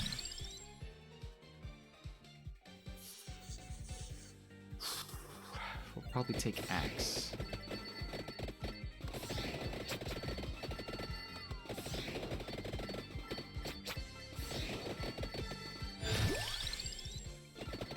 Curse, no, that was probably a bad move, but, let's go. It's like, okay, I'm up to the challenge.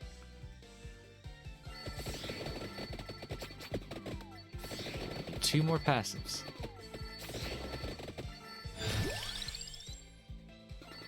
Where it's above us.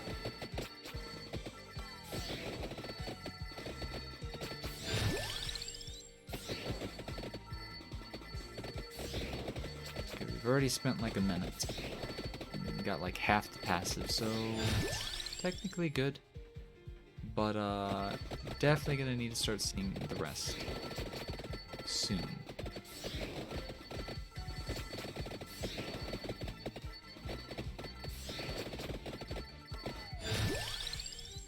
Oh, I'm gonna re-roll this one.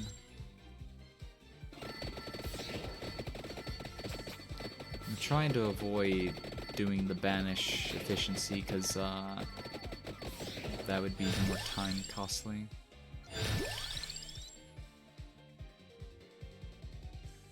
Nope. So we're looking for cooldown and area. Hey, welcome back, Jim Bob. Head to leave the videos. Duplicator.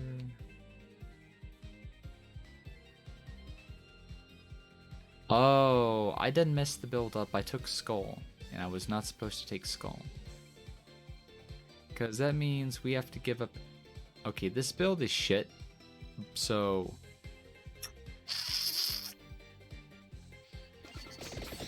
I'm gonna pray those last two items show up quickly. We're gonna grab them, and we are going to make a V-line for the secret boss. Like, let's try to take care of it by like the 15... Well, it's gonna be more like the 20-something minute mark. Because we have to do this before 25. Because after that, this build is not going to last to 30. So we're gonna have to use our brains. That was a horrible chest roll. I do not want additional curse right now. That was... God damn. I have to use a banish here. Give me the last two passes quickly. I'm already... like, starting to go over my limit. I need to start heading south.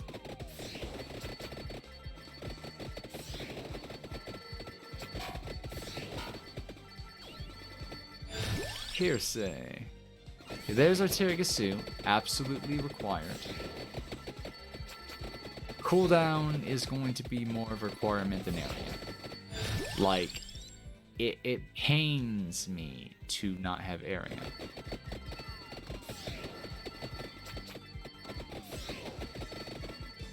But it is not a requirement. Cooldown, however, is very much... Whip. Good. So we still need the Rune Tracer.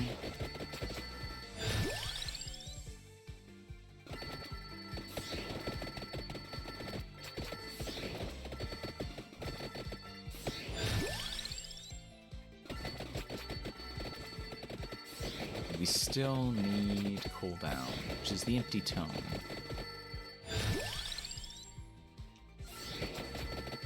Oh, I keep taking the Curse Skull. I need to wait on that one.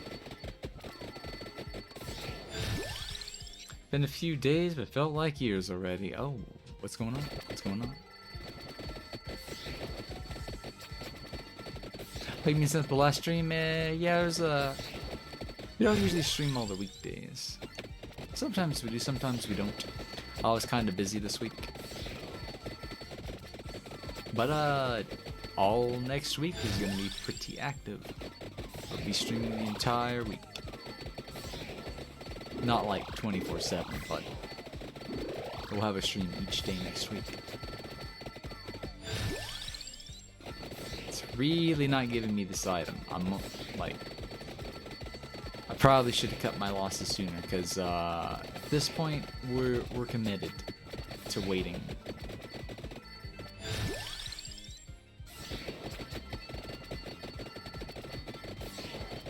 But on the bright side, we'll have more levels, so it'll probably be a little bit safer. Even if we risk not getting there in time.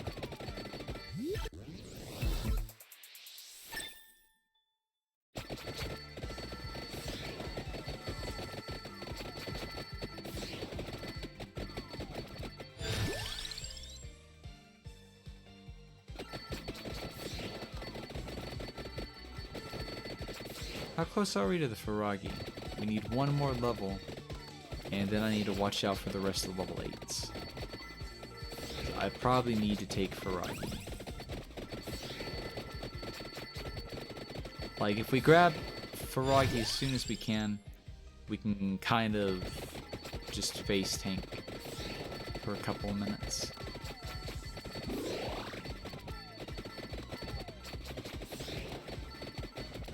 give us a little bit of a head start. Dorito.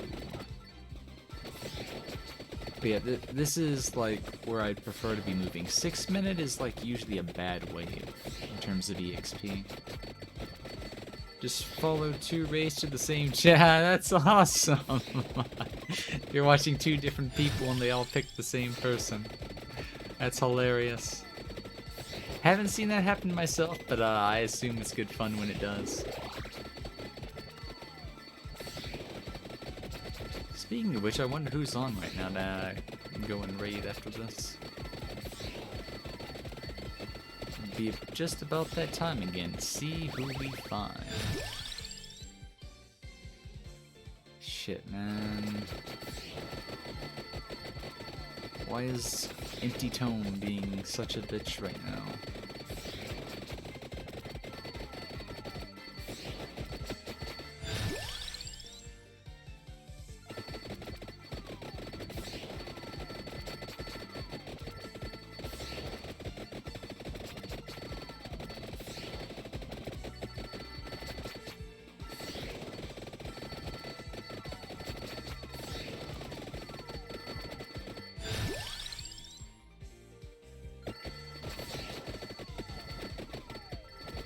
Damn, we're already level 39. We're still fishing for this last item. I really made the wrong move.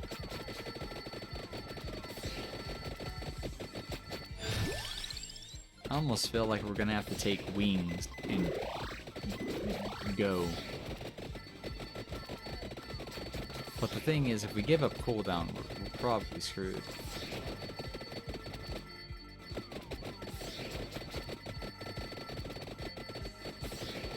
I mean, I hope this 8-minute boss might have an early chest for evolutions. But yeah, RNG can be cruel sometimes. You just have to be ready for it. Because I don't like doing resets, and I will gladly take bad RNG if it doesn't kill the run. Love that subs are casually sitting on top of the water like boats. Subs are awesome in that game too. Okay, it was an early one, but we got a lot of nice levels out of that. Like, that was a very, very fortunate 5 chest. Okay, we're level 41. Like, we're gonna be getting close to like max items, and still waiting on this last item.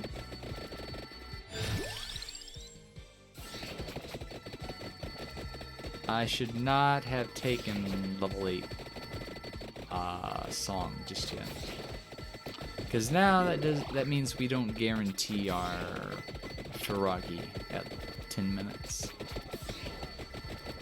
This is a game called Vampire Survivors, and we're having to use our skips now, which is not good, because we're getting to a point where we might be potentially screwed.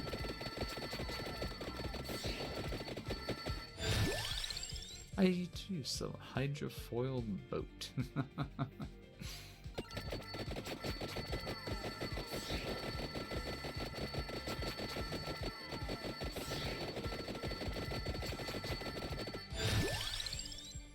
My god, come on, game.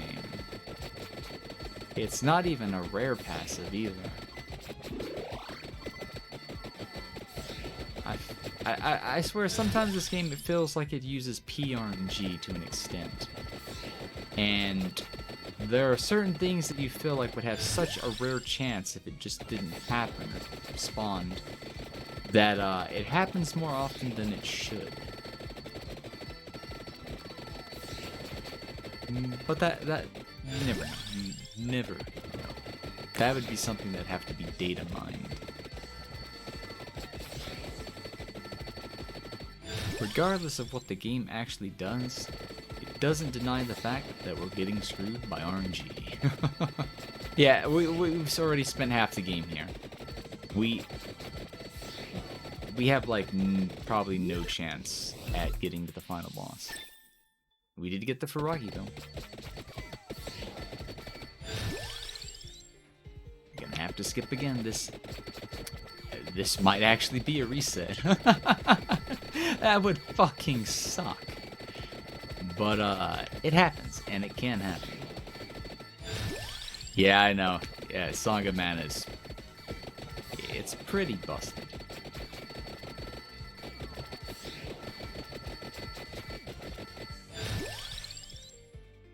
My god. I feel like it's telling me I need to banish just passives and pray that I don't, like, miss the small chance of getting, or get the small chance of getting screwed over 6 times straight. Like, where the fuck is the tone? Like,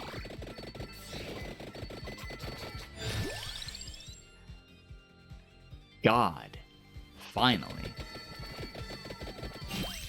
I'm just gonna say, that was not worth it. Not even slightly. But I believe there's still a chance we'll get there in time. Unfortunately, we got screwed by the Arcanas.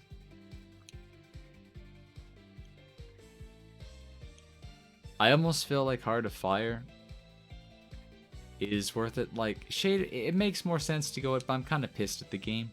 So, I'm gonna turn myself into a bomb. And if I run into things and take damage, I'll explode. And maybe that'll help us get to the boss. Because, if that means tanky mobs die faster, hopefully I take less damage. I believe I can fly. There's a spider in my back. That could be a potential to turn that into a triple room. You'll never know, you never know. So let me see, what do I want to do with this messed up set of items? Right, we still didn't get the room tracer. And since we took the explodey thing, I think we'll take Fire Wand. Even though I did technically have the option to do that earlier. I don't think we'll get screwed by RNG. You never know. I believe, though. I believe we'll be fine.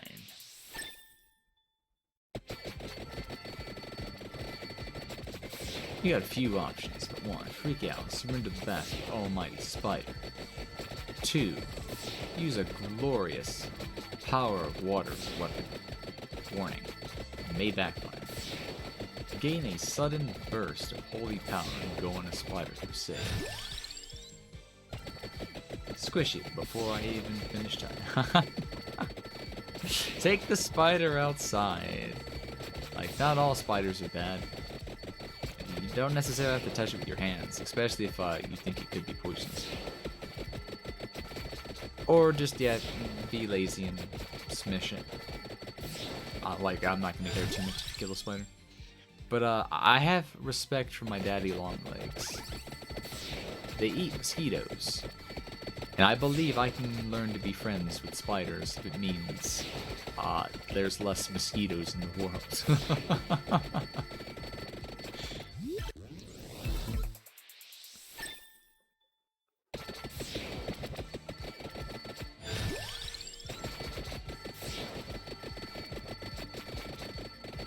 So now we just need... Have we not seen Root Tracer all game? Like, I can't bitch about that one because I wasn't paying attention for it. And we may have skipped it at some point.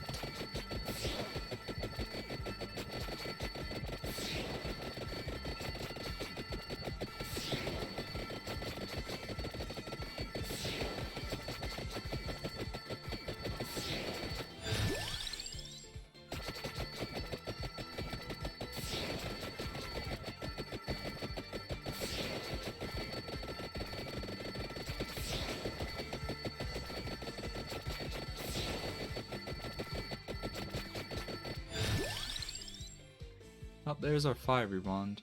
But as we said, the Rune Tracer. because I forgot about it and would have taken it. And honestly, I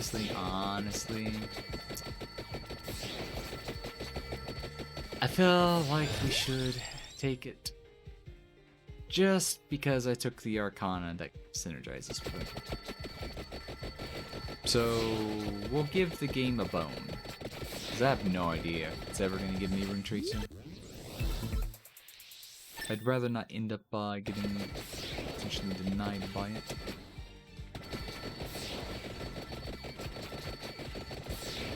So, what I really need is one of these chandeliers to drop me an attractor.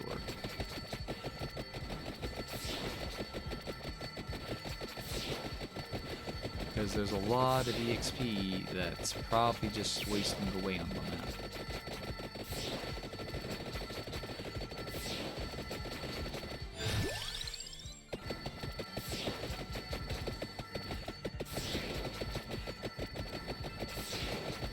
But thanks to the Ferraki, we do still have a couple more minutes of probably face tanking all the spawns. Like right now,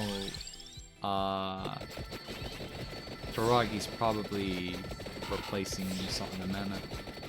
Song of Mana is still pretty busted early game though. Pineapple will protect. Spiders. Yeah, spiders won't eat a mosquito in itself. This is true. This is quite true. The spider's probably there with malicious intent. How you doing, Nanamo? How are you doing today? Yeah, so that was quite a lot of EXP that's just been sitting there on the map. Probably enough to max the rest of our items. Get ready for a lot of chicken.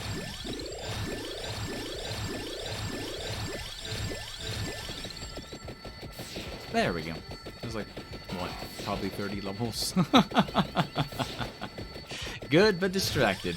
Oh, shit, that sucks. I can't stand... I've only had like one monitor die on me, and it was old as hell anyways. But, I'm really kind of worried about one of them, because it's getting to that age. It's not showing me any reasons to believe, but, it's like a decade old by now. Besides, I probably still need to get one at some point anyways, because, if I ever get a different graphics card, I need to get away from these converter cables. And I need monitors that have updated ports for updated graphics cards. I'd like everything to be on DP or it's not HDMI. Yeah, it's HDMI, that's what it is. I think one of them's still connected via DVI is what I'm thinking of. Like, I even had to get a converter cable for my capture card because I don't have the ports for it. But yeah, I do hope you get that RMA successfully, and I hope you do get a new monitor relatively soon. Especially if you're down to one monitor right now. Like, I'm kind of hoping you have the luxury of having two monitors still right now, and have like a third one that died on you. Because going from 2 to 1 is a big difference, and it's a very big drop in quality of life. Okay, so we got the BGM change really quickly, so we're probably still good on time. But I feel like I said that when we still had 10 minutes of leeway last time. We'll see. What Arcana did I start with? We started... Okay, we've not used any of our Resurrection buff. But we have it just in case. But, yeah. Assuming we didn't make our way south too late, we do have the benefit of being on Hyper Mode and using a character with 30% movement speed. I imagine we should be able to get to the boss. But I still have no idea what I'm looking for, or just how deep the rabbit hole goes. Oh. We found it very fast. Which means... we ignored it last time.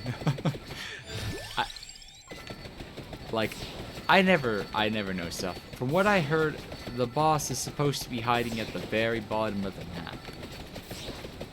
But,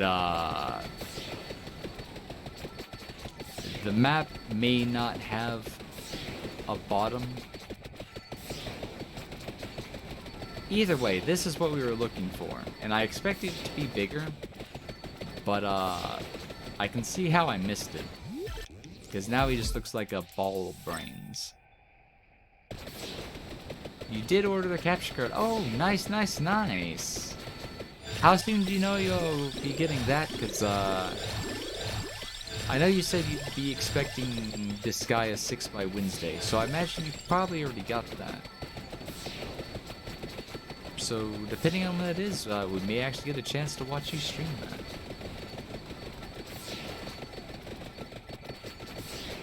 But yeah, if you're making things work, then that's good. You gotta make ends meet until you get the other monitor, that's for sure.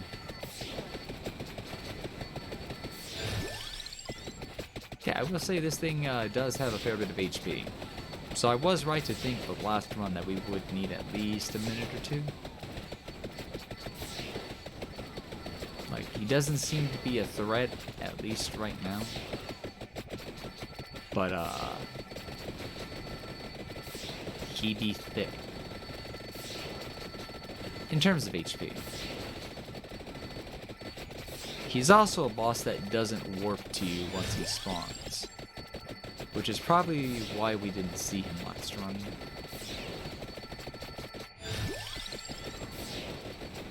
Or maybe he does, I don't know. I feel like we can see a lot more this time than we did last run.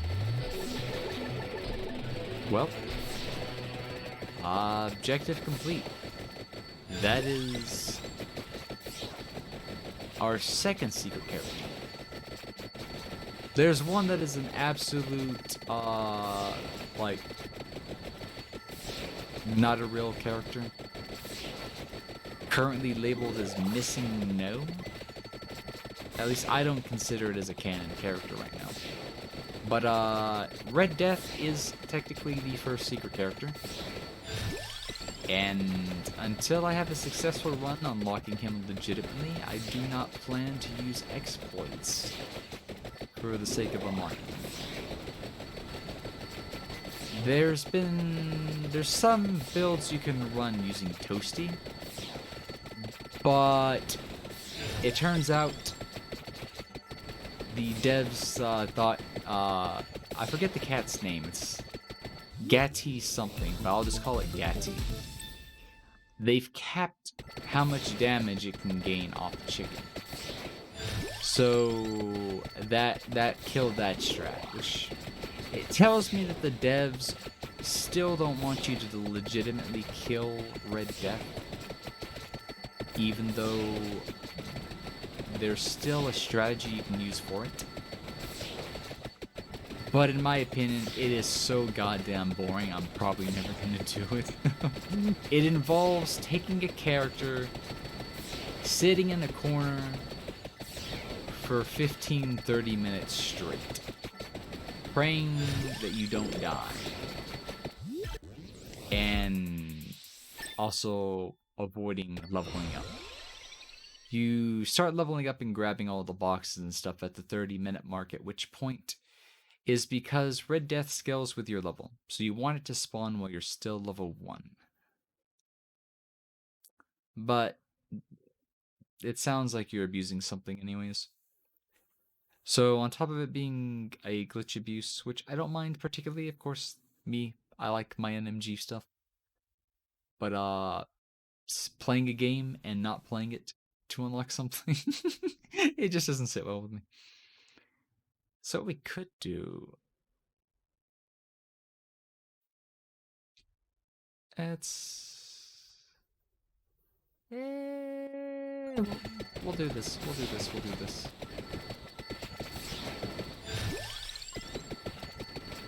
So what I'm thinking as a way to finish out this run is we're gonna see whether or not this game has an this map has an absolute bottom. Because one thing that they could have done is they could have made the boss spawn sooner. or remove the cap on. Actually, I don't think any of the maps technically have a size limit.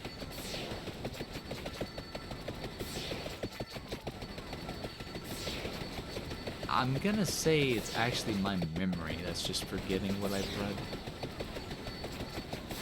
You probably just have to go until he, like, shows up. Either way, my mind's kind of like mush right now. I didn't have coffee today. But we've been at it for 5 hours. Doing a lot of extra runs that I said, just one more, just one more. That's the problem with this game. It's always one more run.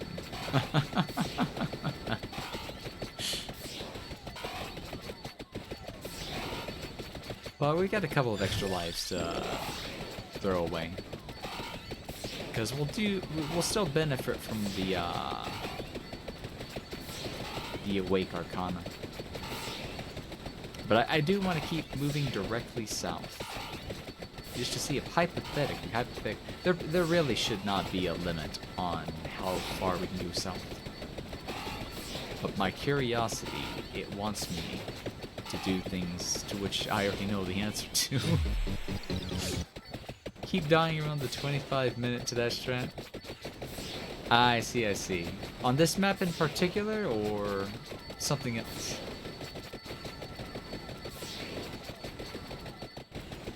Because if you're talking about this map, I can understand why. It's the hardest we have right now.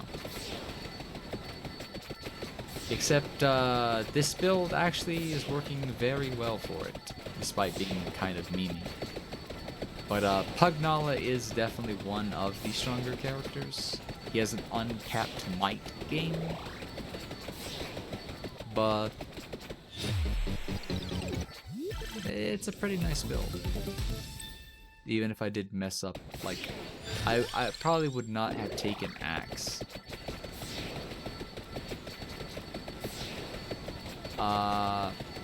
The thing is, I wouldn't have taken Skull either.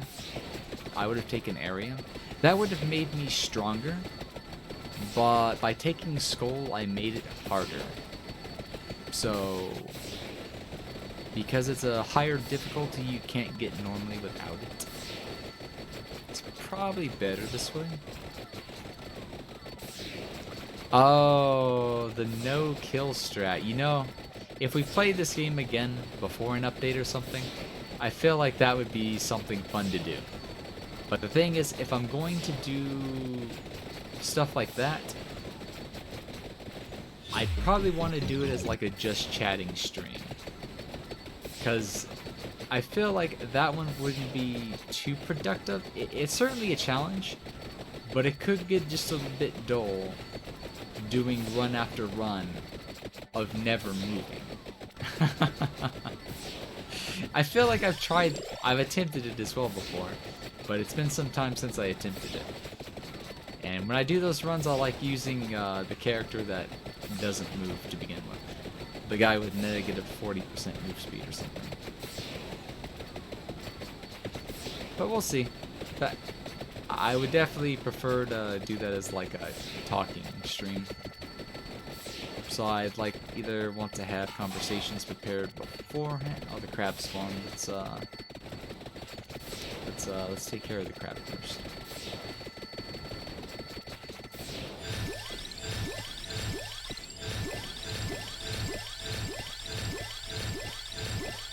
Okay, level ups.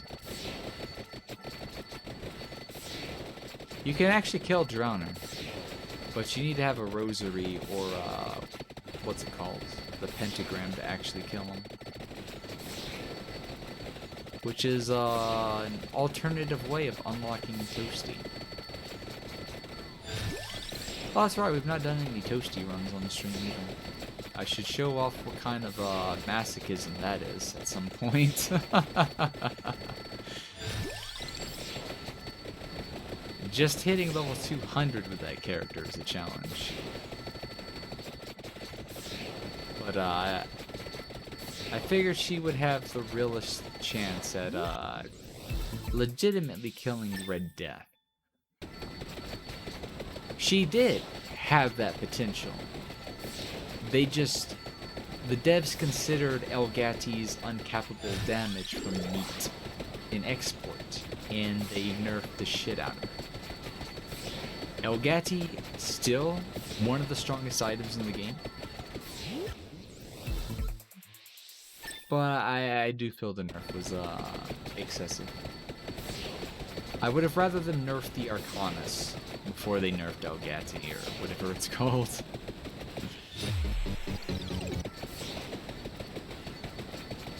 Okay, we still got 3.5 minutes.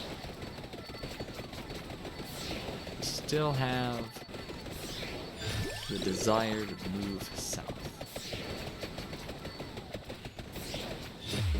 Problem is, that was the last resurrection. So now I need to rely on our armor and what little life steal we get from the bloody tear to keep us alive. Apparently that's not going to be enough.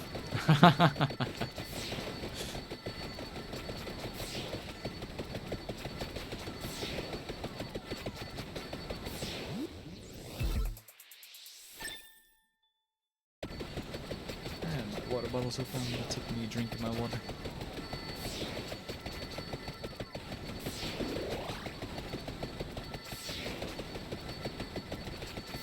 Like, I forgot all the extra deaths do end up nerfing for Rocky.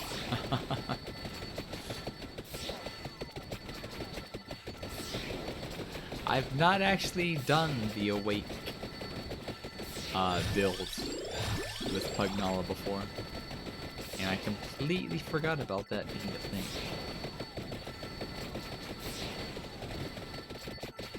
But it is a trade-off. It still makes the beam stronger.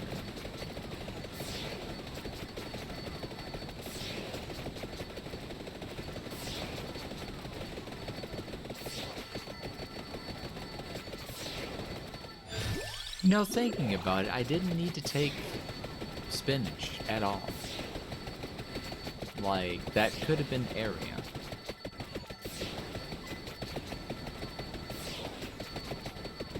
But it still worked out.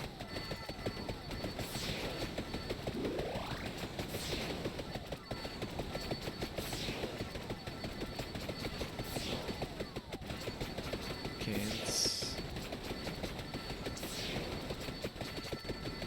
let's still last at 30, but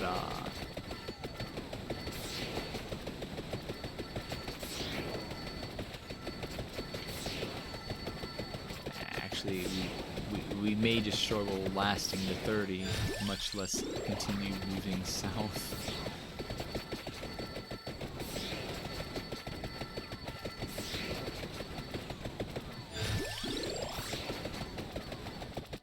Oh, we'll probably be alright with these guys. They don't really do too much damage for some reason.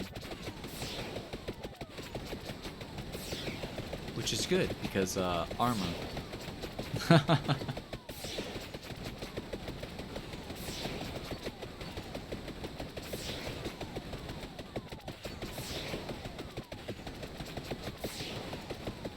Tentacles!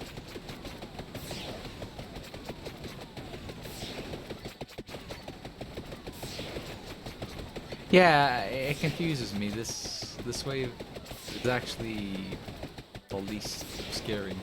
The Chimera Chicken cert, the Golem cert, but these guys, they're big, they're bulky, but they tickle. Okay, so let's. We're not gonna play one run as him just yet, but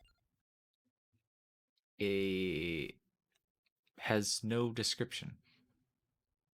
So he has no passive, but he starts with Holy Wand, meaning he can also take Magic Wand. So you could do a double wand build with him. Oh, That's the character's gimmick. He starts with 125% might. So he has an extra 100% might by default.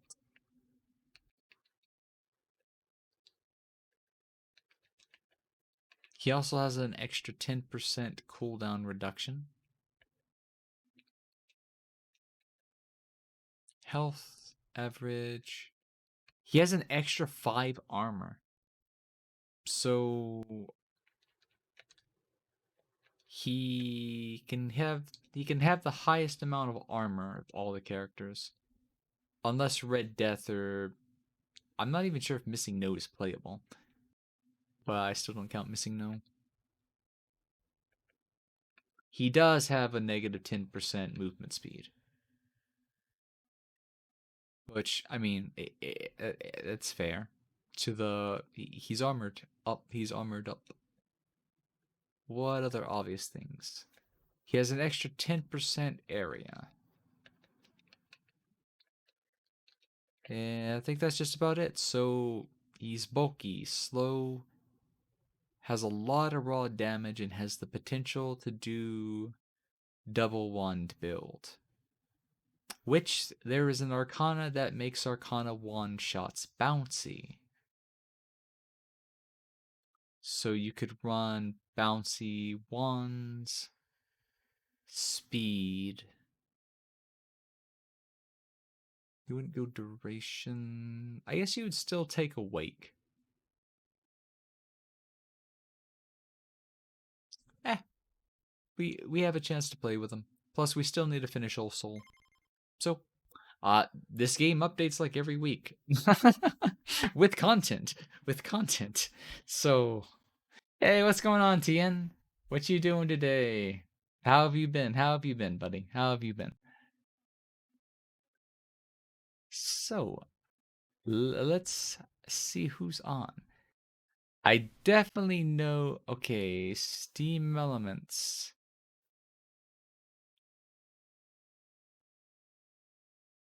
Really? I wasn't expecting that one that soon. Because I didn't do their first one because most of the people I know are not based in the US, so there was no reason to do the food sponsorship. But I know if you don't do their sponsorships, they put you like on a lower priority. But you breathe. Well, I'm glad you breathe. It's better than not breathing. Um so yeah, this probably isn't the big one. This is probably like it's probably one that's not going to pay as much. It's probably not going to have like as much requirements. I'm going to assume there's probably still going to be a bit of pay cuz I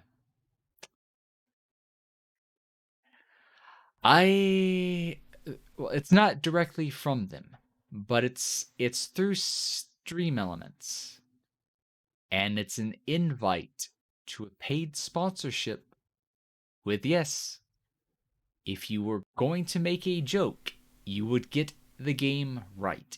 It is the Raid Shadow Legends sponsorship. So, while I'm pretty sure I could meme and have fun with it, the first most, I need to know if it's going to be an upfront deal or if it's going to be one of those like the food sponsorship. They need to pay like $100 subscription and then I get like a small cut. I don't want to do something like that. I don't want people to play this game and have to like wail on it just for me to get a small cut. If it wants me to stream a certain amount of time on this making joke content, I could probably do that. I could probably have fun with it. But goodbye. Yeah, I have no intention of actively supporting the game as a serious endeavor. But if they want me to do a like there's got to be money cuz it takes time out of my schedule and I'm pretty sure everybody's already seen Raid and they really don't want to do it unless I'm making a joke and, making Raid the side content. But if it's not going to pay to begin with, so let's see. Because I'm going to be honest, I don't do the whole sellout just because I want to sell out and get money. Like, by the end of this month, I am probably going to have less than 45 bucks in the bank. And I do have bills coming up next month. So I'm kind of fucked if I'm being honest. So, I'm just going to say if I need to do something like this one day, just like as a one off thing, to, not run into bills that I can't pay, I'll do it. Like, no joke. I just got my final rejection from my disability, and I'm not able to work. So, I need to do something. I'm sorry if that offends anybody, but these sponsorships exist for the sole reason of not just promoting their games, but supporting people that make the content to begin with. Like, you have to have somebody to make the content to promote your game to, like, even be able to offer these. So let's read it. Let's see what's going on. Let's see what's going on. It's definitely not the big one, because if you get a direct sponsorship from Raid, they pay you like anywhere from $2,000 to $3,000, depending on your viewer size. This is a base payment of $85. The requirements are to stream your content with branded overlays for at least 4 hours. 2 hours of that must include gameplay from Raid Shadow Legends. Hit your goal. Oh, okay. Here's probably going to be the kicker. You have to hit the goal and get 5 or more viewers to download and play the game. That not happening. Like, I don't mind to stream it. I don't mind to play it. I don't even mind if it's like a 10-hour deal if the payment is there for it. On the bright side, no, they don't have to hit level 10. They simply have to download and play the game. Here's the thing. How does that work? I'm guessing they're going to provide me a link. And I don't care that this is recorded. Like, I put my VODs on YouTube and shit.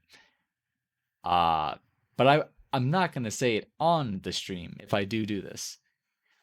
But one person could probably seriously open the link. Like, I could probably do it myself.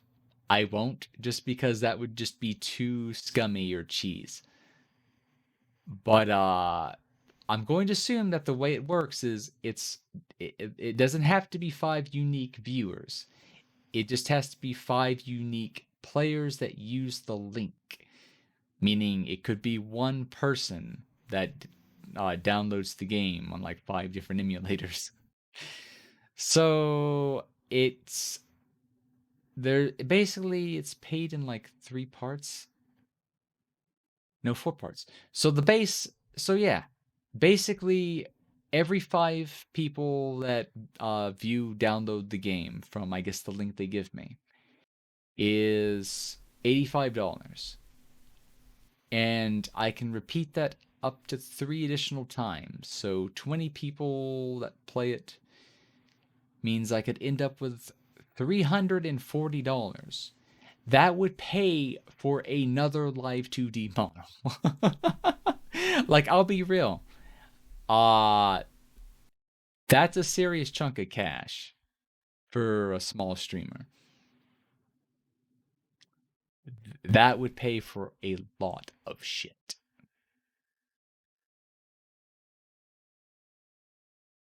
I would not shove this off on one person. I would not expect anybody to do it. Like, I don't pressure anybody. I'm just saying. Uh, well, this isn't the big one. I feel like I could. There'd probably find people or five people that wouldn't mind like hopping on an emulator and doing it for the sake of I don't know. I'll think about. I have. They're giving me a limit of 24 days to start, and that's probably the expiration on my link as well. So let's be real. I would have the option of giving up tomorrow's content and doing this as like a Friday or Saturday stream to try to get this done. That doesn't sound like it'd be all that fun on such short notice. Two, that's also short notice for letting people know what's going on. Also, if it's not tomorrow and Saturday, that means I would have to do it next week. And we know what's going on next week. Like, if this isn't the big deal, I am not throwing away a streaming day during my birthday week for the sake of playing Raid Shadow Legends. Like, they would have to pay me the big bucks for me to consider doing that one day next week. If they did, I probably would.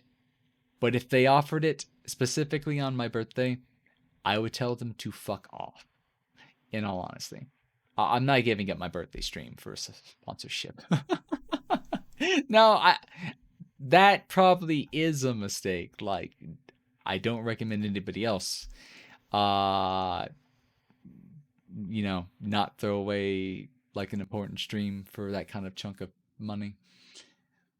But I have financial issues. I'd be okay if it is the big one, but if people are like seriously worried about it, no, we're not doing this tomorrow. We're not doing this Saturday. Starting next week from the 1st to the 7th, we are celebrating uh just really a full week of streaming. Like it's going to be really casual for the 1st through the 6th cuz we're going to get ready to celebrate my birthday. And while it's not so much a celebration of my birthday as it is, I'm streaming 24 hours as a way of just being thankful for just people that have come out to support the stream, either just encouragement financially or just stopping by to chat. Like, I'll be on for 24 hours so I can meet all those people across the different time zones to just kind of give back. So it's like, it's my birthday, but it's also my way of giving back on my birthday to those people. So that's even more of a reason not to do this sponsorship next week. So that would immediately chop off like 10 days. So that would give me just 2 weeks. So if we do this, I would probably want time to say, hey, this is probably going on. Now I'm gonna say it right now. If I do this and we don't even get the 5 people, that is a risk I'm willing to take. I will not like pressure anybody into helping out with this. I won't. I don't even expect it. Like I would hate downloading this shit. But if I was doing it for a streamer that like one of the streamers that I watch, like even now, if it was even one of you guys, if you got this offer and you were going to do it, I would. I do have BlueStacks installed. I I would not care to click on this, download the game with the link, register the account. It probably doesn't want you to hit level 10, but you probably have to enter a username just so it goes into their database. And I would do that for them. But then again, I am kind of the person who would probably do this 10 times for somebody. But that's just me. That's just me. And I don't expect the same in return. But I still want to give, like, in case there are people that do want to like pitch in, maybe I'll do it once. I'll do it once for you, just once. I still need to give them time to let them know that that's going on. So I'm not going to do that in short notice. But it is interesting. It is interesting to see it because here's the thing. Here's the thing about sponsorships. Even if you hate doing them, if you do them, that tells the people who offer you them that you'll be interested in doing more, or you have a reputation to do them successfully, or to take an active part in it, which means it gets you noticed by these people who offer them.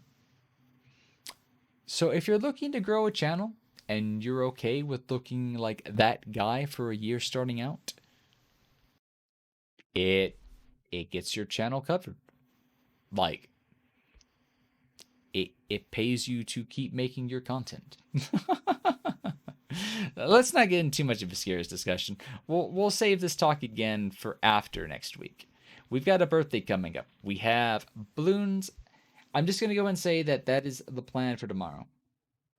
Even if I like take time to learn the routing for Kirby's Amazing Mare tonight, that would be a Saturday stream and a potential Saturday stream at that. Is it really Twitter Balloon Day tomorrow? That would be hella hilarious. But that would also be a funny way to advertise the fact that we're doing an open co-op for balloons. So yeah, to the people listening in right now, if you know what Balloons TD6 is, it's like a $5 game on Steam or something. We are doing an open co-op for that tomorrow.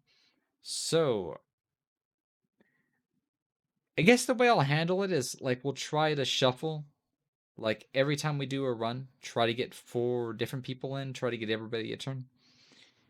Because I feel like some of them can last a while, especially if we're doing like chimps difficulty co-op.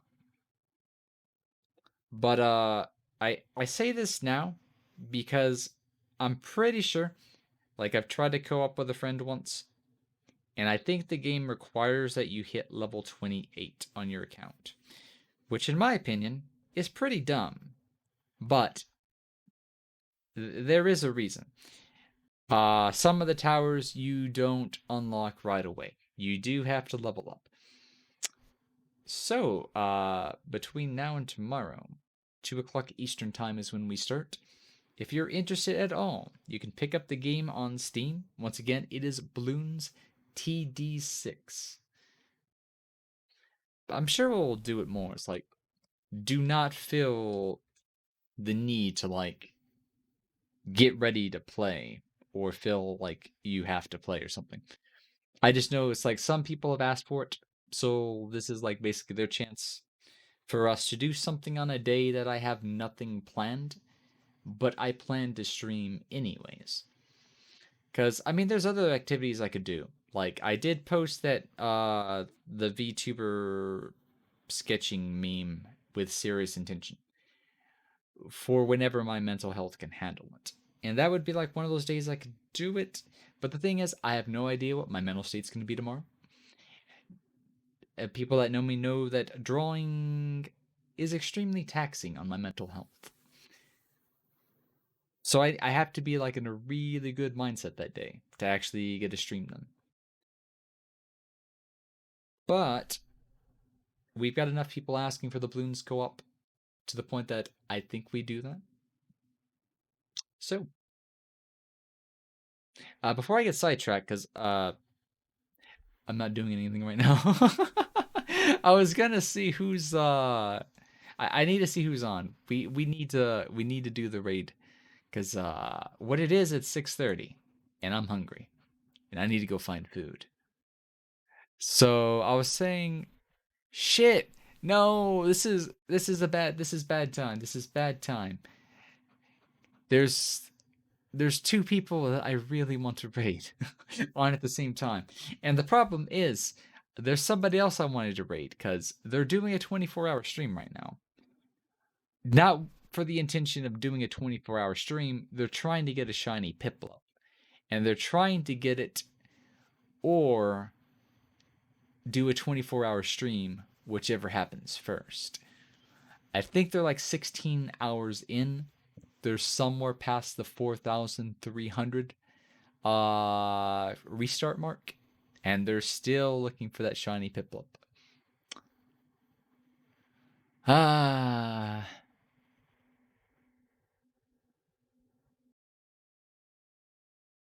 I think I kind of want to raid Mari, but we might try to save a raid for her on her birthday. That would be the next good time if there's nobody else, because the person that I really want to give the raid to right now is someone that is debuted in the past. I think it was 3 days. It was either 2 or 3 days ago. It's a VTuber by the name of Fenriru, VT, or just Fenriru, or a lot of us just call her Fen. I don't know who her raking daddy is, but a lot of people are like, I always forget this guy's name because he uses Fiverr. I forget, it's like Bambino or Swalkoi or something. Does very well uh making the Live 2D model illustrations. And there's several people I know that use it. And I would love to work with them one day as a rigger for at least one of their models. But I've not had that option just yet. But I also bring that up because not just her, Mari's upcoming model, whenever she does debut it, if you've seen previews of it, that is the same illustrator.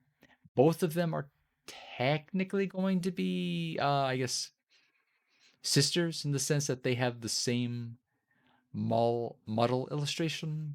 I guess mama. I'm pretty sure it's a mama. I think. I don't know. But yeah, we're gonna go by Fins and say hi. Cause I've not had a chance to rate her just yet. And I do want to watch because I've kind of got my eye on. Let me start the raid, make sure I've not typed it wrong. And we'll stop on by. Once again, thanks for stopping by. Thanks for watching another. Like I just somehow have a natural inclination to go to like these long 5 hour something streams, which we'll probably end up doing on Balloons tomorrow. But we'll see. We'll see. We'll see. I just thanks again for stopping by, watching, especially if you're here since the beginning. We will be back again tomorrow, 2 o'clock Eastern Standard Time. We'll be playing Balloons TD6 with open co-op. So I will see you then. Until then, take care. Now, bye bye. Bye bye.